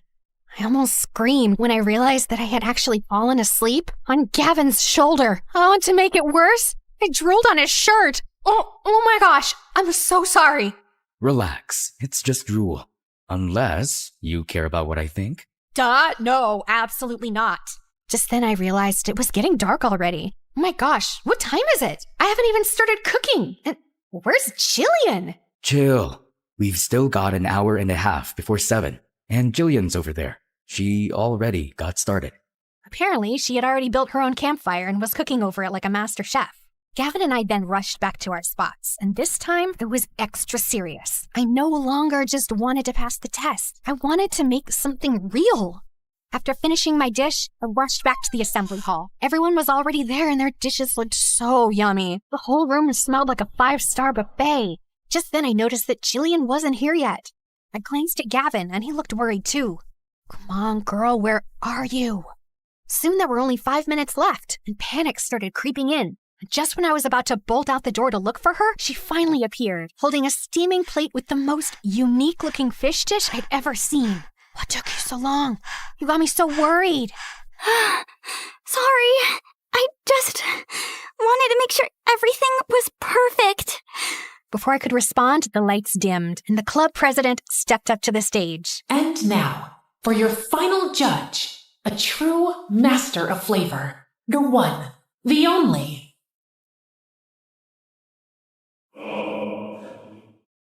The masked cafeteria chef. The legend behind the lunch trays. Y'all lined up in front of him, clutching our plates like newborn babies. He was just sitting at the table, silently tasting each dish one by one, but his presence commanded attention. Then it was my turn.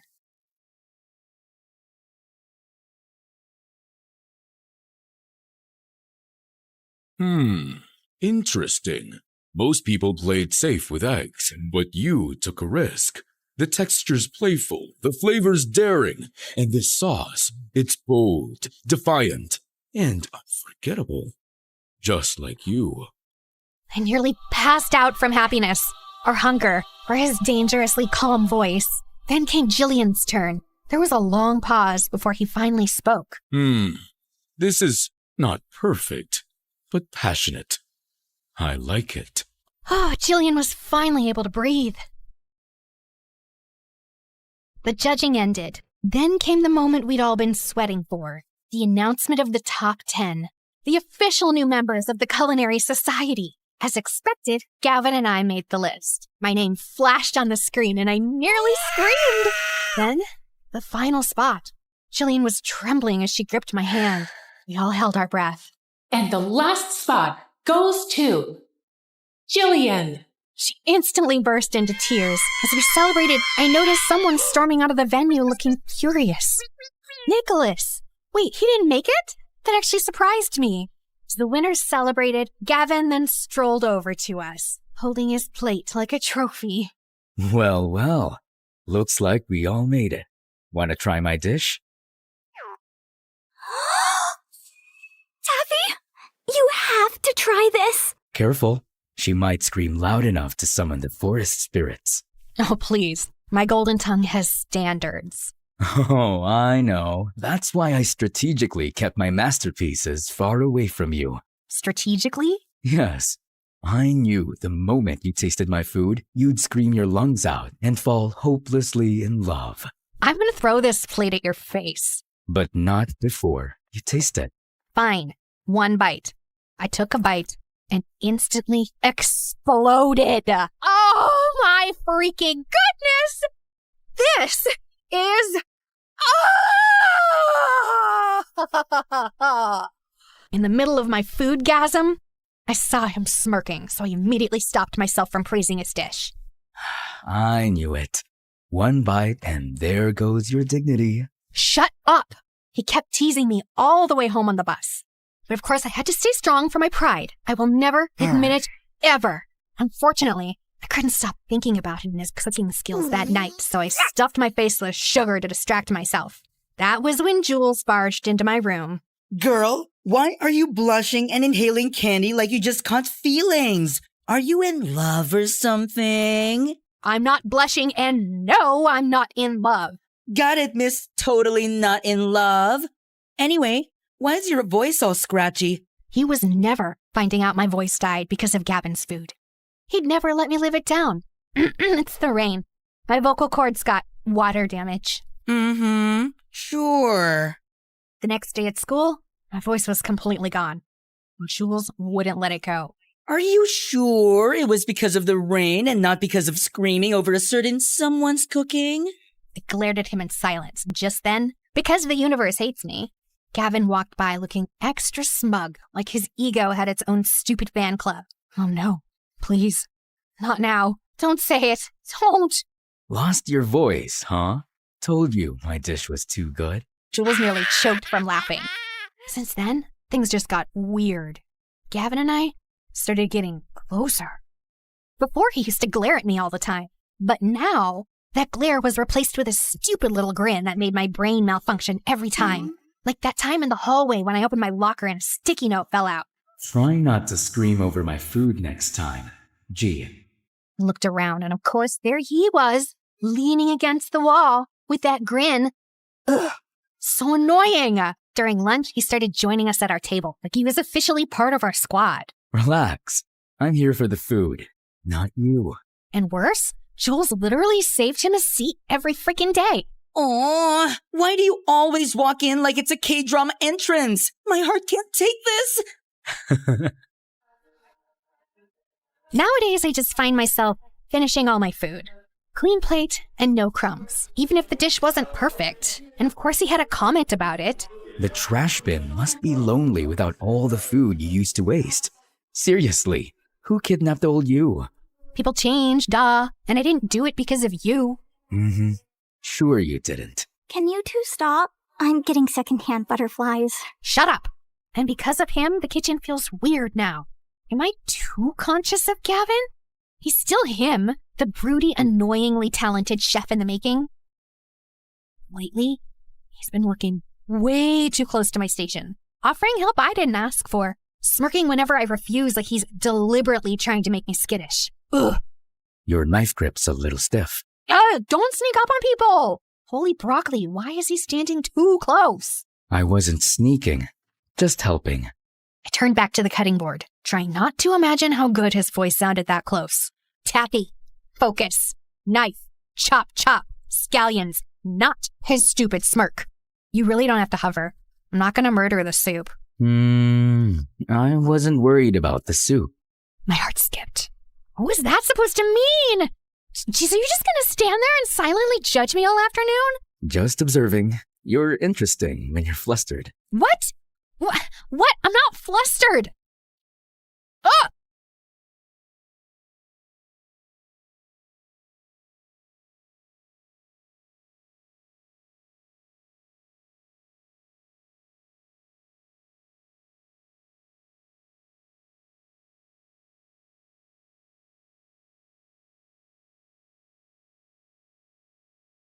Careful now. I bite. I pushed away too fast and nearly slipped again. What? That was... You were just in the way. Gavin finally stepped back. He looked way too satisfied. I'll try to be more in the way next time. Then he walked past me, as if to tease me more, and my back went straight. I could still feel his heat in the air. That's spicy right there. Oh, what are you even doing here? Rude, but I forgive you. I nearly melted watching you two. The tension, Michelin star level. I groaned, trying to will my face not to combust. But girlie, sorry to pour cold water on your sizzling enemies to maybe lover's arc, but your sister called me. Said there's an emergency family meeting at the restaurant. I blinked as my stomach dropped. Emergency family meetings were never casual. Without a word, I grabbed my bag. Didn't even bother untying my apron. Just ran. Apparently, a new diner around the block had been copying our menu and signature dishes. And it had been a week since our sales had gone down to dangerous levels, as in going bankrupt. I went to check on it and got the shock of my life when I saw who one of the chefs was. Nicholas! Ah, pleasure to see you here, mademoiselle. Our family decided to branch out and try a new location. This spot is perfect. Is it no? Everything on your menu is exactly like ours. This is illegal. You copied ours.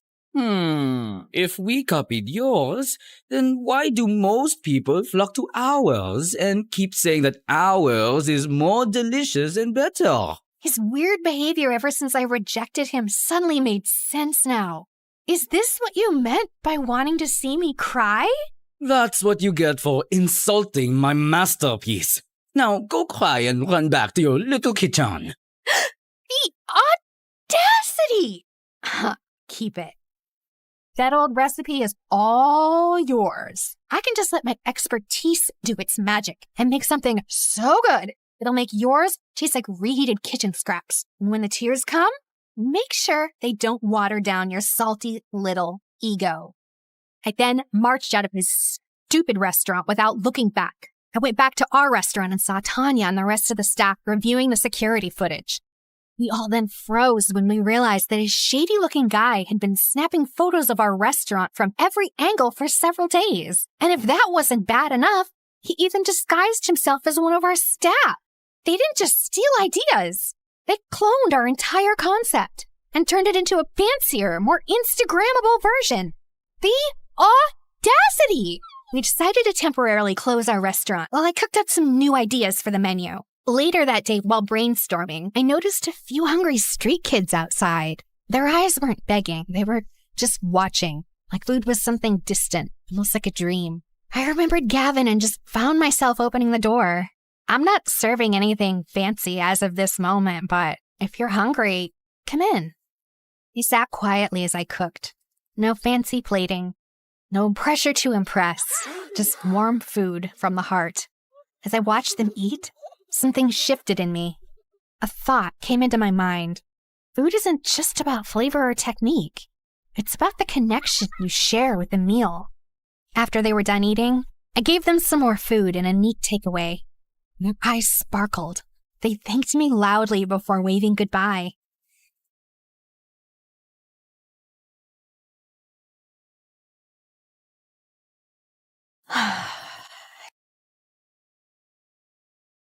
Think about some charity project and look for some volunteers to feed those kids again. Oh my God! Gavin! You scared the carrots out of me! What are you doing here? I overheard earlier, and I got worried. I asked your friend, and he told me everything. Well, I'm here to help you out. I just stared at him with my heart pounding. So, the food waster is now feeding kids, huh? Hey, what are you, a stalker? Gavin just shrugged and gave me that infuriatingly smug smirk. Okay, fine, I'll admit it. Your story got to me, all right? I realized food isn't just for enjoyment. It's something to be grateful for. Not everyone gets something to eat every day. Gavin's eyes lit up with something fierce and warm all at once. So hot I couldn't breathe. The air between us shifted. I really want to kiss you right now. What?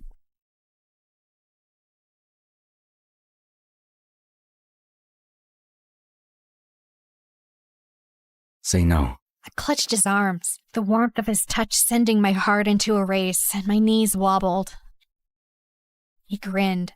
His intense eyes smiled. I take that as a yes. Then he pulled me in, and before I could blink, his lips crushed into mine. Hot, intense, sweet, and it tasted like cinnamon made from heaven. I melted. I never knew kissing the person you like is the sweetest thing ever. More than the best macaroons in the universe. I wanna stay here with you. All that we have is just I told you, I bite. promise I won't leave your side. Be who you are and you'll be enough. If you're giving me your love, giving me your love. All that we have is each other now. Promise you won't leave my side. I hope who I am is enough for you. If I'm Maybe it's the kiss. Okay, no, it was definitely the kiss that inspired this new recipe. Sweet, warm, with the right amount of spice. It lingered and was very special. Whoa, you made this look like it belongs in a 5 million star restaurant. Thanks for helping out, Jillian. While we worked on our test dishes, we discovered her secret skill. She was amazing at plating, garnishing, and all the aesthetics. Just don't ask me to actually cook it, like, ever. Girl, you're now officially the queen of food catfishing, and I say that with love. Then Jules popped in while holding up a sketch pad. Okay, if we're leveling up the food, then we're leveling up the fashion. He flipped the sketch pad around, revealing a full lineup of brand new uniforms. Chic, comfy, and grease stain resistant. You're welcome. Oh my God, you made slayable uniforms? I am an aspiring fashion icon, babe. Let me slay in peace. We all laughed. And in that moment, I realized that this wasn't just my comeback. It was ours. And for the cherry on top, we added a tagline for our new and special dish. The dish that can make you scream. It was inspired by someone, and as expected, it was a hit. Customers were literally screaming, and their videos went viral. They kept returning to our restaurant, so we finally decided to add it to the official menu. I used to think food was just about taste and fun. Now, I knew better. Nutmeg makes soup creamier.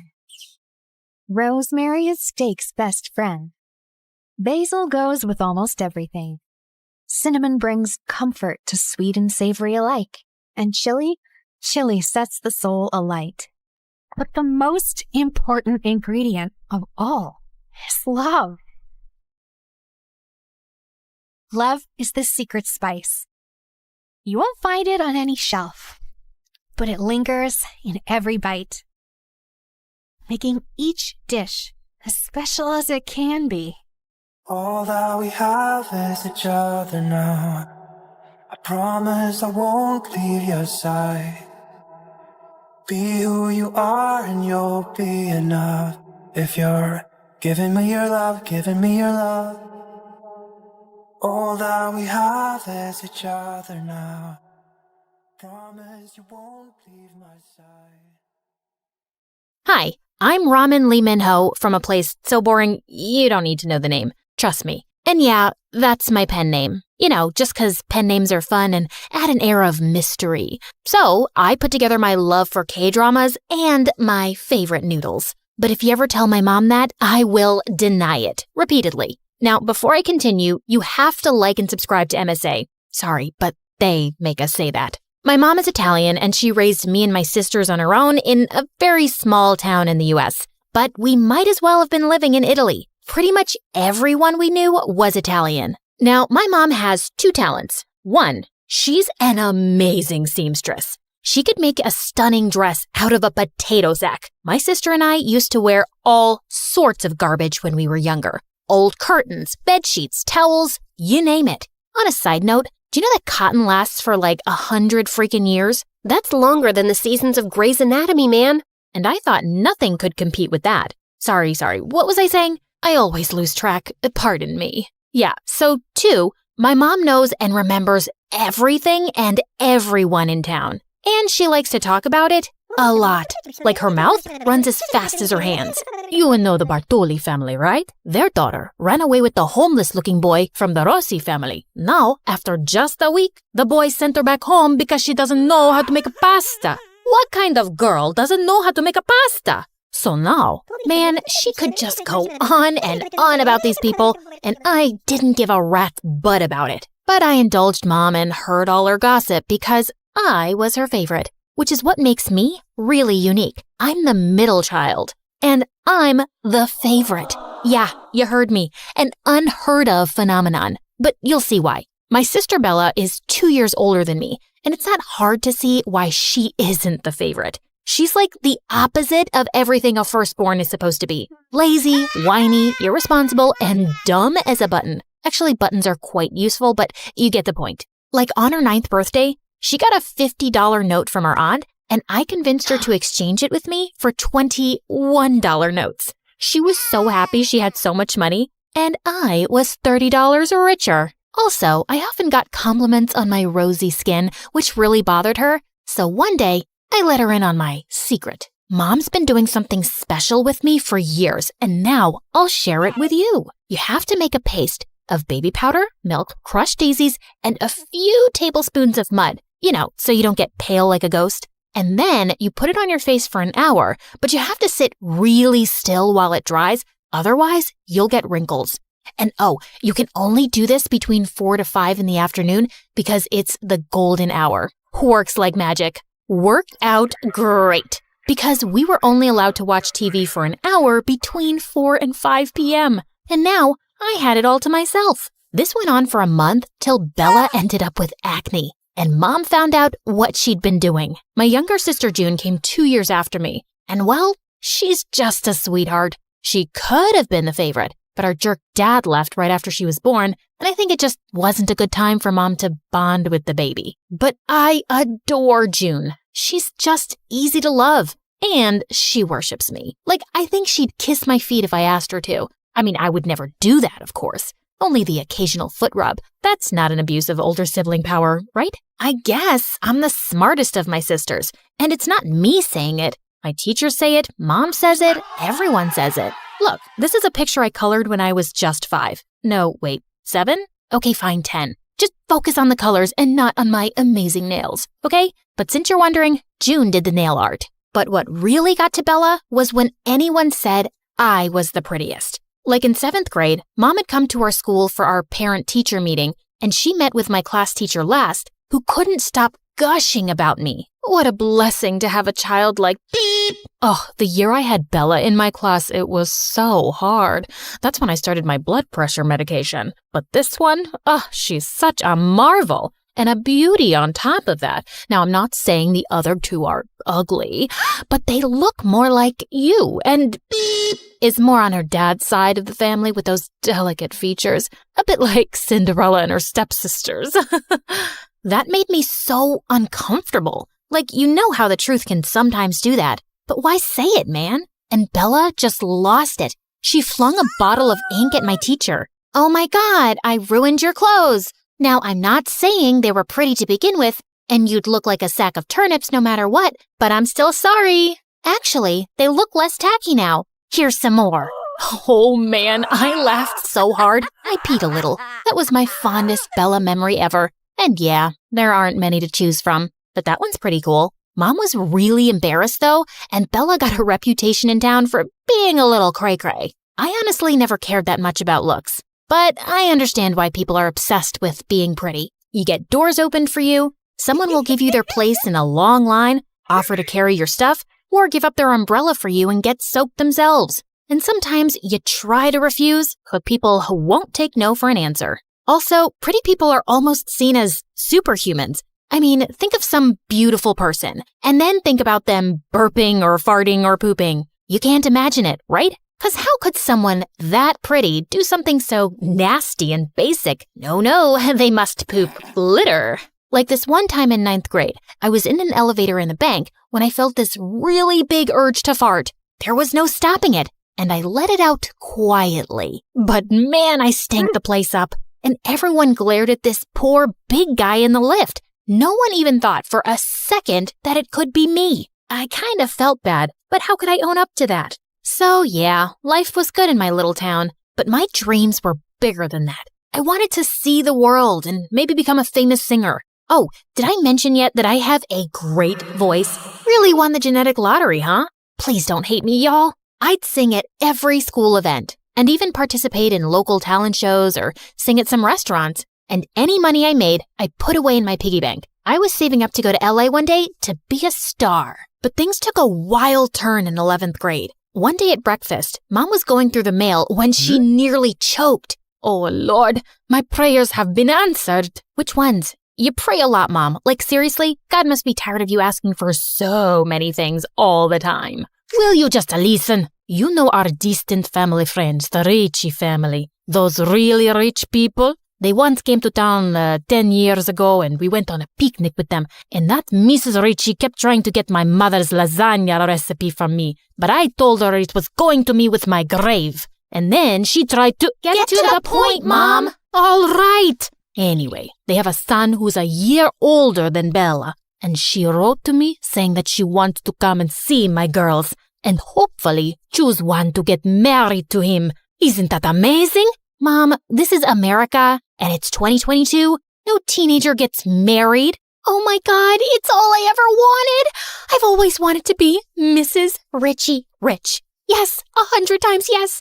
Oh, it's like I'm Cinderella. I'll never have to work a day in my life again. You already never worked a day in your life, Bella. Look, Bella is almost 20. She barely passed school, she's useless around the house, and she'll never get a job. Also, people in town still think she's, unstable. Getting her married off to someone who isn't from around here is the best we can do.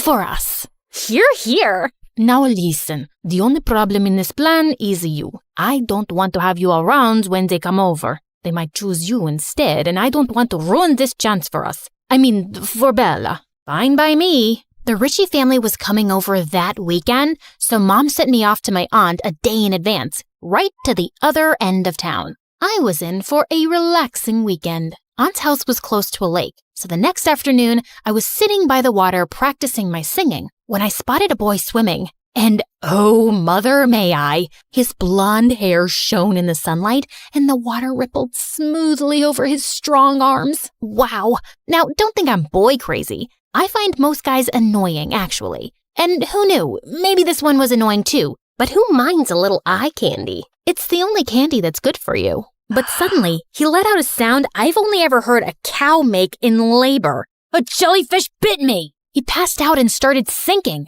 I swam like a graceful mermaid towards him. Man, he weighed a ton. I managed to drag him to the shore and checked his heartbeat. Yeah, he was gonna live. And up close, he did look kind of annoying. You know, those boys who are too pretty and think the universe revolves around them. Yeah, he was definitely giving off those vibes. I thought I'd wait around till he came out of his beauty nap, so I started singing one of my original songs. You wanna hear about this girl who makes jealous witches hurl? She had beauty, she had brains, there was talent in her veins. Not that everyone was dumb, but the town made her numb. What? Stay here forever? That made her feel bummed. She knew that there was more, so much more to her life than the gossip and the small talk, being a dumb man's dumb wife. It's not hard to see, the girl I'm talking about is me, so if you wanna hear the rest, pay up now, it's not for free. Suddenly, I felt something touch my foot. I'd almost forgotten the boy who was staring right up at me. Wow, you're a goddess, an angel. That voice? And you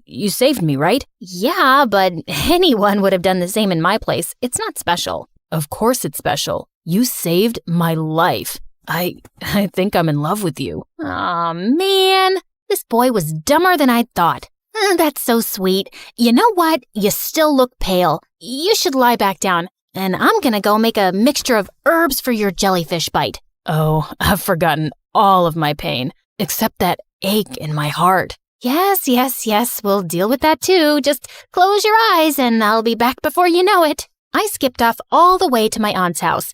I'd be gone in 2 days from here and I'd never bump into him. When I returned home, I went through the back door into the kitchen. Just as I popped a muffin in my mouth, Mom walked in. What are you doing here? Hello, I live here? I'm your favorite child, remember? Shh, keep your voice low. The Ricci family came for a second visit today, and they're in the house right now. You better not come out. Okay, I'll just stay here. Just leave the cakes, woman. Oh, sorry, I was looking for the bath. Oh my God, it's you, the rapping angel. What the freaking fruitcake? The Ricci boy was the guy I'd saved from the lake? Apparently, he'd stopped for a swim on their way here. His name was Luca, and he told his parents he was in love with me, and he'd marry me, or marry no one. Such a drama queen. He cried, Bella cried, his parents begged, Mom panicked, and she sent them away saying, we need time to think. You really went out of your way for these guests, Mom. You never make pasta for me.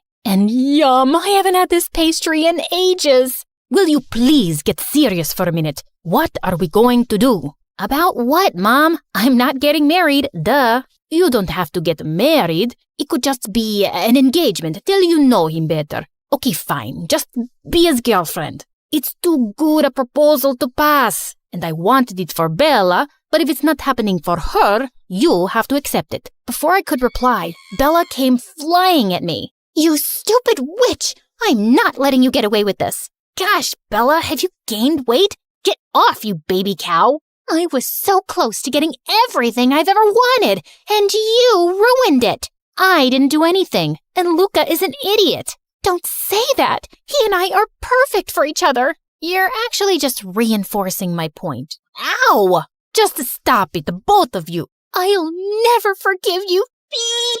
And I'll curse you every single day for the rest of my life. I wish that you gained stubborn fat on your thighs that never leaves you. Well, I won't bore you with the details of what happened after. You know those annoying people who say, long story short, and then tell you every detail and all the bonus scenes? Yeah, I hate that. Anyway, I turned down the proposal, the Ricci family left, but Luca sent letters non-stop. Bella stopped talking to me, which was amazing, but Mom stopped talking to me too. And then a month later, she got really sick. I ended up using all my savings for her treatment, and somehow, she emotionally blackmailed me into agreeing to date Luca. See, with great favoritism comes great responsibility. Mom favored me all her life, and as her perfect child, I felt the responsibility to make her happy now. Really, it's not easy being me. Of course, Bella was furious, and after she gave all my clothes to the neighborhood dogs, she started muttering things under her breath whenever she saw me. Gosh, so immature.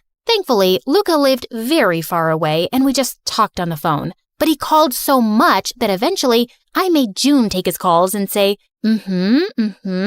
every other minute. He never knew it wasn't me. But he was supportive of all my singing dreams and said we could move anywhere I wanted to pursue them. Maybe sometimes your dreams come true in a way you didn't expect? Then one morning, I woke up with a really sore throat. I tried calling out to June for water, but my voice was gone. It turned out that I had laryngitis, and I was mute. The doctor said they couldn't say if my voice would come back. This was the first time in my life I was truly depressed. I could see all my dreams slipping away. Mom announced excitedly that Luca was coming, like that was supposed to cheer me up, and Bella's smug face made everything 10 times worse. One day at dinner, she turned to me. See, I told you I'd curse you. You've lost your precious voice because of my curses. Or maybe it's just karma. For the first time in your life, you get what you deserve. For once, you lose. And something inside me just snapped. I threw my pasta at her face and then jumped on her.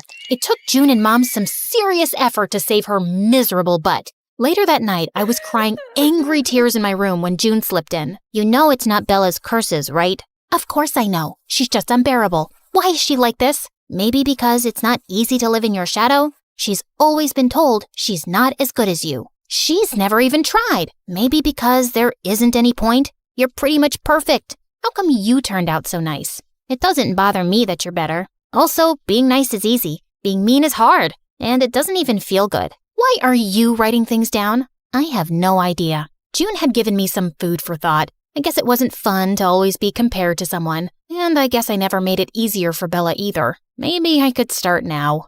So when Luca arrived a few days later, I told him I was breaking up with him. He held my hands and looked really sad. Ha! See? I see a smirk! Animator, please go back a little bit. Okay, Animator, you can continue. It's not that I don't care for you, babe, but yeah, I totally get it. You need your space. Maybe if you get your voice back, give me a call? I won't be doing that, but I think you should ask out Bella. Trust me, you guys are made for each other. Looks like he listened because when I went down later, Bella sprung on me like a python. Oh, thank you, my amazing, lovely sister.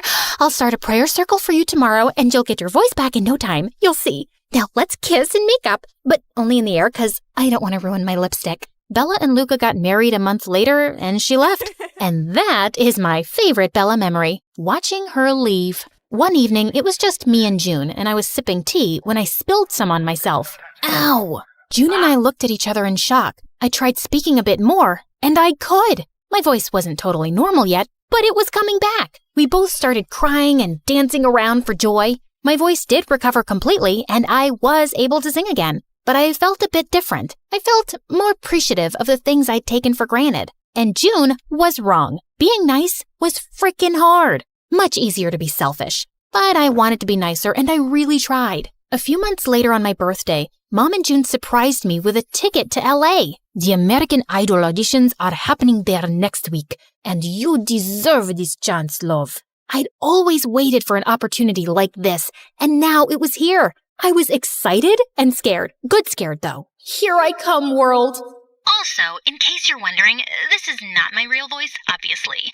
They hired a professional voice actress to do the job. I can't do it. You know you can't be perfect at everything. Also, if you want a part 2 of me telling you what happened in LA, please comment Ramen Lehman Ho, our amazing MSA character. Okay, thanks, bye!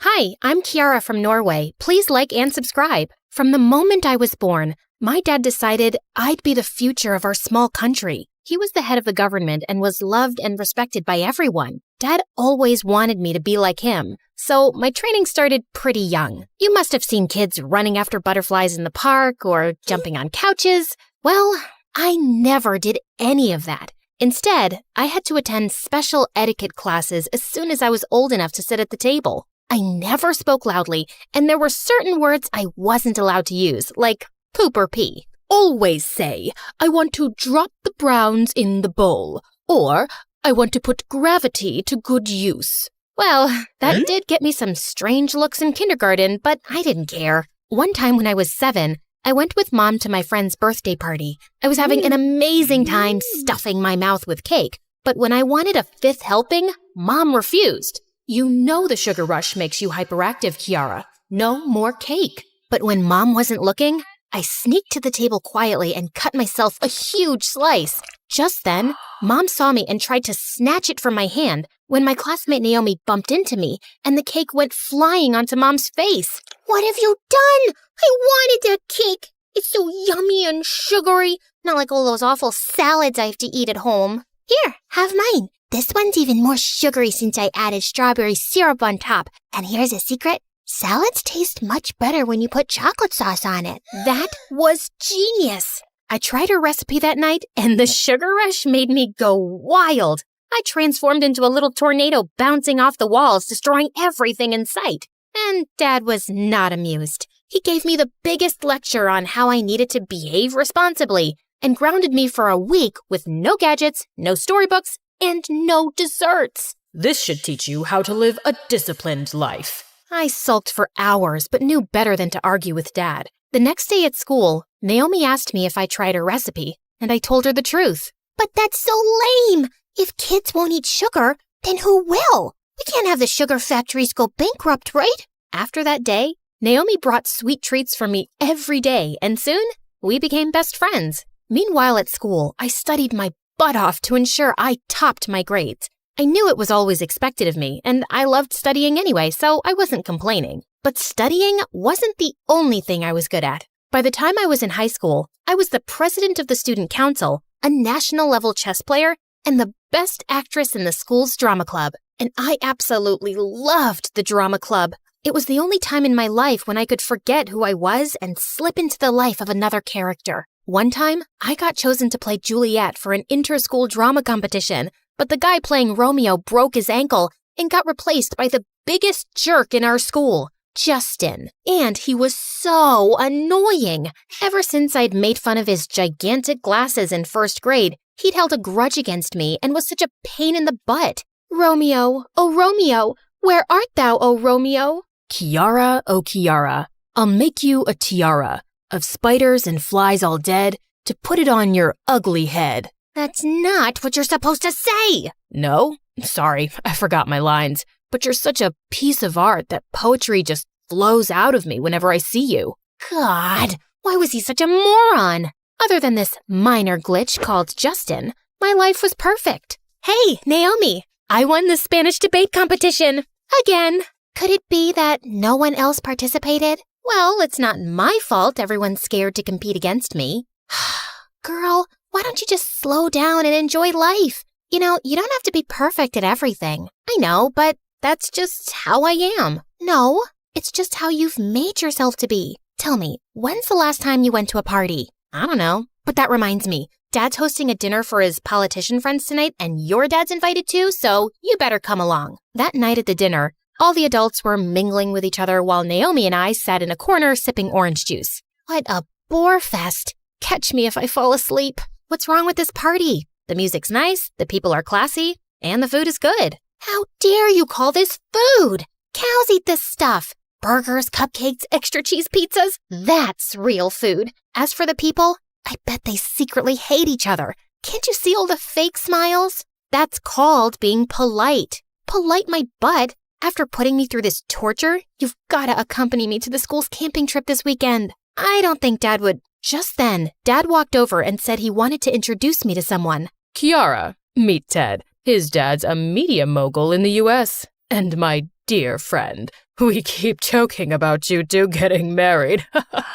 Why don't you two get to know each other? Ted took me out for a stroll in the garden, and it was so awkward. He cracked the lamest jokes, kept bragging about how rich and famous his family was, and even tried holding my hand once. I avoid holding hands since it's the flu season, and I can't risk catching an infection. I like it. A girl who knows how to take care of herself will take good care of my babies too. What the freaking fudge? Thankfully, at that moment, someone came looking for him and he left. I thought of escaping to my room when I saw Naomi at our mansion's gate talking to someone. It was Justin, and he was dressed as a pizza boy. What are you doing here? Belly dancing. Can't you see I'm delivering pizzas? Sorry, Kiara, but I was starving and the food at your party is, terrible. But Naomi, it's healthy and it's good to eat healthy food. Good luck trying to convince yourself, hun, but I'd rather eat unhealthy food and go to heaven sooner. Yum. I have a spare pizza if you want some. I can't eat junk food and take risks with my health. Holy potatoes. I always thought you were a snob, but you're actually a nutcase. I guess it's no fun being you. Can you stop being a jerk? It's easy for you to judge when you don't know a thing about me or my life. Feeling angry, I turned and stormed off. But deep inside, I knew no matter how much I tried to deny it, Justin was right. It was no fun being me. Feeling a bit frustrated, I went to Dad's study later that night to have a heart-to-heart conversation with him. I had to tell him about that self-absorbed dimwit Ted and that there was no way I could have a future with him. What do you mean Ted's not your type? You don't even know him yet. Besides, I've decided this marriage will be great for your political career. Marriage is not a deal, and I'm still a teenager. So where's the rush? You two can start dating and then eventually get married. I couldn't believe my ears. Dad had decided my future, and I had no say in it? I was so mad at Dad that the next day at school, I told Naomi I'd accompany her to the camping trip. Your dad agreed? I hope you told him you can't take security along. Dad doesn't need to know. Whoa, who are you, girl, and what did you do to my perfect friend? I'm just letting her take a back seat for a while. Later that day, I was going to the library to return some books when suddenly a hand grabbed my arm and pulled me into an empty classroom. Listen, I'm sorry for last night, but it seems tragic that you've never eaten a pizza before. So, I got this for you. Take a bite. I promise you won't die. Justin looked straight into my eyes, and for some reason, it made my heart skip a beat. It's amazing. Not as amazing as you, though. I mean, you amaze me. And why's that? You're the only girl I know who looks like a goat eating a pizza. What an absolute jerk! That weekend, when I snuck out of my house early in the morning for the camping trip, Naomi's car was already waiting for me. We drove for hours and reached a huge house by the lake in the middle of nowhere. Where are we? And where are the camp people? Kiara, don't be mad, but I lied to you. This isn't a camping trip. Justin and I decided to organize an overnight party, and I thought Dad's lake house would be perfect for it. What? You've gotta be mad. You know I hate parties. That's 'cause you've never been to one. Come on, Kiara, it's just one night. Even though I was super mad at Naomi, I agreed since I had no other option. Her driver had already left after dropping us off. As we went inside the lake house, I discovered Naomi had invited tons of people, including some of our classmates, and everyone seemed to be enjoying themselves. I stood like an outcast for a while until Naomi forced me to join everyone. And I must admit, I had a lot of fun. That night, we played Spin the Bottle, and I got partnered with none other than Justin. Our task was to spend an hour in the woods. Oh, come on, you can't be serious about this. It's just a stupid game. Guys, I think Kiara's too chicken to do this. She's a scaredy cat. Me? Scared? You've gotta be kidding. I marched ahead of Justin, and in a matter of minutes, we were out in the woods. Justin asked me to stop, but I was determined to prove my bravery. So I kept going, and soon we were lost. You idiot. How are we gonna go back? No one's ever called me an idiot. And why don't you open Google Maps or something? Because there's no signal here. We tried finding our way back, but when we couldn't, we fell asleep under a tree. When I woke up the next morning, I found myself lying awkwardly over Justin, drooling on his jacket. Oh God, I'm so sorry. Ugh, you're heavy. I'm gonna have a sore back for a month. You could have woken me up. And risked your anger? No thank you. Besides, I understand you're used to sleeping on soft mattresses. I wanted to tell him his abs were anything but soft, but I knew better. Justin, I want to drop the browns in the bowl. You want to what? Oh, gosh. I need to use the washroom. And where will your highness find it in the middle of this jungle? No need to be so snarky. I'll go find one myself. Where do you think you're going? Don't even think of wandering alone unless you want to end up in some bear's browns. He then pointed towards a big rock and asked me to finish my business behind it. We spent that day wandering through the woods. Thankfully, Justin knew how to climb trees and he plucked lots of fruit that kept us going. We talked about random things and I found myself getting attracted to him with each passing second. He was funny, smart, and incredibly handsome. And for some reason, I felt totally at ease with him. I told him everything about my life. My love for theater and Dad's expectations of me. He told me about his younger sister who was sick and that he was working 2 jobs after school to earn money for her treatment. That's why I was at your home that night delivering pizzas. You aren't who I thought you'd be. You pretend you don't care, but deep down, you're actually a good person. And you're trying so hard to earn your dad's approval that you've forgotten to have your own life to live. You don't get it. It's not that easy. It isn't so complicated either. Okay, close your eyes and see yourself as a politician giving a speech. Do you like it?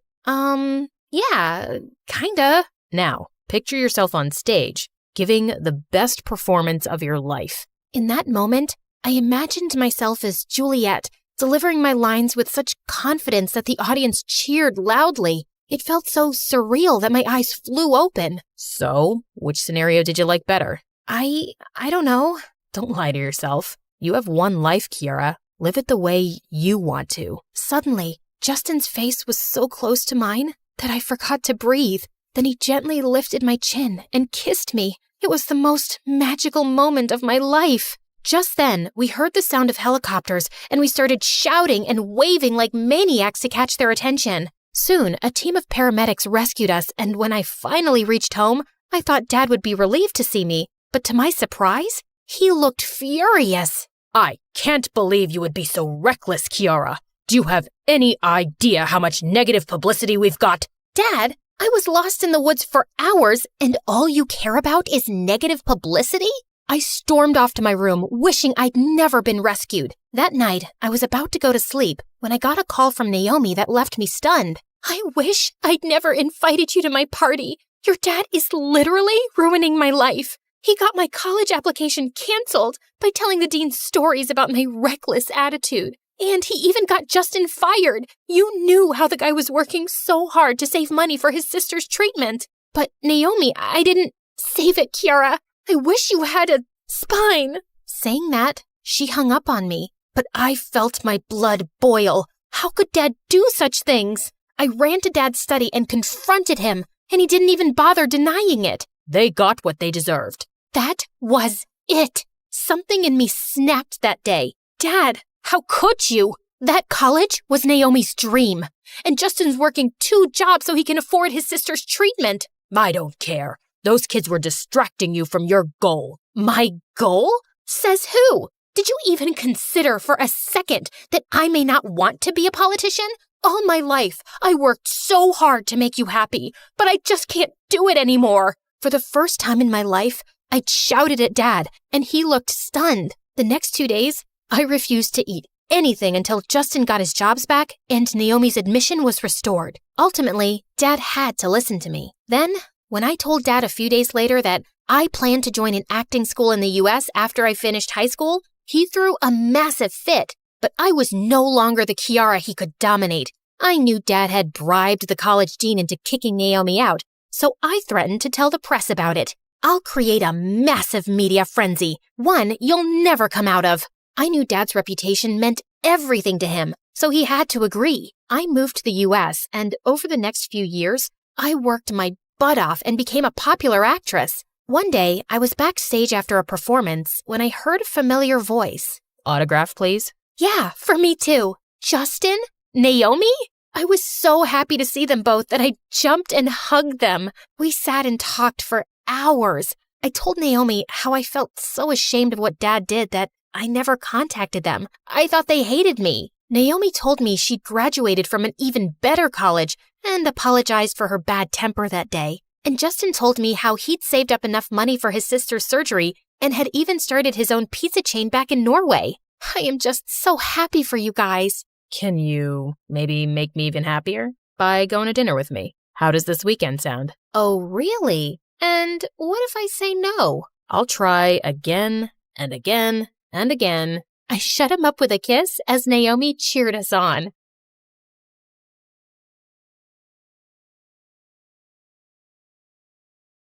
Hi, I'm Kiara, and I'm a hopeless romantic. But before I continue, please like and subscribe. I completely blame Mom for my problem. She's been a soap opera actor since her teens, and I think playing the heroine and all those love stories made her believe they were half real, even though she was often disappointed in reality. But a hopeless romantic doesn't give up easily. Despite some bad experiences, you continue to believe that one day true love really will conquer all. So I grew up watching classic romantic movies and Disney fairy tales, and I believed in soulmates. romance and love at first sight and happily ever afters. That's what the movies told us. It had to happen as long as we believed. Well, Mom was still looking, and I was on this journey with her. And when things went bad, I was waiting with ice cream and her favorite rom-com, When Harry Met Sally. When you realize you want to spend the rest of your life with somebody, you want the rest of your life to start as soon as possible. Oh, my heart. This gets me every time. God, where are these men hiding? As Mom threw her bowl away angrily, my BFF Lauren walked in. Did I come at a bad time? Oh, no. We're just watching rom-coms and crying. The usual. Come on, join us. I was mostly a normal teenager, even a successful one. I'd inherited Mom's good looks, had plenty of friends, and I got good grades. My only problem was that I was always looking for love, and I fell for guys way too easily. Like there was Anthony in freshman year, who was the one until he stopped calling and pretended he didn't know me at school. Or Leo, who forgot to tell me that he was moving to California till he had already moved. And most recently, Mark, who suddenly told me he was becoming a priest and couldn't date girls anymore. I don't get it. These guys seem to like me, and it's going great, and then I don't know what happens. They go out with you because you're pretty and cool, and then you lose your mind and drive them away. What am I doing wrong? Oh, I don't know. How about when you told Anthony on the second date that you were in love with him? Or Leo, man, you looked deep into his eyes and said you could see his soul. Or Mark, you sang a song for him at his sister's wedding. You weren't even invited. I just wear my heart on my sleeve. You come on too strong, and you always pick the wrong guys. They look like your dumb idea of Prince Charming, and they're exciting, but they're not right for you. Okay. But look at this guy I bumped into at the coffee shop today. He asked me out. Lauren immediately set a calendar alert for 6 weeks. What's that for? When you guys break up? This time it's different. I'd love to be wrong about this. But she was never wrong. 6 weeks, like clockwork, the end. And I would scream into my pillow and swear off stupid boys forever. Till the next one, of course. Lauren always supported me, but after watching my summer romance crash and burn before senior year, she'd had enough. I can't watch you go through this again. Listen, why don't you let me choose someone for you? I know you inside out, and I'll pick someone right. I'll try anything at this point. Okay, but there are 3 rules. First, you have to go out with my pick. Deal. And you have to get to know him before you decide you're in love. Don't rush into it. Agreed? And you can't reject him until you've had at least 3 dates. Done. We wrote it into a contract and signed it. Lauren was taking her research very seriously, and I couldn't wait. But that Friday, I came home from school to find moving trucks next door. I casually looked out my window, and that's when I saw him. He was carrying boxes, and it was a hot day, so he took his shirt off, and I nearly fell out. The boy was a freaking work of art, and his smile, brighter than the sun. I wished I was the box he was carrying inside his house. Maybe on our wedding day. Snap out of it, idiot. I really tried, but I just couldn't stop thinking about him. So 2 days later, I went over to introduce myself. I rang the doorbell, but suddenly I lost my nerve. I turned around to run, and I tripped, and I landed face flat in mud. Someone helped me up, and I turned to the son of Zeus himself. Hey, you okay? That must have been a bad fall. Oh, this? No, you've got it all wrong. See, we don't have mud at our place right now, so I just came over to do a mud facial. It's really good for your skin. You should try it. Not that you need it. No, sirree. I've seen you around, and you don't need it either. You're really pretty and all. I'm Brett, by the way. He held out his hand, and when we touched, fireworks. I don't remember much from that moment, except that he said he was going to start at my school on Monday. It practically floated back home. I couldn't wait to tell Lauren. Except the next day at school, she told me she'd finally picked someone for me. Lauren was explaining her decisions by the locker, but my eyes were busy scanning the hallways for Brett. Are you hearing any of this? Of course, yeah, sure, thank you. But just then, Brett walked up to me, smiling. Hey, I was hoping to run into you. Think you can show me around later? I would love to. As he walked away, Lauren turned towards me angrily. No! What do you mean, no? You have to go with the guy I picked. You signed a contract, remember? I know, it's just that... La, can't hear you.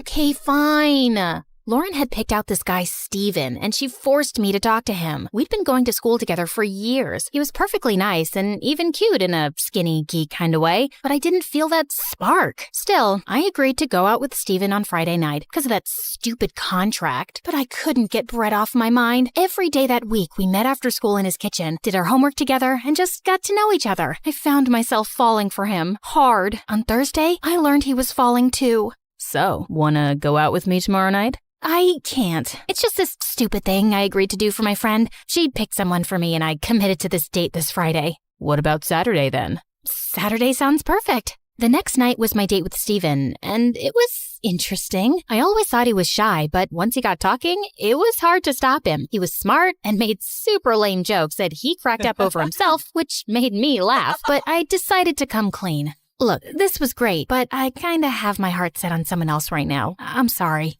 Oh, don't be. That's a relief, actually. I'm coming out of a relationship and I'm not ready for anything serious. So, who's the guy? It's my new neighbor. It was like love at first sight, like he's my soulmate, you know? No, I don't actually. I think that whole idea is stupid. What? Why? 'Cause it's stupid. Like what? We're supposed to believe that Cinderella and her prince found true love after dancing for 2.5 minutes? There are so many other examples. Romeo and Juliet, those morons didn't live long enough to discover there were probably better people out there for them. How can you not believe in love? You have to know someone with all their flaws and then decide if you still like them enough to want to be with them. I believe in love, just not your dumb fairy tale version of it. How old are you, 10?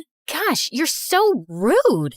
I flung a glass of water in his face before I stormed out. Who was this jerk to judge me? I had to break the contract. No way was I going on 2 more dates with this guy. Lauren wanted to know all about my date, but I decided to tell her the details later. I had my date with Brett the next night, and that was amazing. We grabbed a quick bite from this burger joint and then went to a party with other seniors. I couldn't believe how quickly he had made friends with everyone. People just gravitated towards him, and I loved that. We danced all night, and standing next to him, I felt important. We kissed for the first time on my porch. I walked inside feeling excited and dizzy, and then I found Lauren sitting on my bed. Yeah, she knew. I'm so sorry. I was gonna tell you, it's just this time, it's really real. Lauren pulled out her phone and started flicking through it. He's incredible. He's confident and fun, and we went to this party. Lauren, can you please look at me? What are you doing? 6 weeks. Just setting my alert.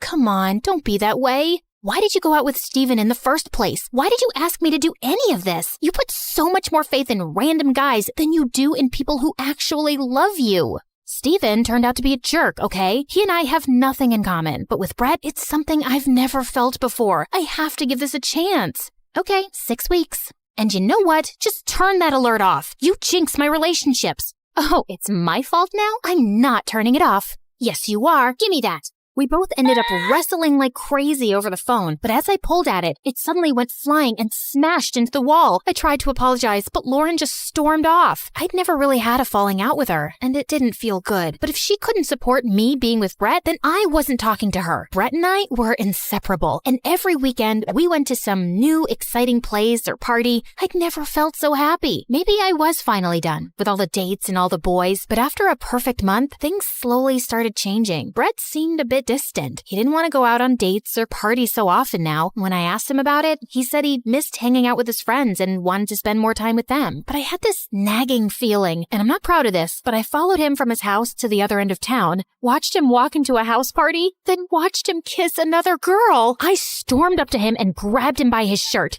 What do you think you're doing? Kiara, you followed me? You're cheating on me.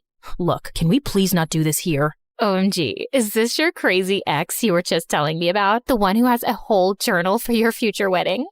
Girl, I saw the pictures, and you're pathetic. My what? You went through my things and took pictures? I just found it under your pillow one day. What were you thinking? Planning our wedding? You even had pictures of what our kids would look like. Who does that? What I do in private is none of your business, and I never said anything to you. But it was about me, and it's just creepy, okay? And I guess it made me realize that you're way more into me than I am into you. And you weren't even man enough to break up with me? You just started seeing someone else? You know who does that? A stupid jerk. I pushed him so hard that he fell on his new girlfriend, and I ran out of the party in angry tears. As I waited for an Uber outside, someone gently took my hand. It was Steven. Oh, perfect. You were here to see everything. Go ahead, gloat, laugh at me. I don't want to do that, Kiara. He's a jerk. This is not your fault. No, but it is, because I'm so in love with the idea of being in love that I ignore the signs. I've seen him flirting with other girls, and I know he's full of himself, but I just felt so lucky that he chose me. That is pathetic, isn't it? What can I do to make you feel better? Can I take you home? Could you take me to Lauren's? I found Lauren in her room, and I just burst into tears. She immediately put her arms around me like she'd done every time in the past. You have to see how valuable you really are. You give too much of yourself to people who don't deserve it. What I don't deserve is a friend like you. But you're stuck with me anyway. Lauren stuck with me in the weeks that followed, and she wouldn't let Brett come near me in school when he tried to apologize. But Brett was persistent. Finally, I agreed to meet him on my porch, and for the first time, he didn't seem so confident. I made a terrible mistake, Kiara. I just got freaked out over nothing, and not being with you made me realize how I really feel about you. Please, give me another chance. It would have been so easy to just fall into his arms. No, I'm too valuable to give you any more of my time. It's over. We're over. A couple of weeks later, I was sitting on the bleachers when Steven joined me. I need to apologize for our date. I had no right to judge you. Yeah, you didn't, but you weren't wrong. And for the record, I was enjoying our date till I got mad at you. I was enjoying our date too, till you told me you liked someone else. I lied about my breakup, just so I sounded like I wasn't interested either. But actually, I've kinda had a crush on you for years. I was really excited when Lauren set us up. Oh, I had no idea. Yeah, Lauren thought we'd be perfect together. I was actually supposed to go on 3 dates with you. 3 dates, huh? So you owe me 2 more? I guess I do. Lauren was just coming up as he walked away. What was that about? I'm completing the contract. She smiled and pulled out her phone. 6 weeks? Not this time. Not anymore.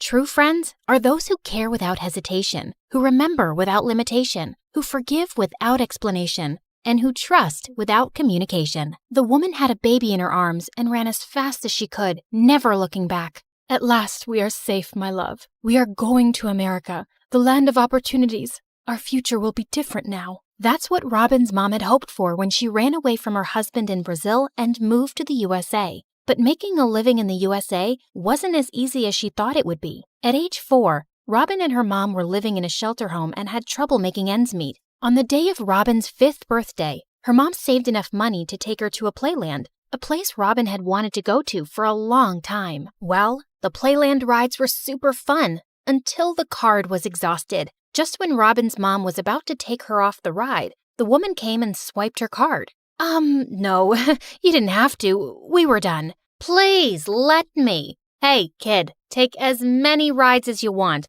I need to finish this card today, or else my daughter, Summer, will have me stay here for the rest of my life. Seeing the lady's daughter jump up and down like a kangaroo on a sugar high, Robin knew what she meant. Soon the girl went running towards the jungle gym, and her mom got Robin in there too. As Robin was having fun, she heard a scream and instantly ran towards the sound to find the other girl stuck in one of the tunnels. Are you all right? Please help. Oh, thank God you're here. I was so scared. It was so dark, but also colorful. Oddly like the witch's house from Hansel and Gretel.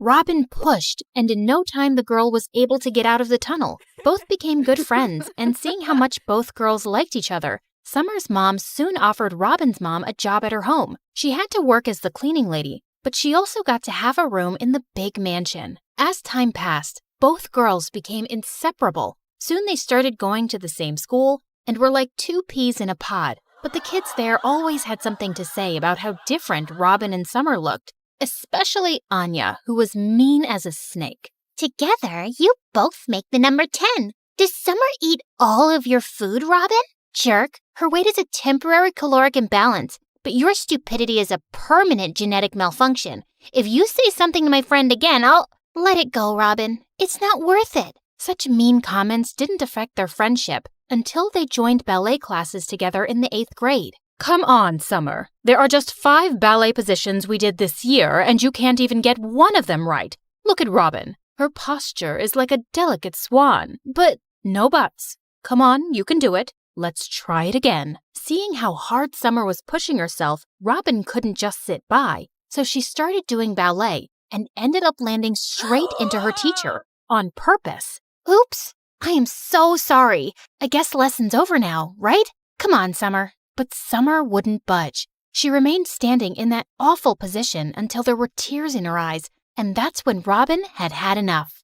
I swear, if you don't stop, I'll never talk to you again. Then don't. I guess it would be better that way. Saying that, Summer kept on repeating the ballet steps till she was out of breath. That was the day something between the girls changed, and Summer started to spend less and less time with Robin. Worse, she got into all kinds of diets and started to hang out with Anya, the same girl who used to make fun of her. Once during lunchtime, as Robin started to enjoy her chocolate muffin, She could see how badly Summer wanted it, so she offered it to her. Oh, no. Don't tell me you're gonna eat that. And why can't she eat that? She doesn't have to starve herself. How can she eat that? You touched it. Aren't you her maid or something? Or her mom, like they clean your toilets? Summer, that's so unhygienic. Yeah, gross. Her mom does scrub our toilets. What was I even thinking? Thanks for rescuing me, girl. Come on, let's go have some detox water. As Summer left with her new friends, Robin was left in shock. That was the day Robin promised herself to turn her life around. So she focused hard on her studies and soon started acing her exams. By the time the girls reached high school, Summer was the official queen bee of the school. She had it all. A hot body, designer clothes, designer bags. She even had followers carrying her bag for her. But there was one thing Summer didn't have: Calix. Summer had a huge crush on the school's heartthrob. The guy was the perfect combination of beauty and brains, a jock and a straight-A student. And Robin had a crush on him too. Even though Calix might have smiled at her once or twice, Robin never spoke to him, knowing how much Summer liked him. One time, Robin was running late for school and was rushing when suddenly a car zoomed by and someone threw juice on Robin. Hey, jerk, watch where you're going. Oh, it's you, of course. Ugh. I didn't do it on purpose. Hey, come on, we're running late. And Robin, don't worry. You look the same trashy as usual. Robin hoped that Summer would say something in her defense, but she just avoided her gaze and drove off. When Robin reached the school, she caught her reflection in a window and saw her hair was a mess. As she fixed herself, she spotted a smiling face. It was Calix behind her. Hey, what happened to you? Nothing. Just started the day on the wrong foot, I guess. Well, you still look amazing. Never mind. Saying that, Calix walked away, leaving Robin stunned. Whoa, did the Greek god-looking hunk tell her she looked amazing? He sure did. After that day, Calix and Robin's paths started to cross almost every day. One time, Robin ended up accidentally stepping on Calix's heels in the crowded lunchroom. Another time, they were paired together in the science lab. And once in the cafe, Robin was buying a donut when she realized she'd forgotten her wallet, and Calix came to the rescue. Oh, you didn't need to. This is so embarrassing. I forgot my wallet. Come on, it's 50 cents. You need to loosen up a bit.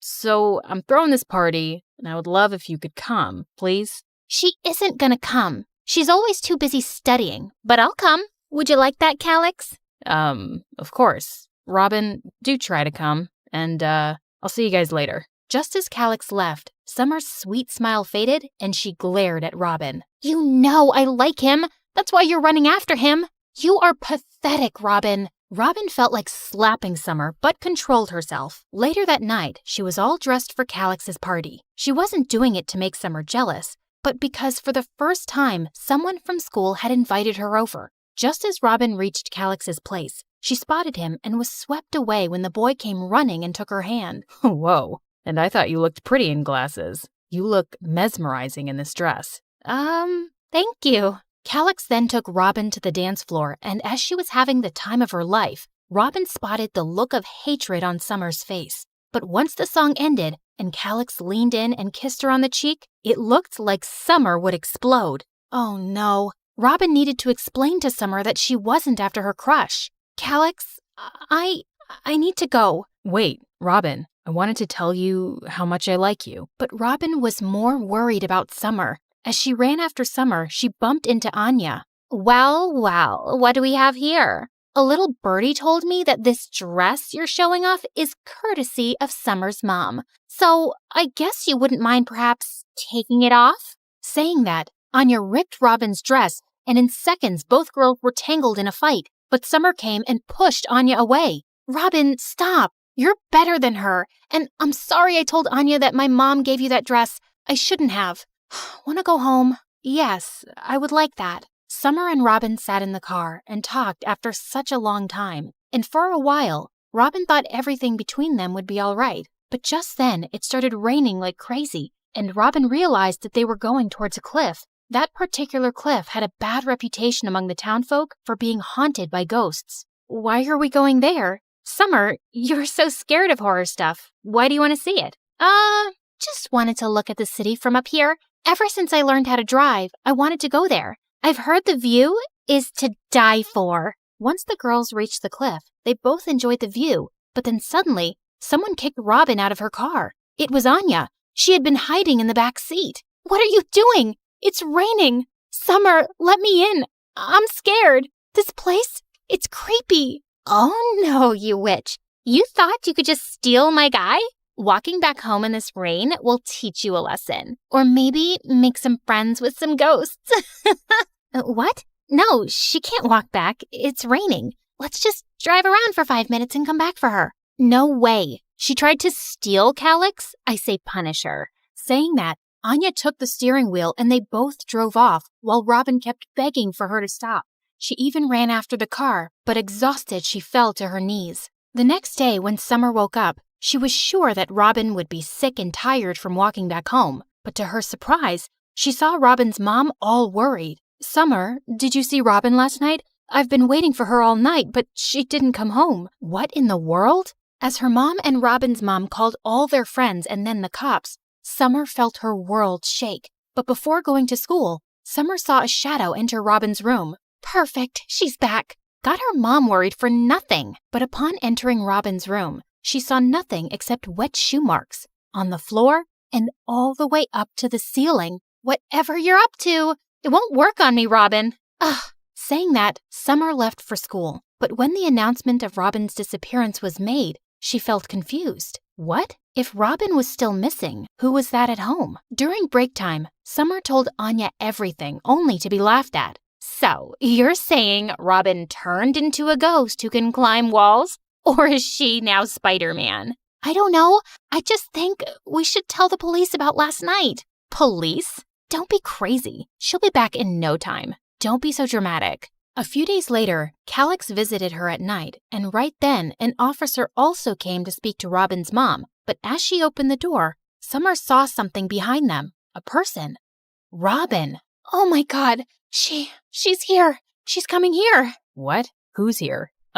Kid? You all right? Scared witless, Summer ran into her room and shut herself in there. The next day at school, Anya came to Summer. You're trying to blackmail me? I'll ruin you, Summer. What are you talking about? Don't play dumb. I got this note in my locker. I know you're trying to spook me. Seeing the note, Summer's heart leapt into her throat. It was Robin's handwriting. I am coming. Everyone will pay. I swear it's not me. It's Robin. It's actually Robin's ghost. She wants revenge, I think. OMG, what have I done? All because of you. You left her there and she isn't back. This was all your idea. Shut up. And my idea? You were the one who tricked her. Keep your mouth zipped, or else. Or else what? You're horrible. I wish I could have seen your real face earlier. Robin was the only true friend I had. Yeah, and she's gone. Boo-hoo. This was the point Summer realized what a jerk Anya was,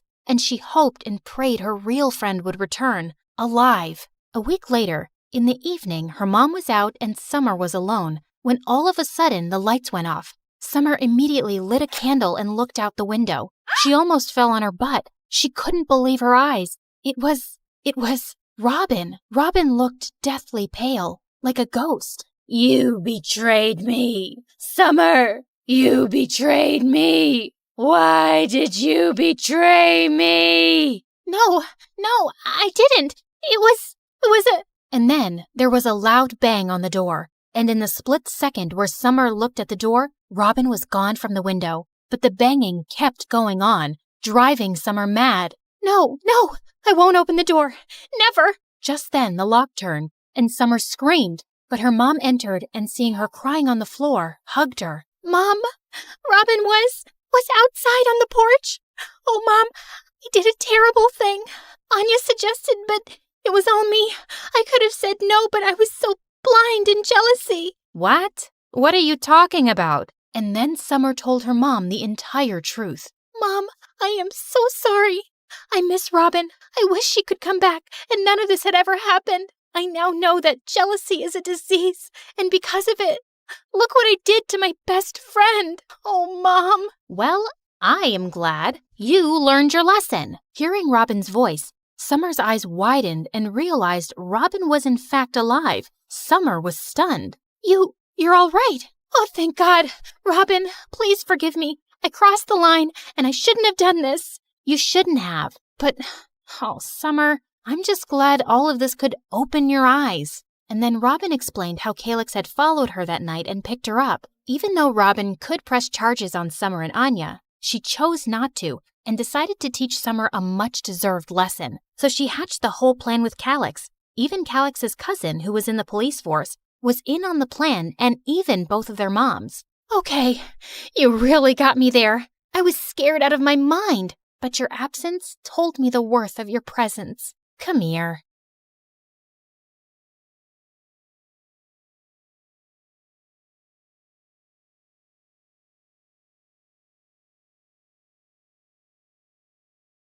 Hi, my name's Lucy, and I really don't like to be the center of attention.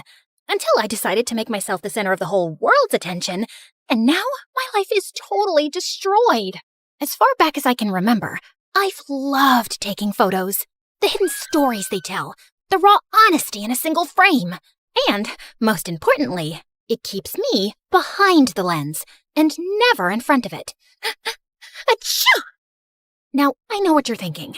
Fancy rich girl gets a fancy camera and can coast through life while spending her time taking photos of fancy things. But that's not really the case. Sure, my dad is one of the wealthiest people in town, but you'd never know it from the way he treats me. He's never bought me any branded clothes, never spoiled me at a 5-star restaurant. He's never even given me a birthday present, come to think of it. He'd rather use his money on his fat cat clients so they can keep making each other richer and richer. In fact, he didn't even buy me this camera. That was a gift from my best friend Taylor's mom, Miss Margolis. Wow, thanks, Miss Margolis. Are you kidding? Thank you for coloring our lives with such wonderful photography. And please, call me Regina. Miss Margolis, Regina, was like the mother I never had. My mom left us when I was 4. I don't remember much, but I know for sure that that's when my dad's heart started freezing over, until the man I once knew had become a full-grown yeti with a glacier for a chest. When are you going to stop with this photography nonsense? How are you going to ever make any money with that stupid stuff? Needless to say, I spent all my time at Taylor and Regina's. It didn't bother me that they could only afford an air mattress to sleep on, or that we ate microwavable meals every night. It was the one place that felt like home. And then, when I was in the 10th grade, everything changed.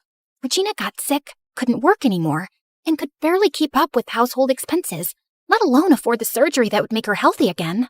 I tried asking my dad for help, but that went as well as you'd expect it to go. What am I, a walking ATM? You need money, you earn it. Just like I had to. I began to feel guilty that I'd been practically living there without contributing so much as a single dime. I even offered to sell my camera. Absolutely not. You don't owe us anything, Lucy. You've already given me plenty by spending all these years with us. I didn't know what to do. But just when all hope seemed lost, Taylor found an advertisement from the billion-dollar brand Floriful saying they were looking for photography submissions for their Be Real campaign. The chosen winner would win a huge cash prize. I knew it was a long shot, but being real is kinda my thing. If you ever want to see the realness of how messy life is behind the glitz and glamour, my dad is a masterclass in how not to live your life. I walked around for hours combing the town, capturing life in its rawest form. Candid smiles of couples in love, faded graffiti on old brick walls, anything that told a real story. Then I submitted them to Floriful, and after 3 agonizing days of waiting, my heart exploded with excitement. I won! Or at least, I must have won. Those were my photos, front and center on Floriful's website homepage. But why hadn't I been notified? As I clicked on the article and looked closer, what I saw nearly crushed me to pieces. Someone else had taken credit for my work. I'm so humbled to know that my vision, my passion, my soul touched Floriful so deeply they just had to pick me and didn't just settle for something amateurish. As I looked deeper, I found out that Fiona was the niece of Floriful's CEO. What a scam! I couldn't bear to tell Regina the news. I went to school the next day, hopelessly depressed. That's when I saw Eli walking in my direction. Now, normally, we would do our typical routine. Me, cowering beneath the shadows of his beautiful hair and massive brain. Him walking by like I was a particularly uninteresting ficus. But this time was different. This time, he was walking straight towards me. Hey, you're Lucy, right? Well, I can be a Lucy if you want me to be. But your name's Lucy, right? Like Lucy with a C? Yeah, Lucy with a C. How smart. Some people think it's with an S. One guy thought it was a Q, but he was an exchange student, so I guess that doesn't count. Okay, Lucy. My name's Eli. I'm the editor for the school paper, and I saw some of your photos. They're brilliant. We're looking for a photographer for our next big story. Only problem is, we don't exactly have a story yet. Well, there was a fish that went missing from a classroom, but that's not exactly Pulitzer material. And then, under the weight of the pressure and sadness and indignation of losing what was rightfully mine, my shyness evaporated. I burst out and told him everything. I told him about Taylor and Miss Regina, and the Be Real competition and Fiona. And I watched as I saw a side of Eli that I had never seen in all those years of pretending not to gaze at him from afar. He was mad, like fuming mad. How could they do that to you? After all the great work you put in? That's outrageous! I couldn't believe it.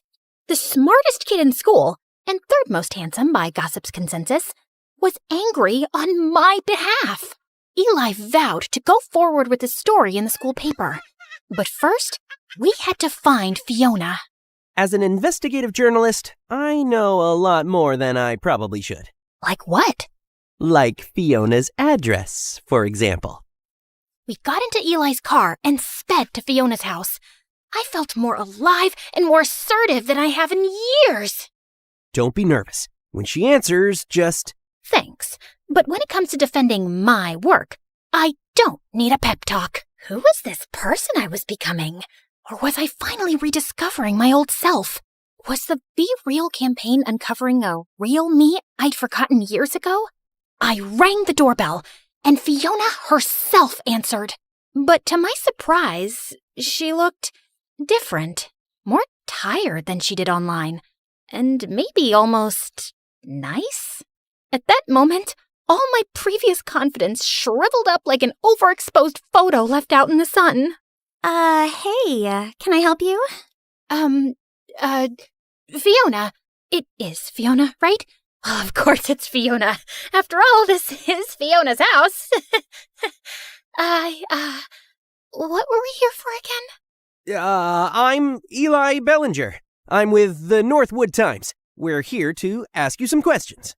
Oh, right. Okay, well...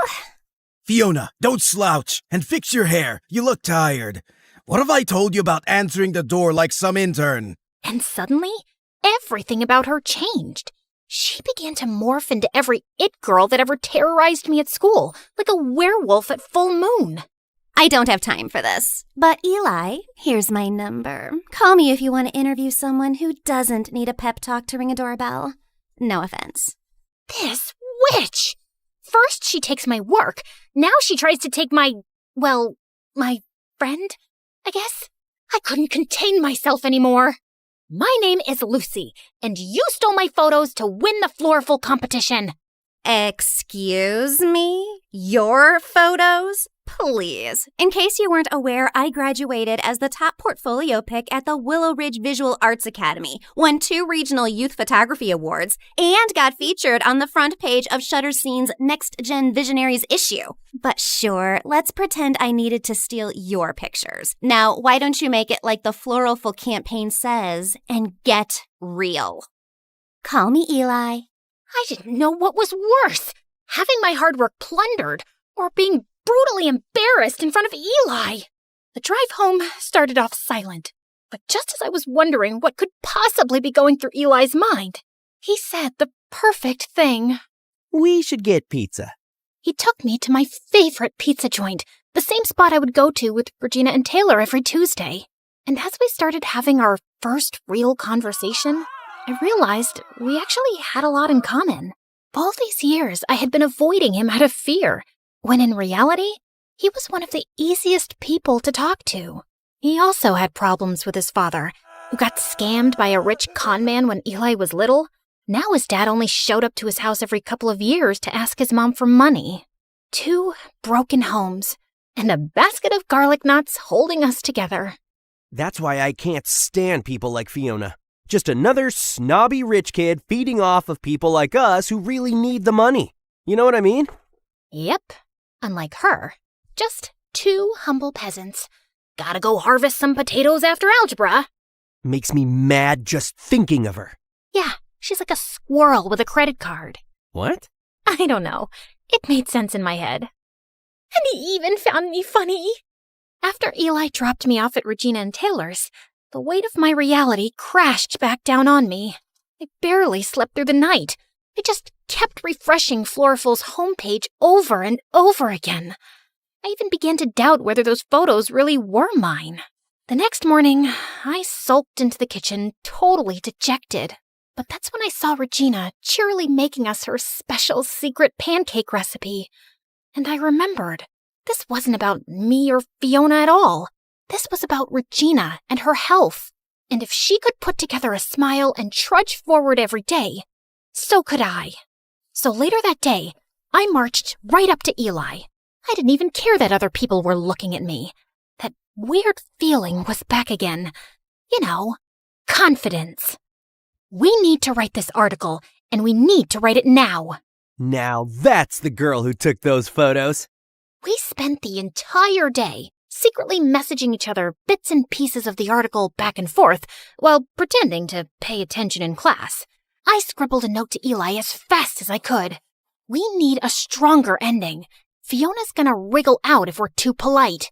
Eli read it, and then, like the true nerd he is, pulled out a pen. First, he actually corrected my grammar. Then, just for extra spice, he scribbled a note above the word polite. Polite? Weak sauce. We're going full spicy. I blinked at it. This boy had literally proofread my panic scribble in the middle of algebra. And he was proud of it, too. I bit my lip to keep from laughing, grabbed my pen, and drew the dumbest, soggiest-looking noodle you've ever seen, right next to his weak sauce edit. The teacher noticed the note passing. Lucy, is there something you'd like to share with the class? Just gratitude, Mr. Barnes, for algebra. Eli barely held back a snort. The teacher gave us the side-eye, but moved on. Sure, it was just the school newspaper, but Eli was good. Some of his articles had gone viral in the past. He even served as a TV correspondent once on the news. Later that week, I found Dad in his office, buried in spreadsheets as usual. Hey, Dad, do you have a minute? I have 30 seconds. I got a meeting. I hesitated, then held out one of my photos, the one Regina said looked like hope. Maybe, just maybe, my photographs could help sway him. I thought this one turned out well. He gave it a glance for maybe a second. Still wasting time with that camera, I see. It's not a waste. I actually won. Well, I almost won this contest, but... You want to play artist? Fine. But don't come crying when the real world eats you alive. I swallowed hard. But Regina's really sick, and I was wondering if maybe... Still not my problem. But she's practically family. All heart, no sense. Just like your mother. The doorbell rang for my dad's meeting, and at first I was relieved to get out of this conversation, until I saw who it was. You must be Eli. OMG, is that Eli? You're a lot younger than I expected. Let's just get this over with. My dad went into the conservatory, and just as I tried to hide behind one of the statues in our foyer... Lucy? Eli! Hey! What are you doing here? What are you doing here? I work here. May I take your jacket, by the way? Oh, man. You have to work for this guy? I'm sorry to hear that. But don't worry. I'm about to write the most scathing expose on him. I forced a laugh and led him to the conservatory, my heart pounding so hard I thought it might echo off the marble. Would you like a refreshment before your meeting, sir? Sure. Orange juice? I darted toward the kitchen, which I'm usually not even allowed to go into, and grabbed a tray of orange juice, much to the horror of our housekeepers. I balanced the tray for dear life, and just as I arrived in the conservatory, the housekeeper burst through the door. Ma'am, please don't. Your dad would kill me if he saw you doing this. My dad, the cook? Why would he care? She looked at me like I'd lost my mind. And then I did exactly what I was trying so hard not to do. I tripped and spilled the juice all over my dad's favorite antique rug. To my dad, this was a nightmare. To Eli, it was a bright, sticky confession. I'm a journalist, Lucy. I know a lie when I see one. I couldn't say anything. I just stood there, frozen, orange juice pooling at my feet. The next day just so happened to be the day our article about Floraful was supposed to come out. I checked the school newspaper, but the front page was just a dumb story about our school mascot's favorite rock and roll bands. In fact, the whole entire paper and its corresponding website didn't have a single story from Eli anywhere, which almost never happens. I looked for him all over the place, but he was nowhere to be found. That night at Taylor and Regina's, I felt both embarrassed and abandoned. And just when I thought things couldn't get worse, I received an email with a subject that said, "One more photo to add," from a sender that made my stomach drop to the floor. Fiona. I clicked on it, and there, enlarged on my computer screen, was a horrifying picture of Fiona and Eli? And she had her arm around him? I couldn't make up my mind about whether to throw up on the screen or smash my computer to pieces. But instead, I sprung from my chair and marched all the way down to Eli's front door. No more Miss Shy Girl! I got there just as he arrived in his rickety old car. Care to explain where you were? I had an interview. An interview. Then what's this? So what? I can't interview someone anymore? She apologized for the way she acted. She said she gets defensive when it comes to her work and explained she was out of line. Her work? Eli, she's lying. And what about you? Do you really need this contest money after all? Look, I'm sorry I lied about my dad, but you don't understand. Save it, Lucy. I just don't know what to believe anymore. You're just another spoiled rich kid, too. Wow. You know what? I'm gonna go storm off home. And you know why? Because I don't have my dad's car to drive off in, or my dad's money to call a cab home, or my dad's love to come pick me up. But yeah, I'm real spoiled. For the next couple of weeks, I redirected my efforts. I'd spent so much energy fighting Fiona that I'd forgotten how great it was to spend quality time with Taylor and Regina. We settled back into our routines. And truth be told, I settled back into my shyness. Being behind the scenes started to feel comfortable again. But I could tell Regina was still in pain, and she really needed surgery. Even worse, Floraful had the nerve to advertise an upcoming Q&A with the special winner of their Be Real campaign. Not me. Fiona.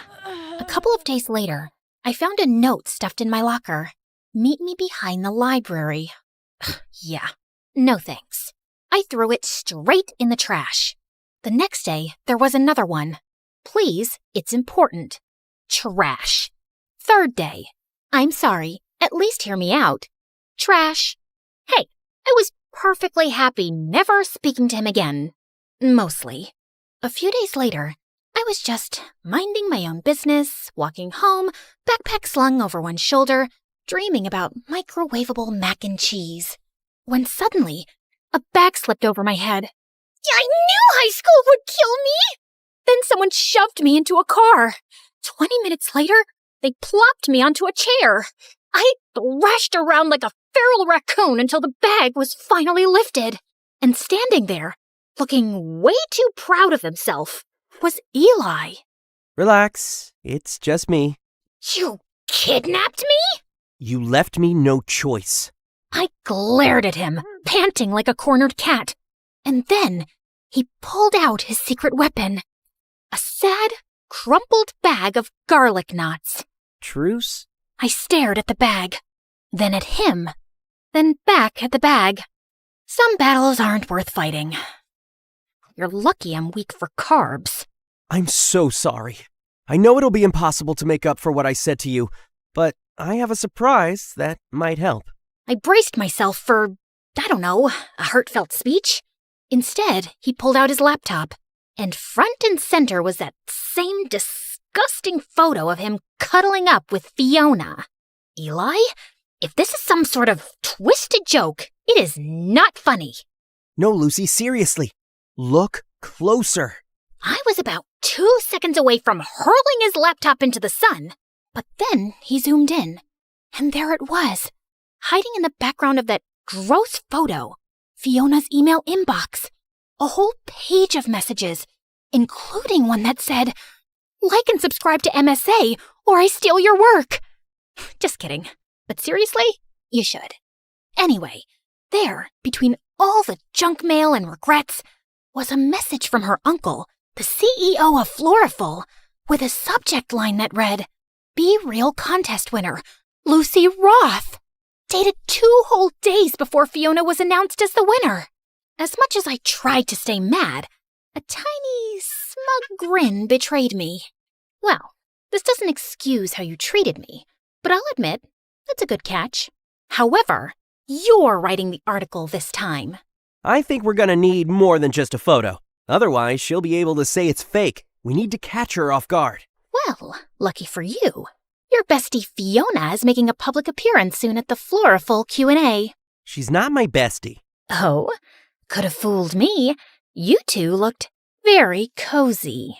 I was investigating, undercover. Sure, real deep cover operation there, Agent Bellinger. Focus, Roth. This Q&A might be our shot. Perfect.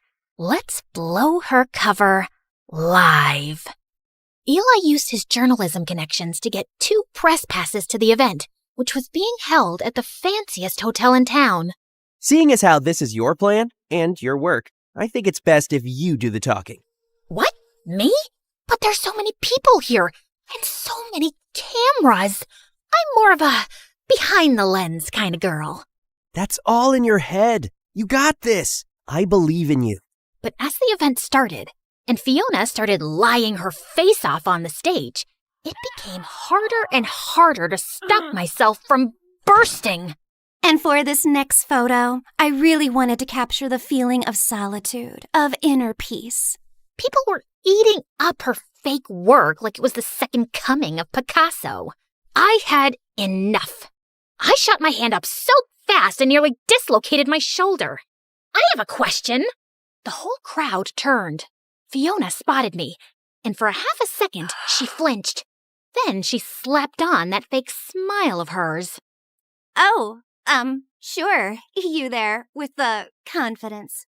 You talk a lot about solitude, but honestly, your photos just look lonely, not real. You ever think maybe it's because real friends can spot a faker from a mile away? I guess friendship's not really your thing. Oh, please. I have loads of friends. In fact, some of us are practically family. Right, Eli? I stood up fully, striding toward the front, feeling a fire I hadn't felt in, well, maybe ever. The rest? All mine. Lucy Roth. Hi. Nice to meet you. Gasp. Somewhere, someone actually dropped a wine glass. That's a lie! She's obsessed with me. She is like my biggest fan. Probably has a shrine to me in her closet made out of my Instagram stories. People started snickering. Fiona straightened up like someone had just pulled her strings. You know what? Maybe I did inspire her. Maybe if she spent more time working on her talent instead of obsessing over me, she wouldn't be crying in public like a little crybaby. And without missing a beat, I turned to Eli. Was that an inspirational quote? Should I embroider that on a pillow? The crowd cracked up. Fiona's face went purple, like an eggplant wearing mascara. And then it happened. Eli gave the secret nod. For our plan, it was go time. Suddenly, the big screen behind Fiona flickered, and boom, there it was. A blown-up screenshot of the email from Floriful's CEO, clear as day. Be Real Contest Winner, Lucy Roth. The whole room gasped like someone had let out a massive fart in church. Fiona didn't notice at first. She just kept talking, acting like the queen of authenticity. But when she finally turned around and saw it, it was like watching a Jenga tower collapse in slow motion. She froze, then let out this tiny, pitiful little squeak. Oh, fudge. And that's when things got really chaotic. Her dad practically launched himself onto the stage, flailing like a businessman who had just lost a deal. That's a fake! Security! Remove her! I barely had time to panic before a squad of security guards came barreling toward me like I was some kind of criminal mastermind. I braced myself to get dragged out by my hair. But then, Fiona absolutely lost it.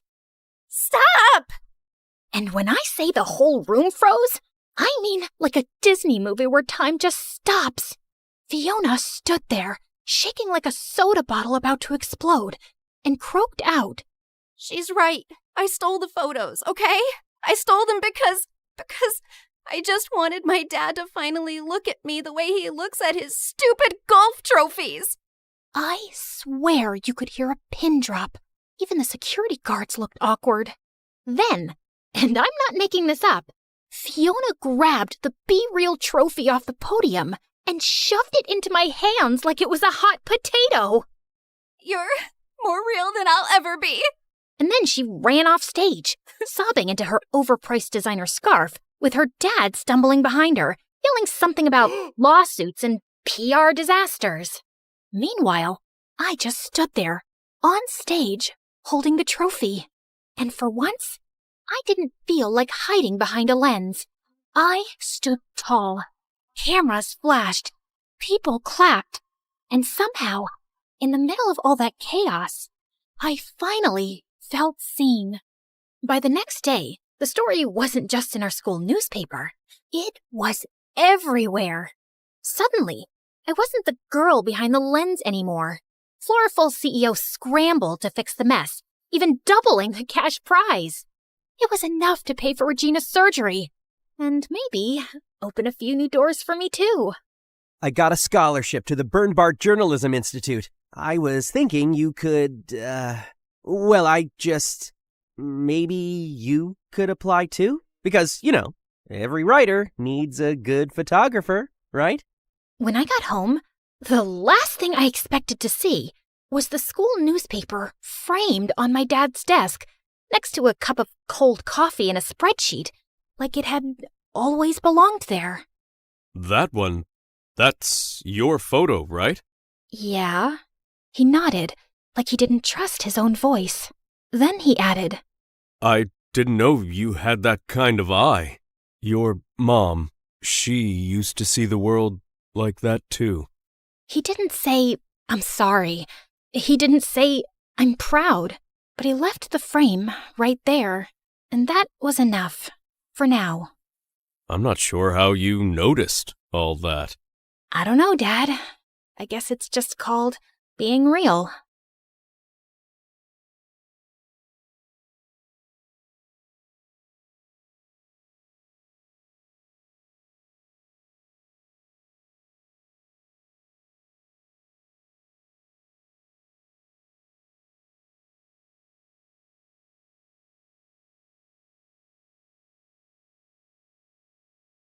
Think about your favorite spot. It's probably a tree in the woods, a couch in your sitting room, or maybe your parents' car. For me, it's always been the kitchen. In fact, this kitchen saved me from becoming a raging monster with a thirst for vengeance, destruction, devastation, and... Oh, sorry.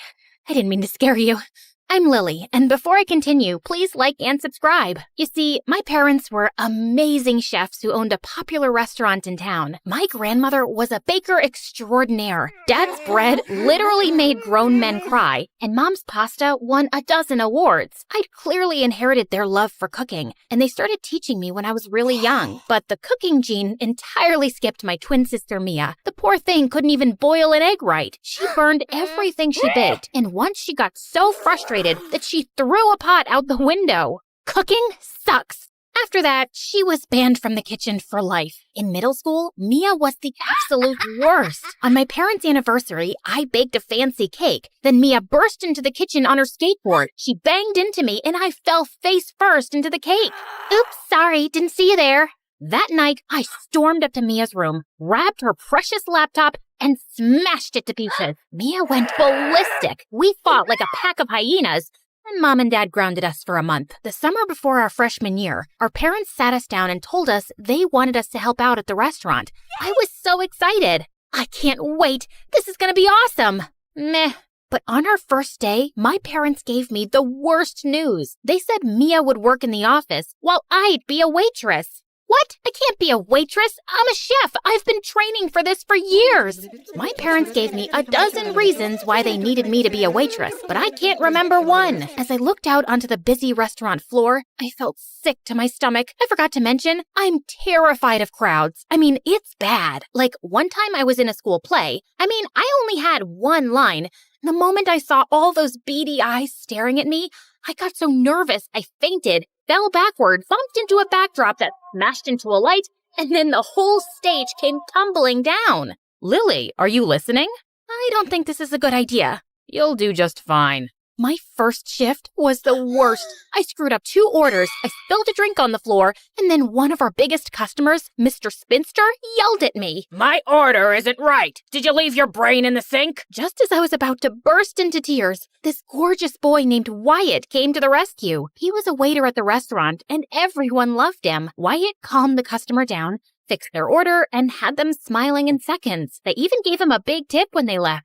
Ignore Mr. Spinster. He's a jerk. This is for you. Wyatt handed me $100 bill. I can't take this. You did all the work. We were a team. Then Wyatt smiled at me and put his hand on my shoulder, and my heart raced like it had just entered the Indy 500. Wyatt was my parents' best employee, and he took me under his wing. He taught me how to be a great waiter and helped me overcome my fear of crowds. There's nothing to be afraid of. Picture them as silly clowns with big red noses and floppy shoes. Soon we started dating. One time, Mia caught us kissing in the kitchen after hours. Gross, get a room. Wyatt and I had so much in common. We loved the same foods and MSA videos. He even wanted to own a restaurant someday. Wyatt was my first love, and even my parents adored him. It took some time, but Mia eventually warmed up to Wyatt after he fixed her laptop. But when school started, everything changed. Wyatt was my senior and one of the most popular boys in school. All the girls had a crush on him, but he only had eyes for me, which didn't sit well with his ex-girlfriend, Sophie. One day, Wyatt and I were talking near my locker when Sophie marched up to us. She was the most popular girl in school. Her father owned a dozen hotels around the world, and she was a social media star with millions of followers subscribing to hear about her ultra-rich life. And then, Sophie shoved me to the side.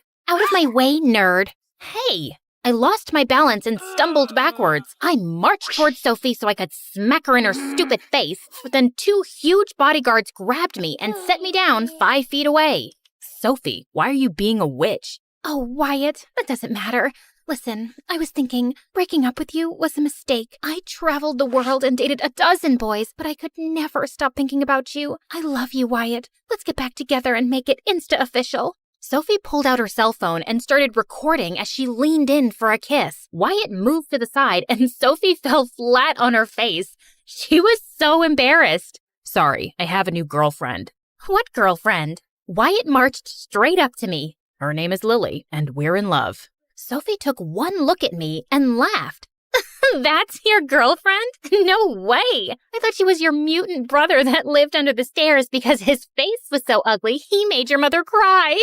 I was so mad I wanted to throw a book at her, but then Wyatt pulled me close and kissed me. Come on, babe, let's get out of here. Sophie was so angry, she started screaming like a peacock. Yeah, peacock scream. I saw it on YouTube. It's actually pretty wild. That night, Wyatt and I were in my room studying and kissing when Mia barged in. Jeez, Mia, get out! Can we have some privacy, please? What did you guys do to Sophie? She's trashing our restaurant. Mia showed us Sophie's latest live stream on her phone. So I ordered their famous spaghetti and meatballs, and it was like I was eating rubber bands. And don't even get me started on their so-called gourmet burger. It was as dry as the Sahara Desert. I had to drink a gallon of water just to wash it down.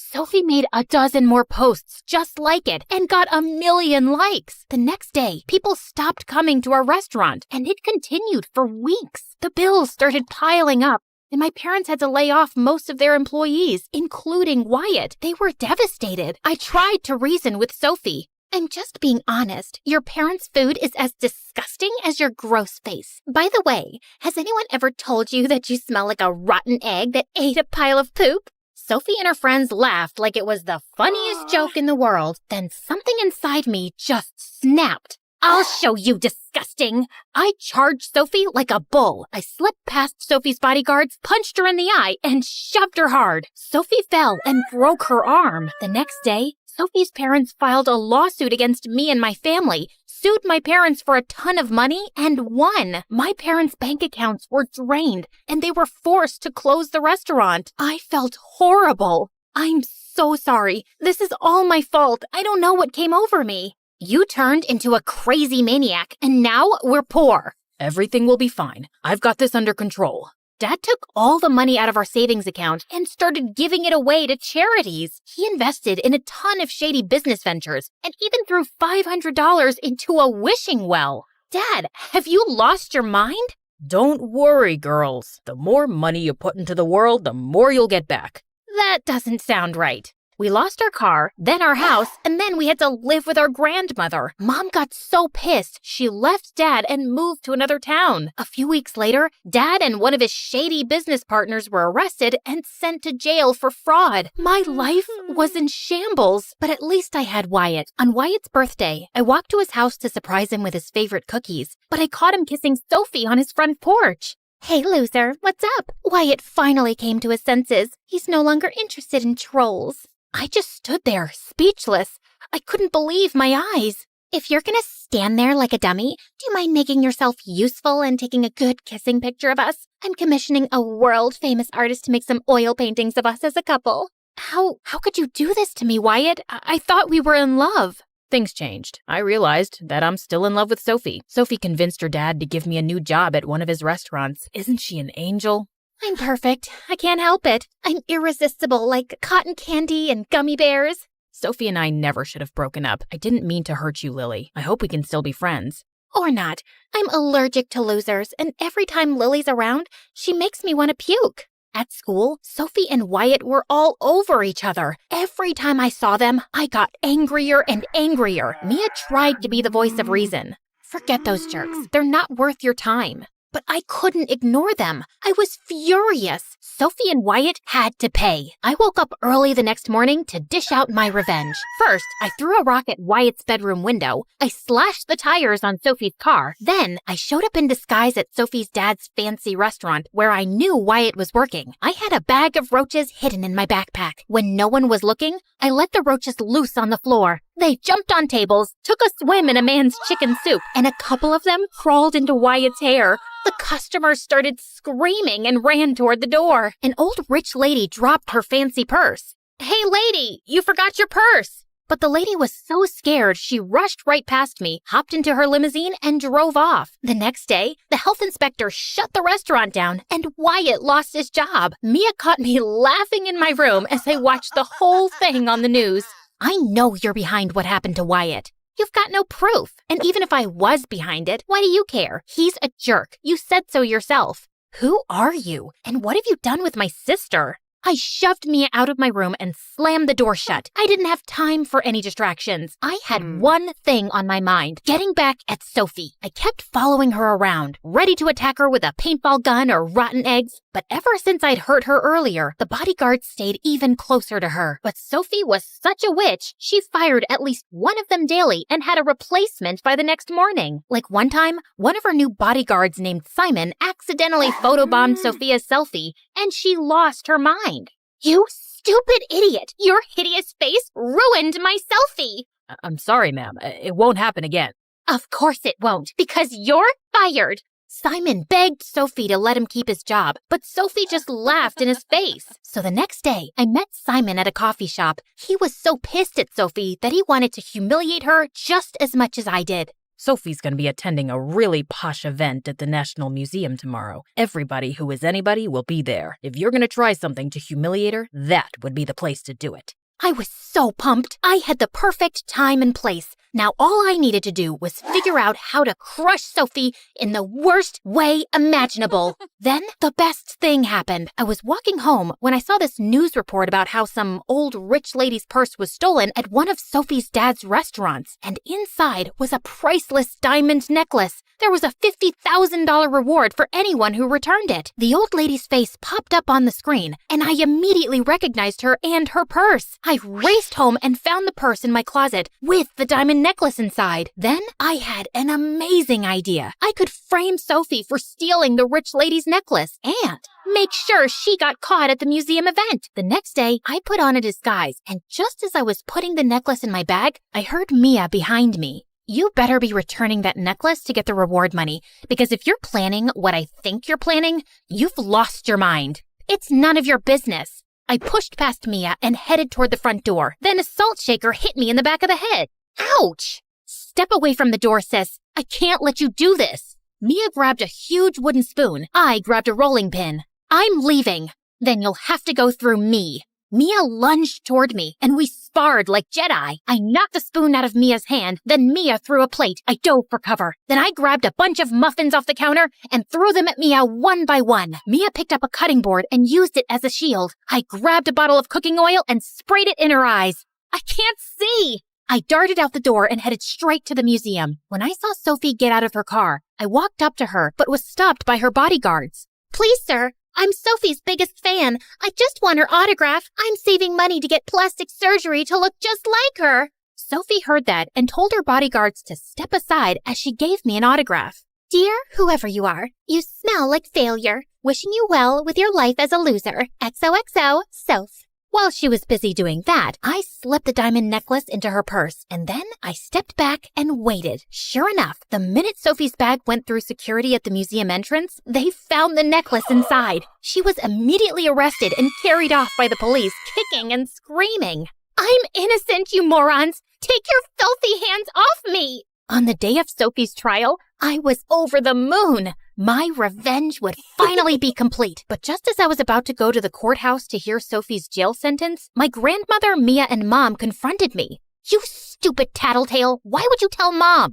I was worried about you. You've changed, Lily. All you think about is revenge. Sophie has to pay for what she did. She took everything from us. Dad made his own mistakes, and you can't keep living in the past and blaming yourself. You have to forgive, honey. Wyatt and Sophie don't deserve my forgiveness. We're not talking about them. You have to forgive yourself. Tears streamed down my face as the weight of the guilt I was carrying dropped down on me like a ton of bricks. We're here for you, Lily. You're better than this. You have to let this go and move on. I went to the courthouse and told the judge that it was all a misunderstanding. I explained how I'd found the diamond necklace and gave it to Sophie to return to the lady. Is this true? Sophie went along with my story, and the judge dismissed the case. Afterward, Sophie came up to me. Why did you do that? I ruined your life, and you could have easily ruined mine. Because someone reminded me that I'm a better person. After the trial, I apologized to Wyatt for what I did, and he said he was sorry for being a big fat jerk. I also started working on my anger issues. I went to counseling, started cooking again, and doing lots of yoga. Sophie's dad felt so bad about what Sophie did to me that he gave me a huge check. No, thank you, sir. Your apology is enough. Mia pulled me to the side. It's great that you're zen and all now, but don't be stupid. Mia was right. I ran to catch up with Sophie's dad. Excuse me, sir. On second thought, we'll take the check. I used the money to reopen our family restaurant. Dad even came to the opening since he got out early on good behavior, and it was the happiest day of my life.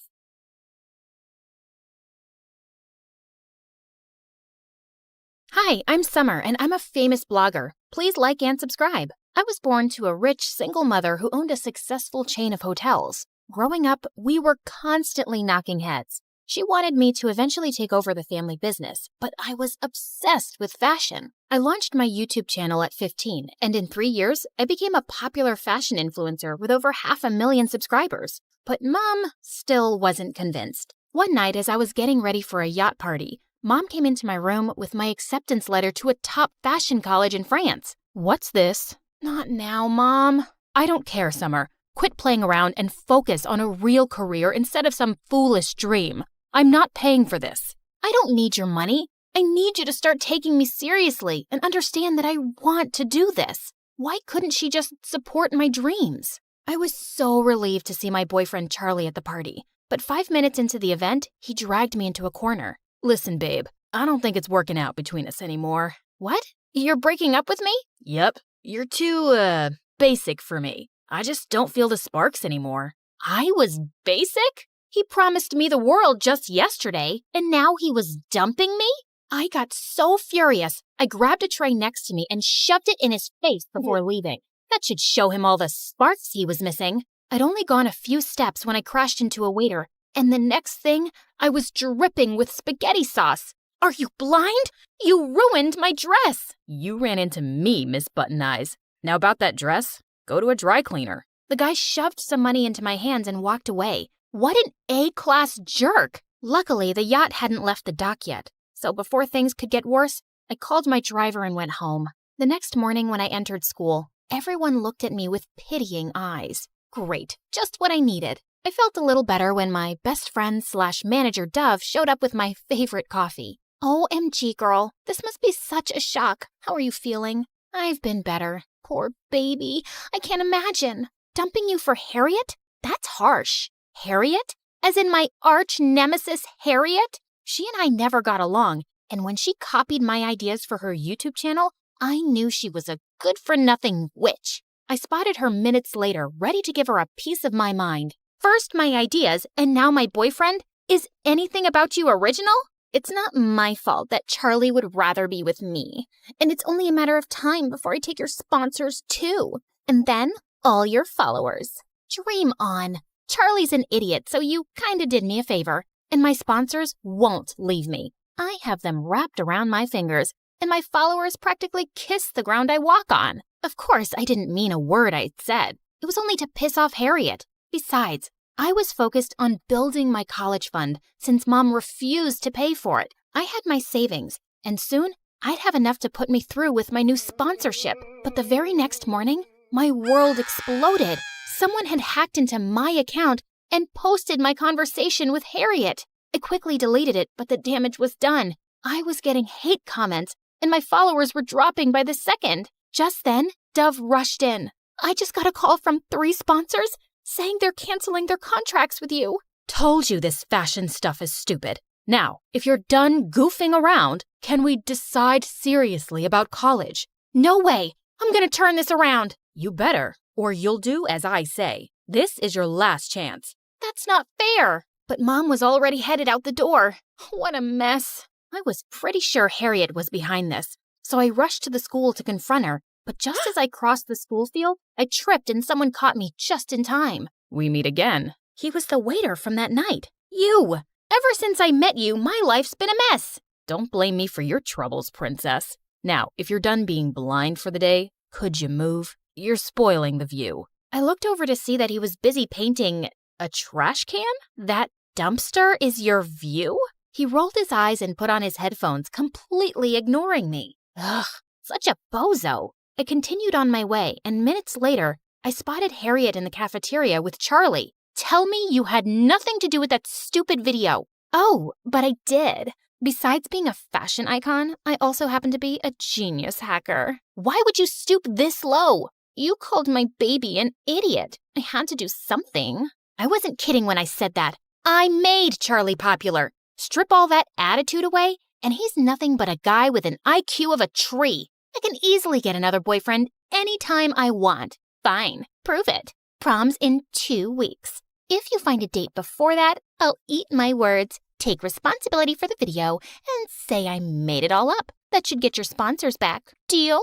And why would I trust you when all you've done is lie and steal? Suddenly, Harriet climbed onto the table. Everyone, I have a confession. I went behind her back to steal her ideas. I'm sorry. Summer, you're the fashion queen. What the heck was that? Proof that I'll keep my word. I didn't want any bet with Harriet, but doing this was the only way to get her off my back and get my sponsors. Deal. The next guy who walks into that door will be my new boyfriend.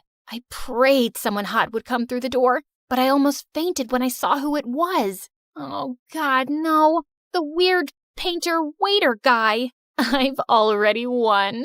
We'll see.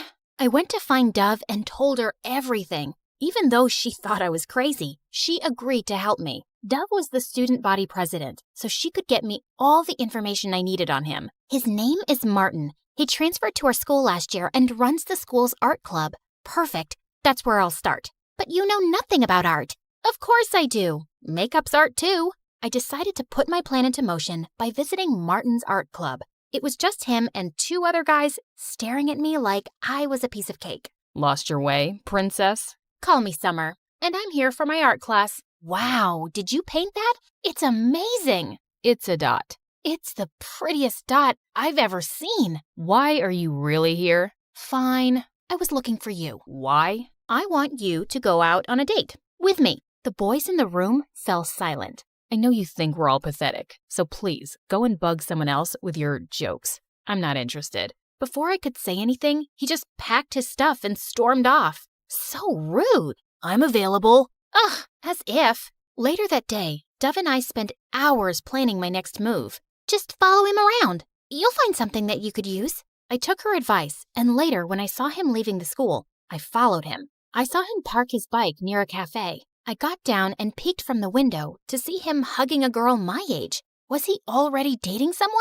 This could ruin my whole plan. I saw her leave for the bathroom and went in. You know, stalking is illegal in all 50 states. What? I'm just here for some coffee. That's not illegal, right? I'll have a latte, please. Martin made a face and left me to get my order. Just then, the same girl he was hugging approached me. She said she was a huge fan and wanted to say hi. Her name was Jane, and she was Martin's younger sister. Oh, thank God. As we chatted, I realized how different the 2 siblings were. She was so sweet and nothing like her sour brother. Their father was a sailor and was often away, so they lived with their grandmother and helped her run the coffee shop. Don't you have work to do, Jane? And you, here's your order. Take it and go, won't you? Slow down, tough guy. We're having a conversation. I'll pay for her time. Unlike you, some of us have to work to get money. I work hard too, you know. It's not easy to follow your dreams when... forget it. I just turned and left. I wasn't going to allow him to talk down to me. I'd only taken a few steps when I remembered I had to make him date me to win that stupid bet. Ugh. Just then, Martin caught up with me. Hey, I'm sorry. That was uncalled for. So does that mean you'll go out with me? Why? You haven't noticed me in a year. So why now? Because I find you interesting. Think of this as an apology for not noticing you. Since you won't leave me alone, fine, but I'll pick the place. Deal. We exchanged numbers, and I left feeling proud of myself. Soon after, Martin texted me the address and asked me to come there at 6 a.m. sharp. Who wakes up that early on the weekend? But I had no choice, so I arrived 5 minutes early at some random dock. Suddenly, I spotted him working on one of the boats. Shirtless, with the abs of a Greek god. Yummy crackerjackers. You're early. Yeah. So what's the plan? He reached his arm out to help me into the boat. As soon as I took one step, I stumbled, and Martin pulled me close to keep me from falling. You wanted a date, right? So let's take you on one. On a boat? They're kinda unlucky for me. So you're backing out, scaredy cat? Scaredy cat my butt. Let's do this, sailor boy. Martin smirked at me as we untied the boat and set out onto the water. So you're a painter, sailor, waiter, anything else I should know? You ask too many questions. You never ask any. What do you want to know? You paint all the time, but no one has ever seen any of your finished stuff. Why's that? I paint to escape the world, but I don't think I'm ready for people to see it. It's my passion, not my career. Why not? If you're good at it, it should be your career too. Not everyone has your confidence, fashion queen. So, you've seen my videos, huh? I have a sister, remember? We laughed and talked more before he dropped me back. That entire night, I couldn't wait to go to school and see him again. He was nothing like I'd imagined. Soon after, Martin and I were always together. We would talk for hours, and once, he even agreed to paint me for one of my videos. My followers couldn't get enough of him. Is he your new boyfriend? He's so much cuter than Charlie. I didn't confirm the rumors, but my numbers were rising. And Harriet was not looking happy. A few days later, we had an art exhibition in our hotel, and I invited Martin. I was over the moon when he agreed. But when I saw him, I was blown away. Wow, you clean up well? Even nerds can look good. And you? I know. I showed him around, and we were having a great time, till Mom interrupted. The Dean of Yale is here. Go meet him and be nice. Can't, Mom. I'm in the middle of a conversation. Mom gave me a stern look, but I took Martin's hand and walked into the garden. What was that about? Nothing. Just Mom being Mom. She wants me to take over the family business, but I have no interest in it. My YouTube channel means everything to me. It's what I'm good at. I'm not giving up. I think you're brave. Suddenly, I felt Martin's hand in mine, and my heart started racing. Let's get out of here. Where are we going? You'll see. In a couple of minutes, we were parked outside his cafe. He closed my eyes and led me inside. Are you planning on kidnapping me? Another side passion? Just wait for it. You're the first person who's ever come down here. After my mom. I opened my eyes to a room full of phenomenal paintings. You did these? They're amazing. People should know how talented you are. You should do an exhibition. I'll talk to my mom. Right now, all I wanted was for you to see them. I never thought I'd say this, but Summer, I like you. I felt my stomach doing wild spins as Martin bent down to kiss me. But just then, I snapped out of it and pulled away. I gotta go. Wait, did I say something wrong? No, you didn't. It's just late. I'll see you in school. Bye. I ran as fast as I could to get away from him. I was head over heels in love with this guy, and he was perfect. But I was lying to him, and that was wrong. I told Dove about what had happened the next day. You have to talk to him and explain the situation. I'm sure he'll understand that you made a bet to save your channel. What if he doesn't? It'll break his heart. He needs to know the truth, Summer. Dove was right, and I had to do it right away. As I walked into the cafeteria later looking for him, I found Martin on his knees with a banner, asking me out to prom. Martin, there's something I need to... Oh my God, Summer, that's so cute. I turned around to see Harriet walking in our direction. Go away, Harriet. What's your name? Sharton? No. Farton? Oh, I remember. Martin, right? Congratulations, dude. Your girlfriend just won a bet. Shut up, moron. Am I missing something? You don't know. Your girlfriend here just placed a bet that she could make anyone her boyfriend. And well, you just ended up being the random dude she picked. Don't you feel special? Don't listen to her. She's just an idiot. Oh, but I'm smarter than you think. Harriet pulled out her phone and played an audio clip of me and Dove talking about how I'd made a bet to save the channel. So, I was a bet? I thought you actually liked me. I should have known. This was too good to be true. Wait, I can explain. I felt my heart crush as he stormed off furiously. I tried to call out to him, but he ignored me completely. Well, that was embarrassing. But a bet's a bet, and I'm a lady of my word. I'll tell everyone I'm a genius hacker and I was behind the video. I felt like I didn't even care. All I cared about was losing Martin. Harriet actually kept her side of the bet, and I got almost all of my sponsors back. But nothing made me happy anymore. I even planned on skipping prom, but Dove forced me to get dressed. Just then, Mom walked in. So, guess you got your sponsors back, but... Not the right time, Mom. I just came here to tell you, I'll pay for your fashion school. You've worked hard, and you deserve a shot. Let's see how good you are. I couldn't believe my ears, and I realized that if I could change her mind, I could do the same for Martin. All I needed was a chance to make him hear my side of the story.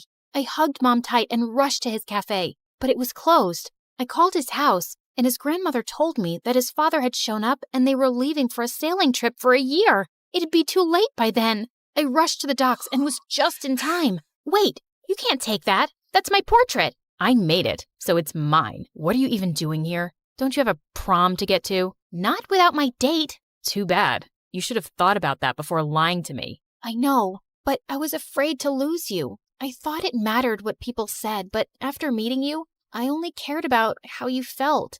I'm sorry, I was stupid, but I love you, Martin. You really mean it? Of course. I love you, you weird waiter painter guy. Then I guess I'll stay. He pulled me in for a kiss, and it was worth the wait.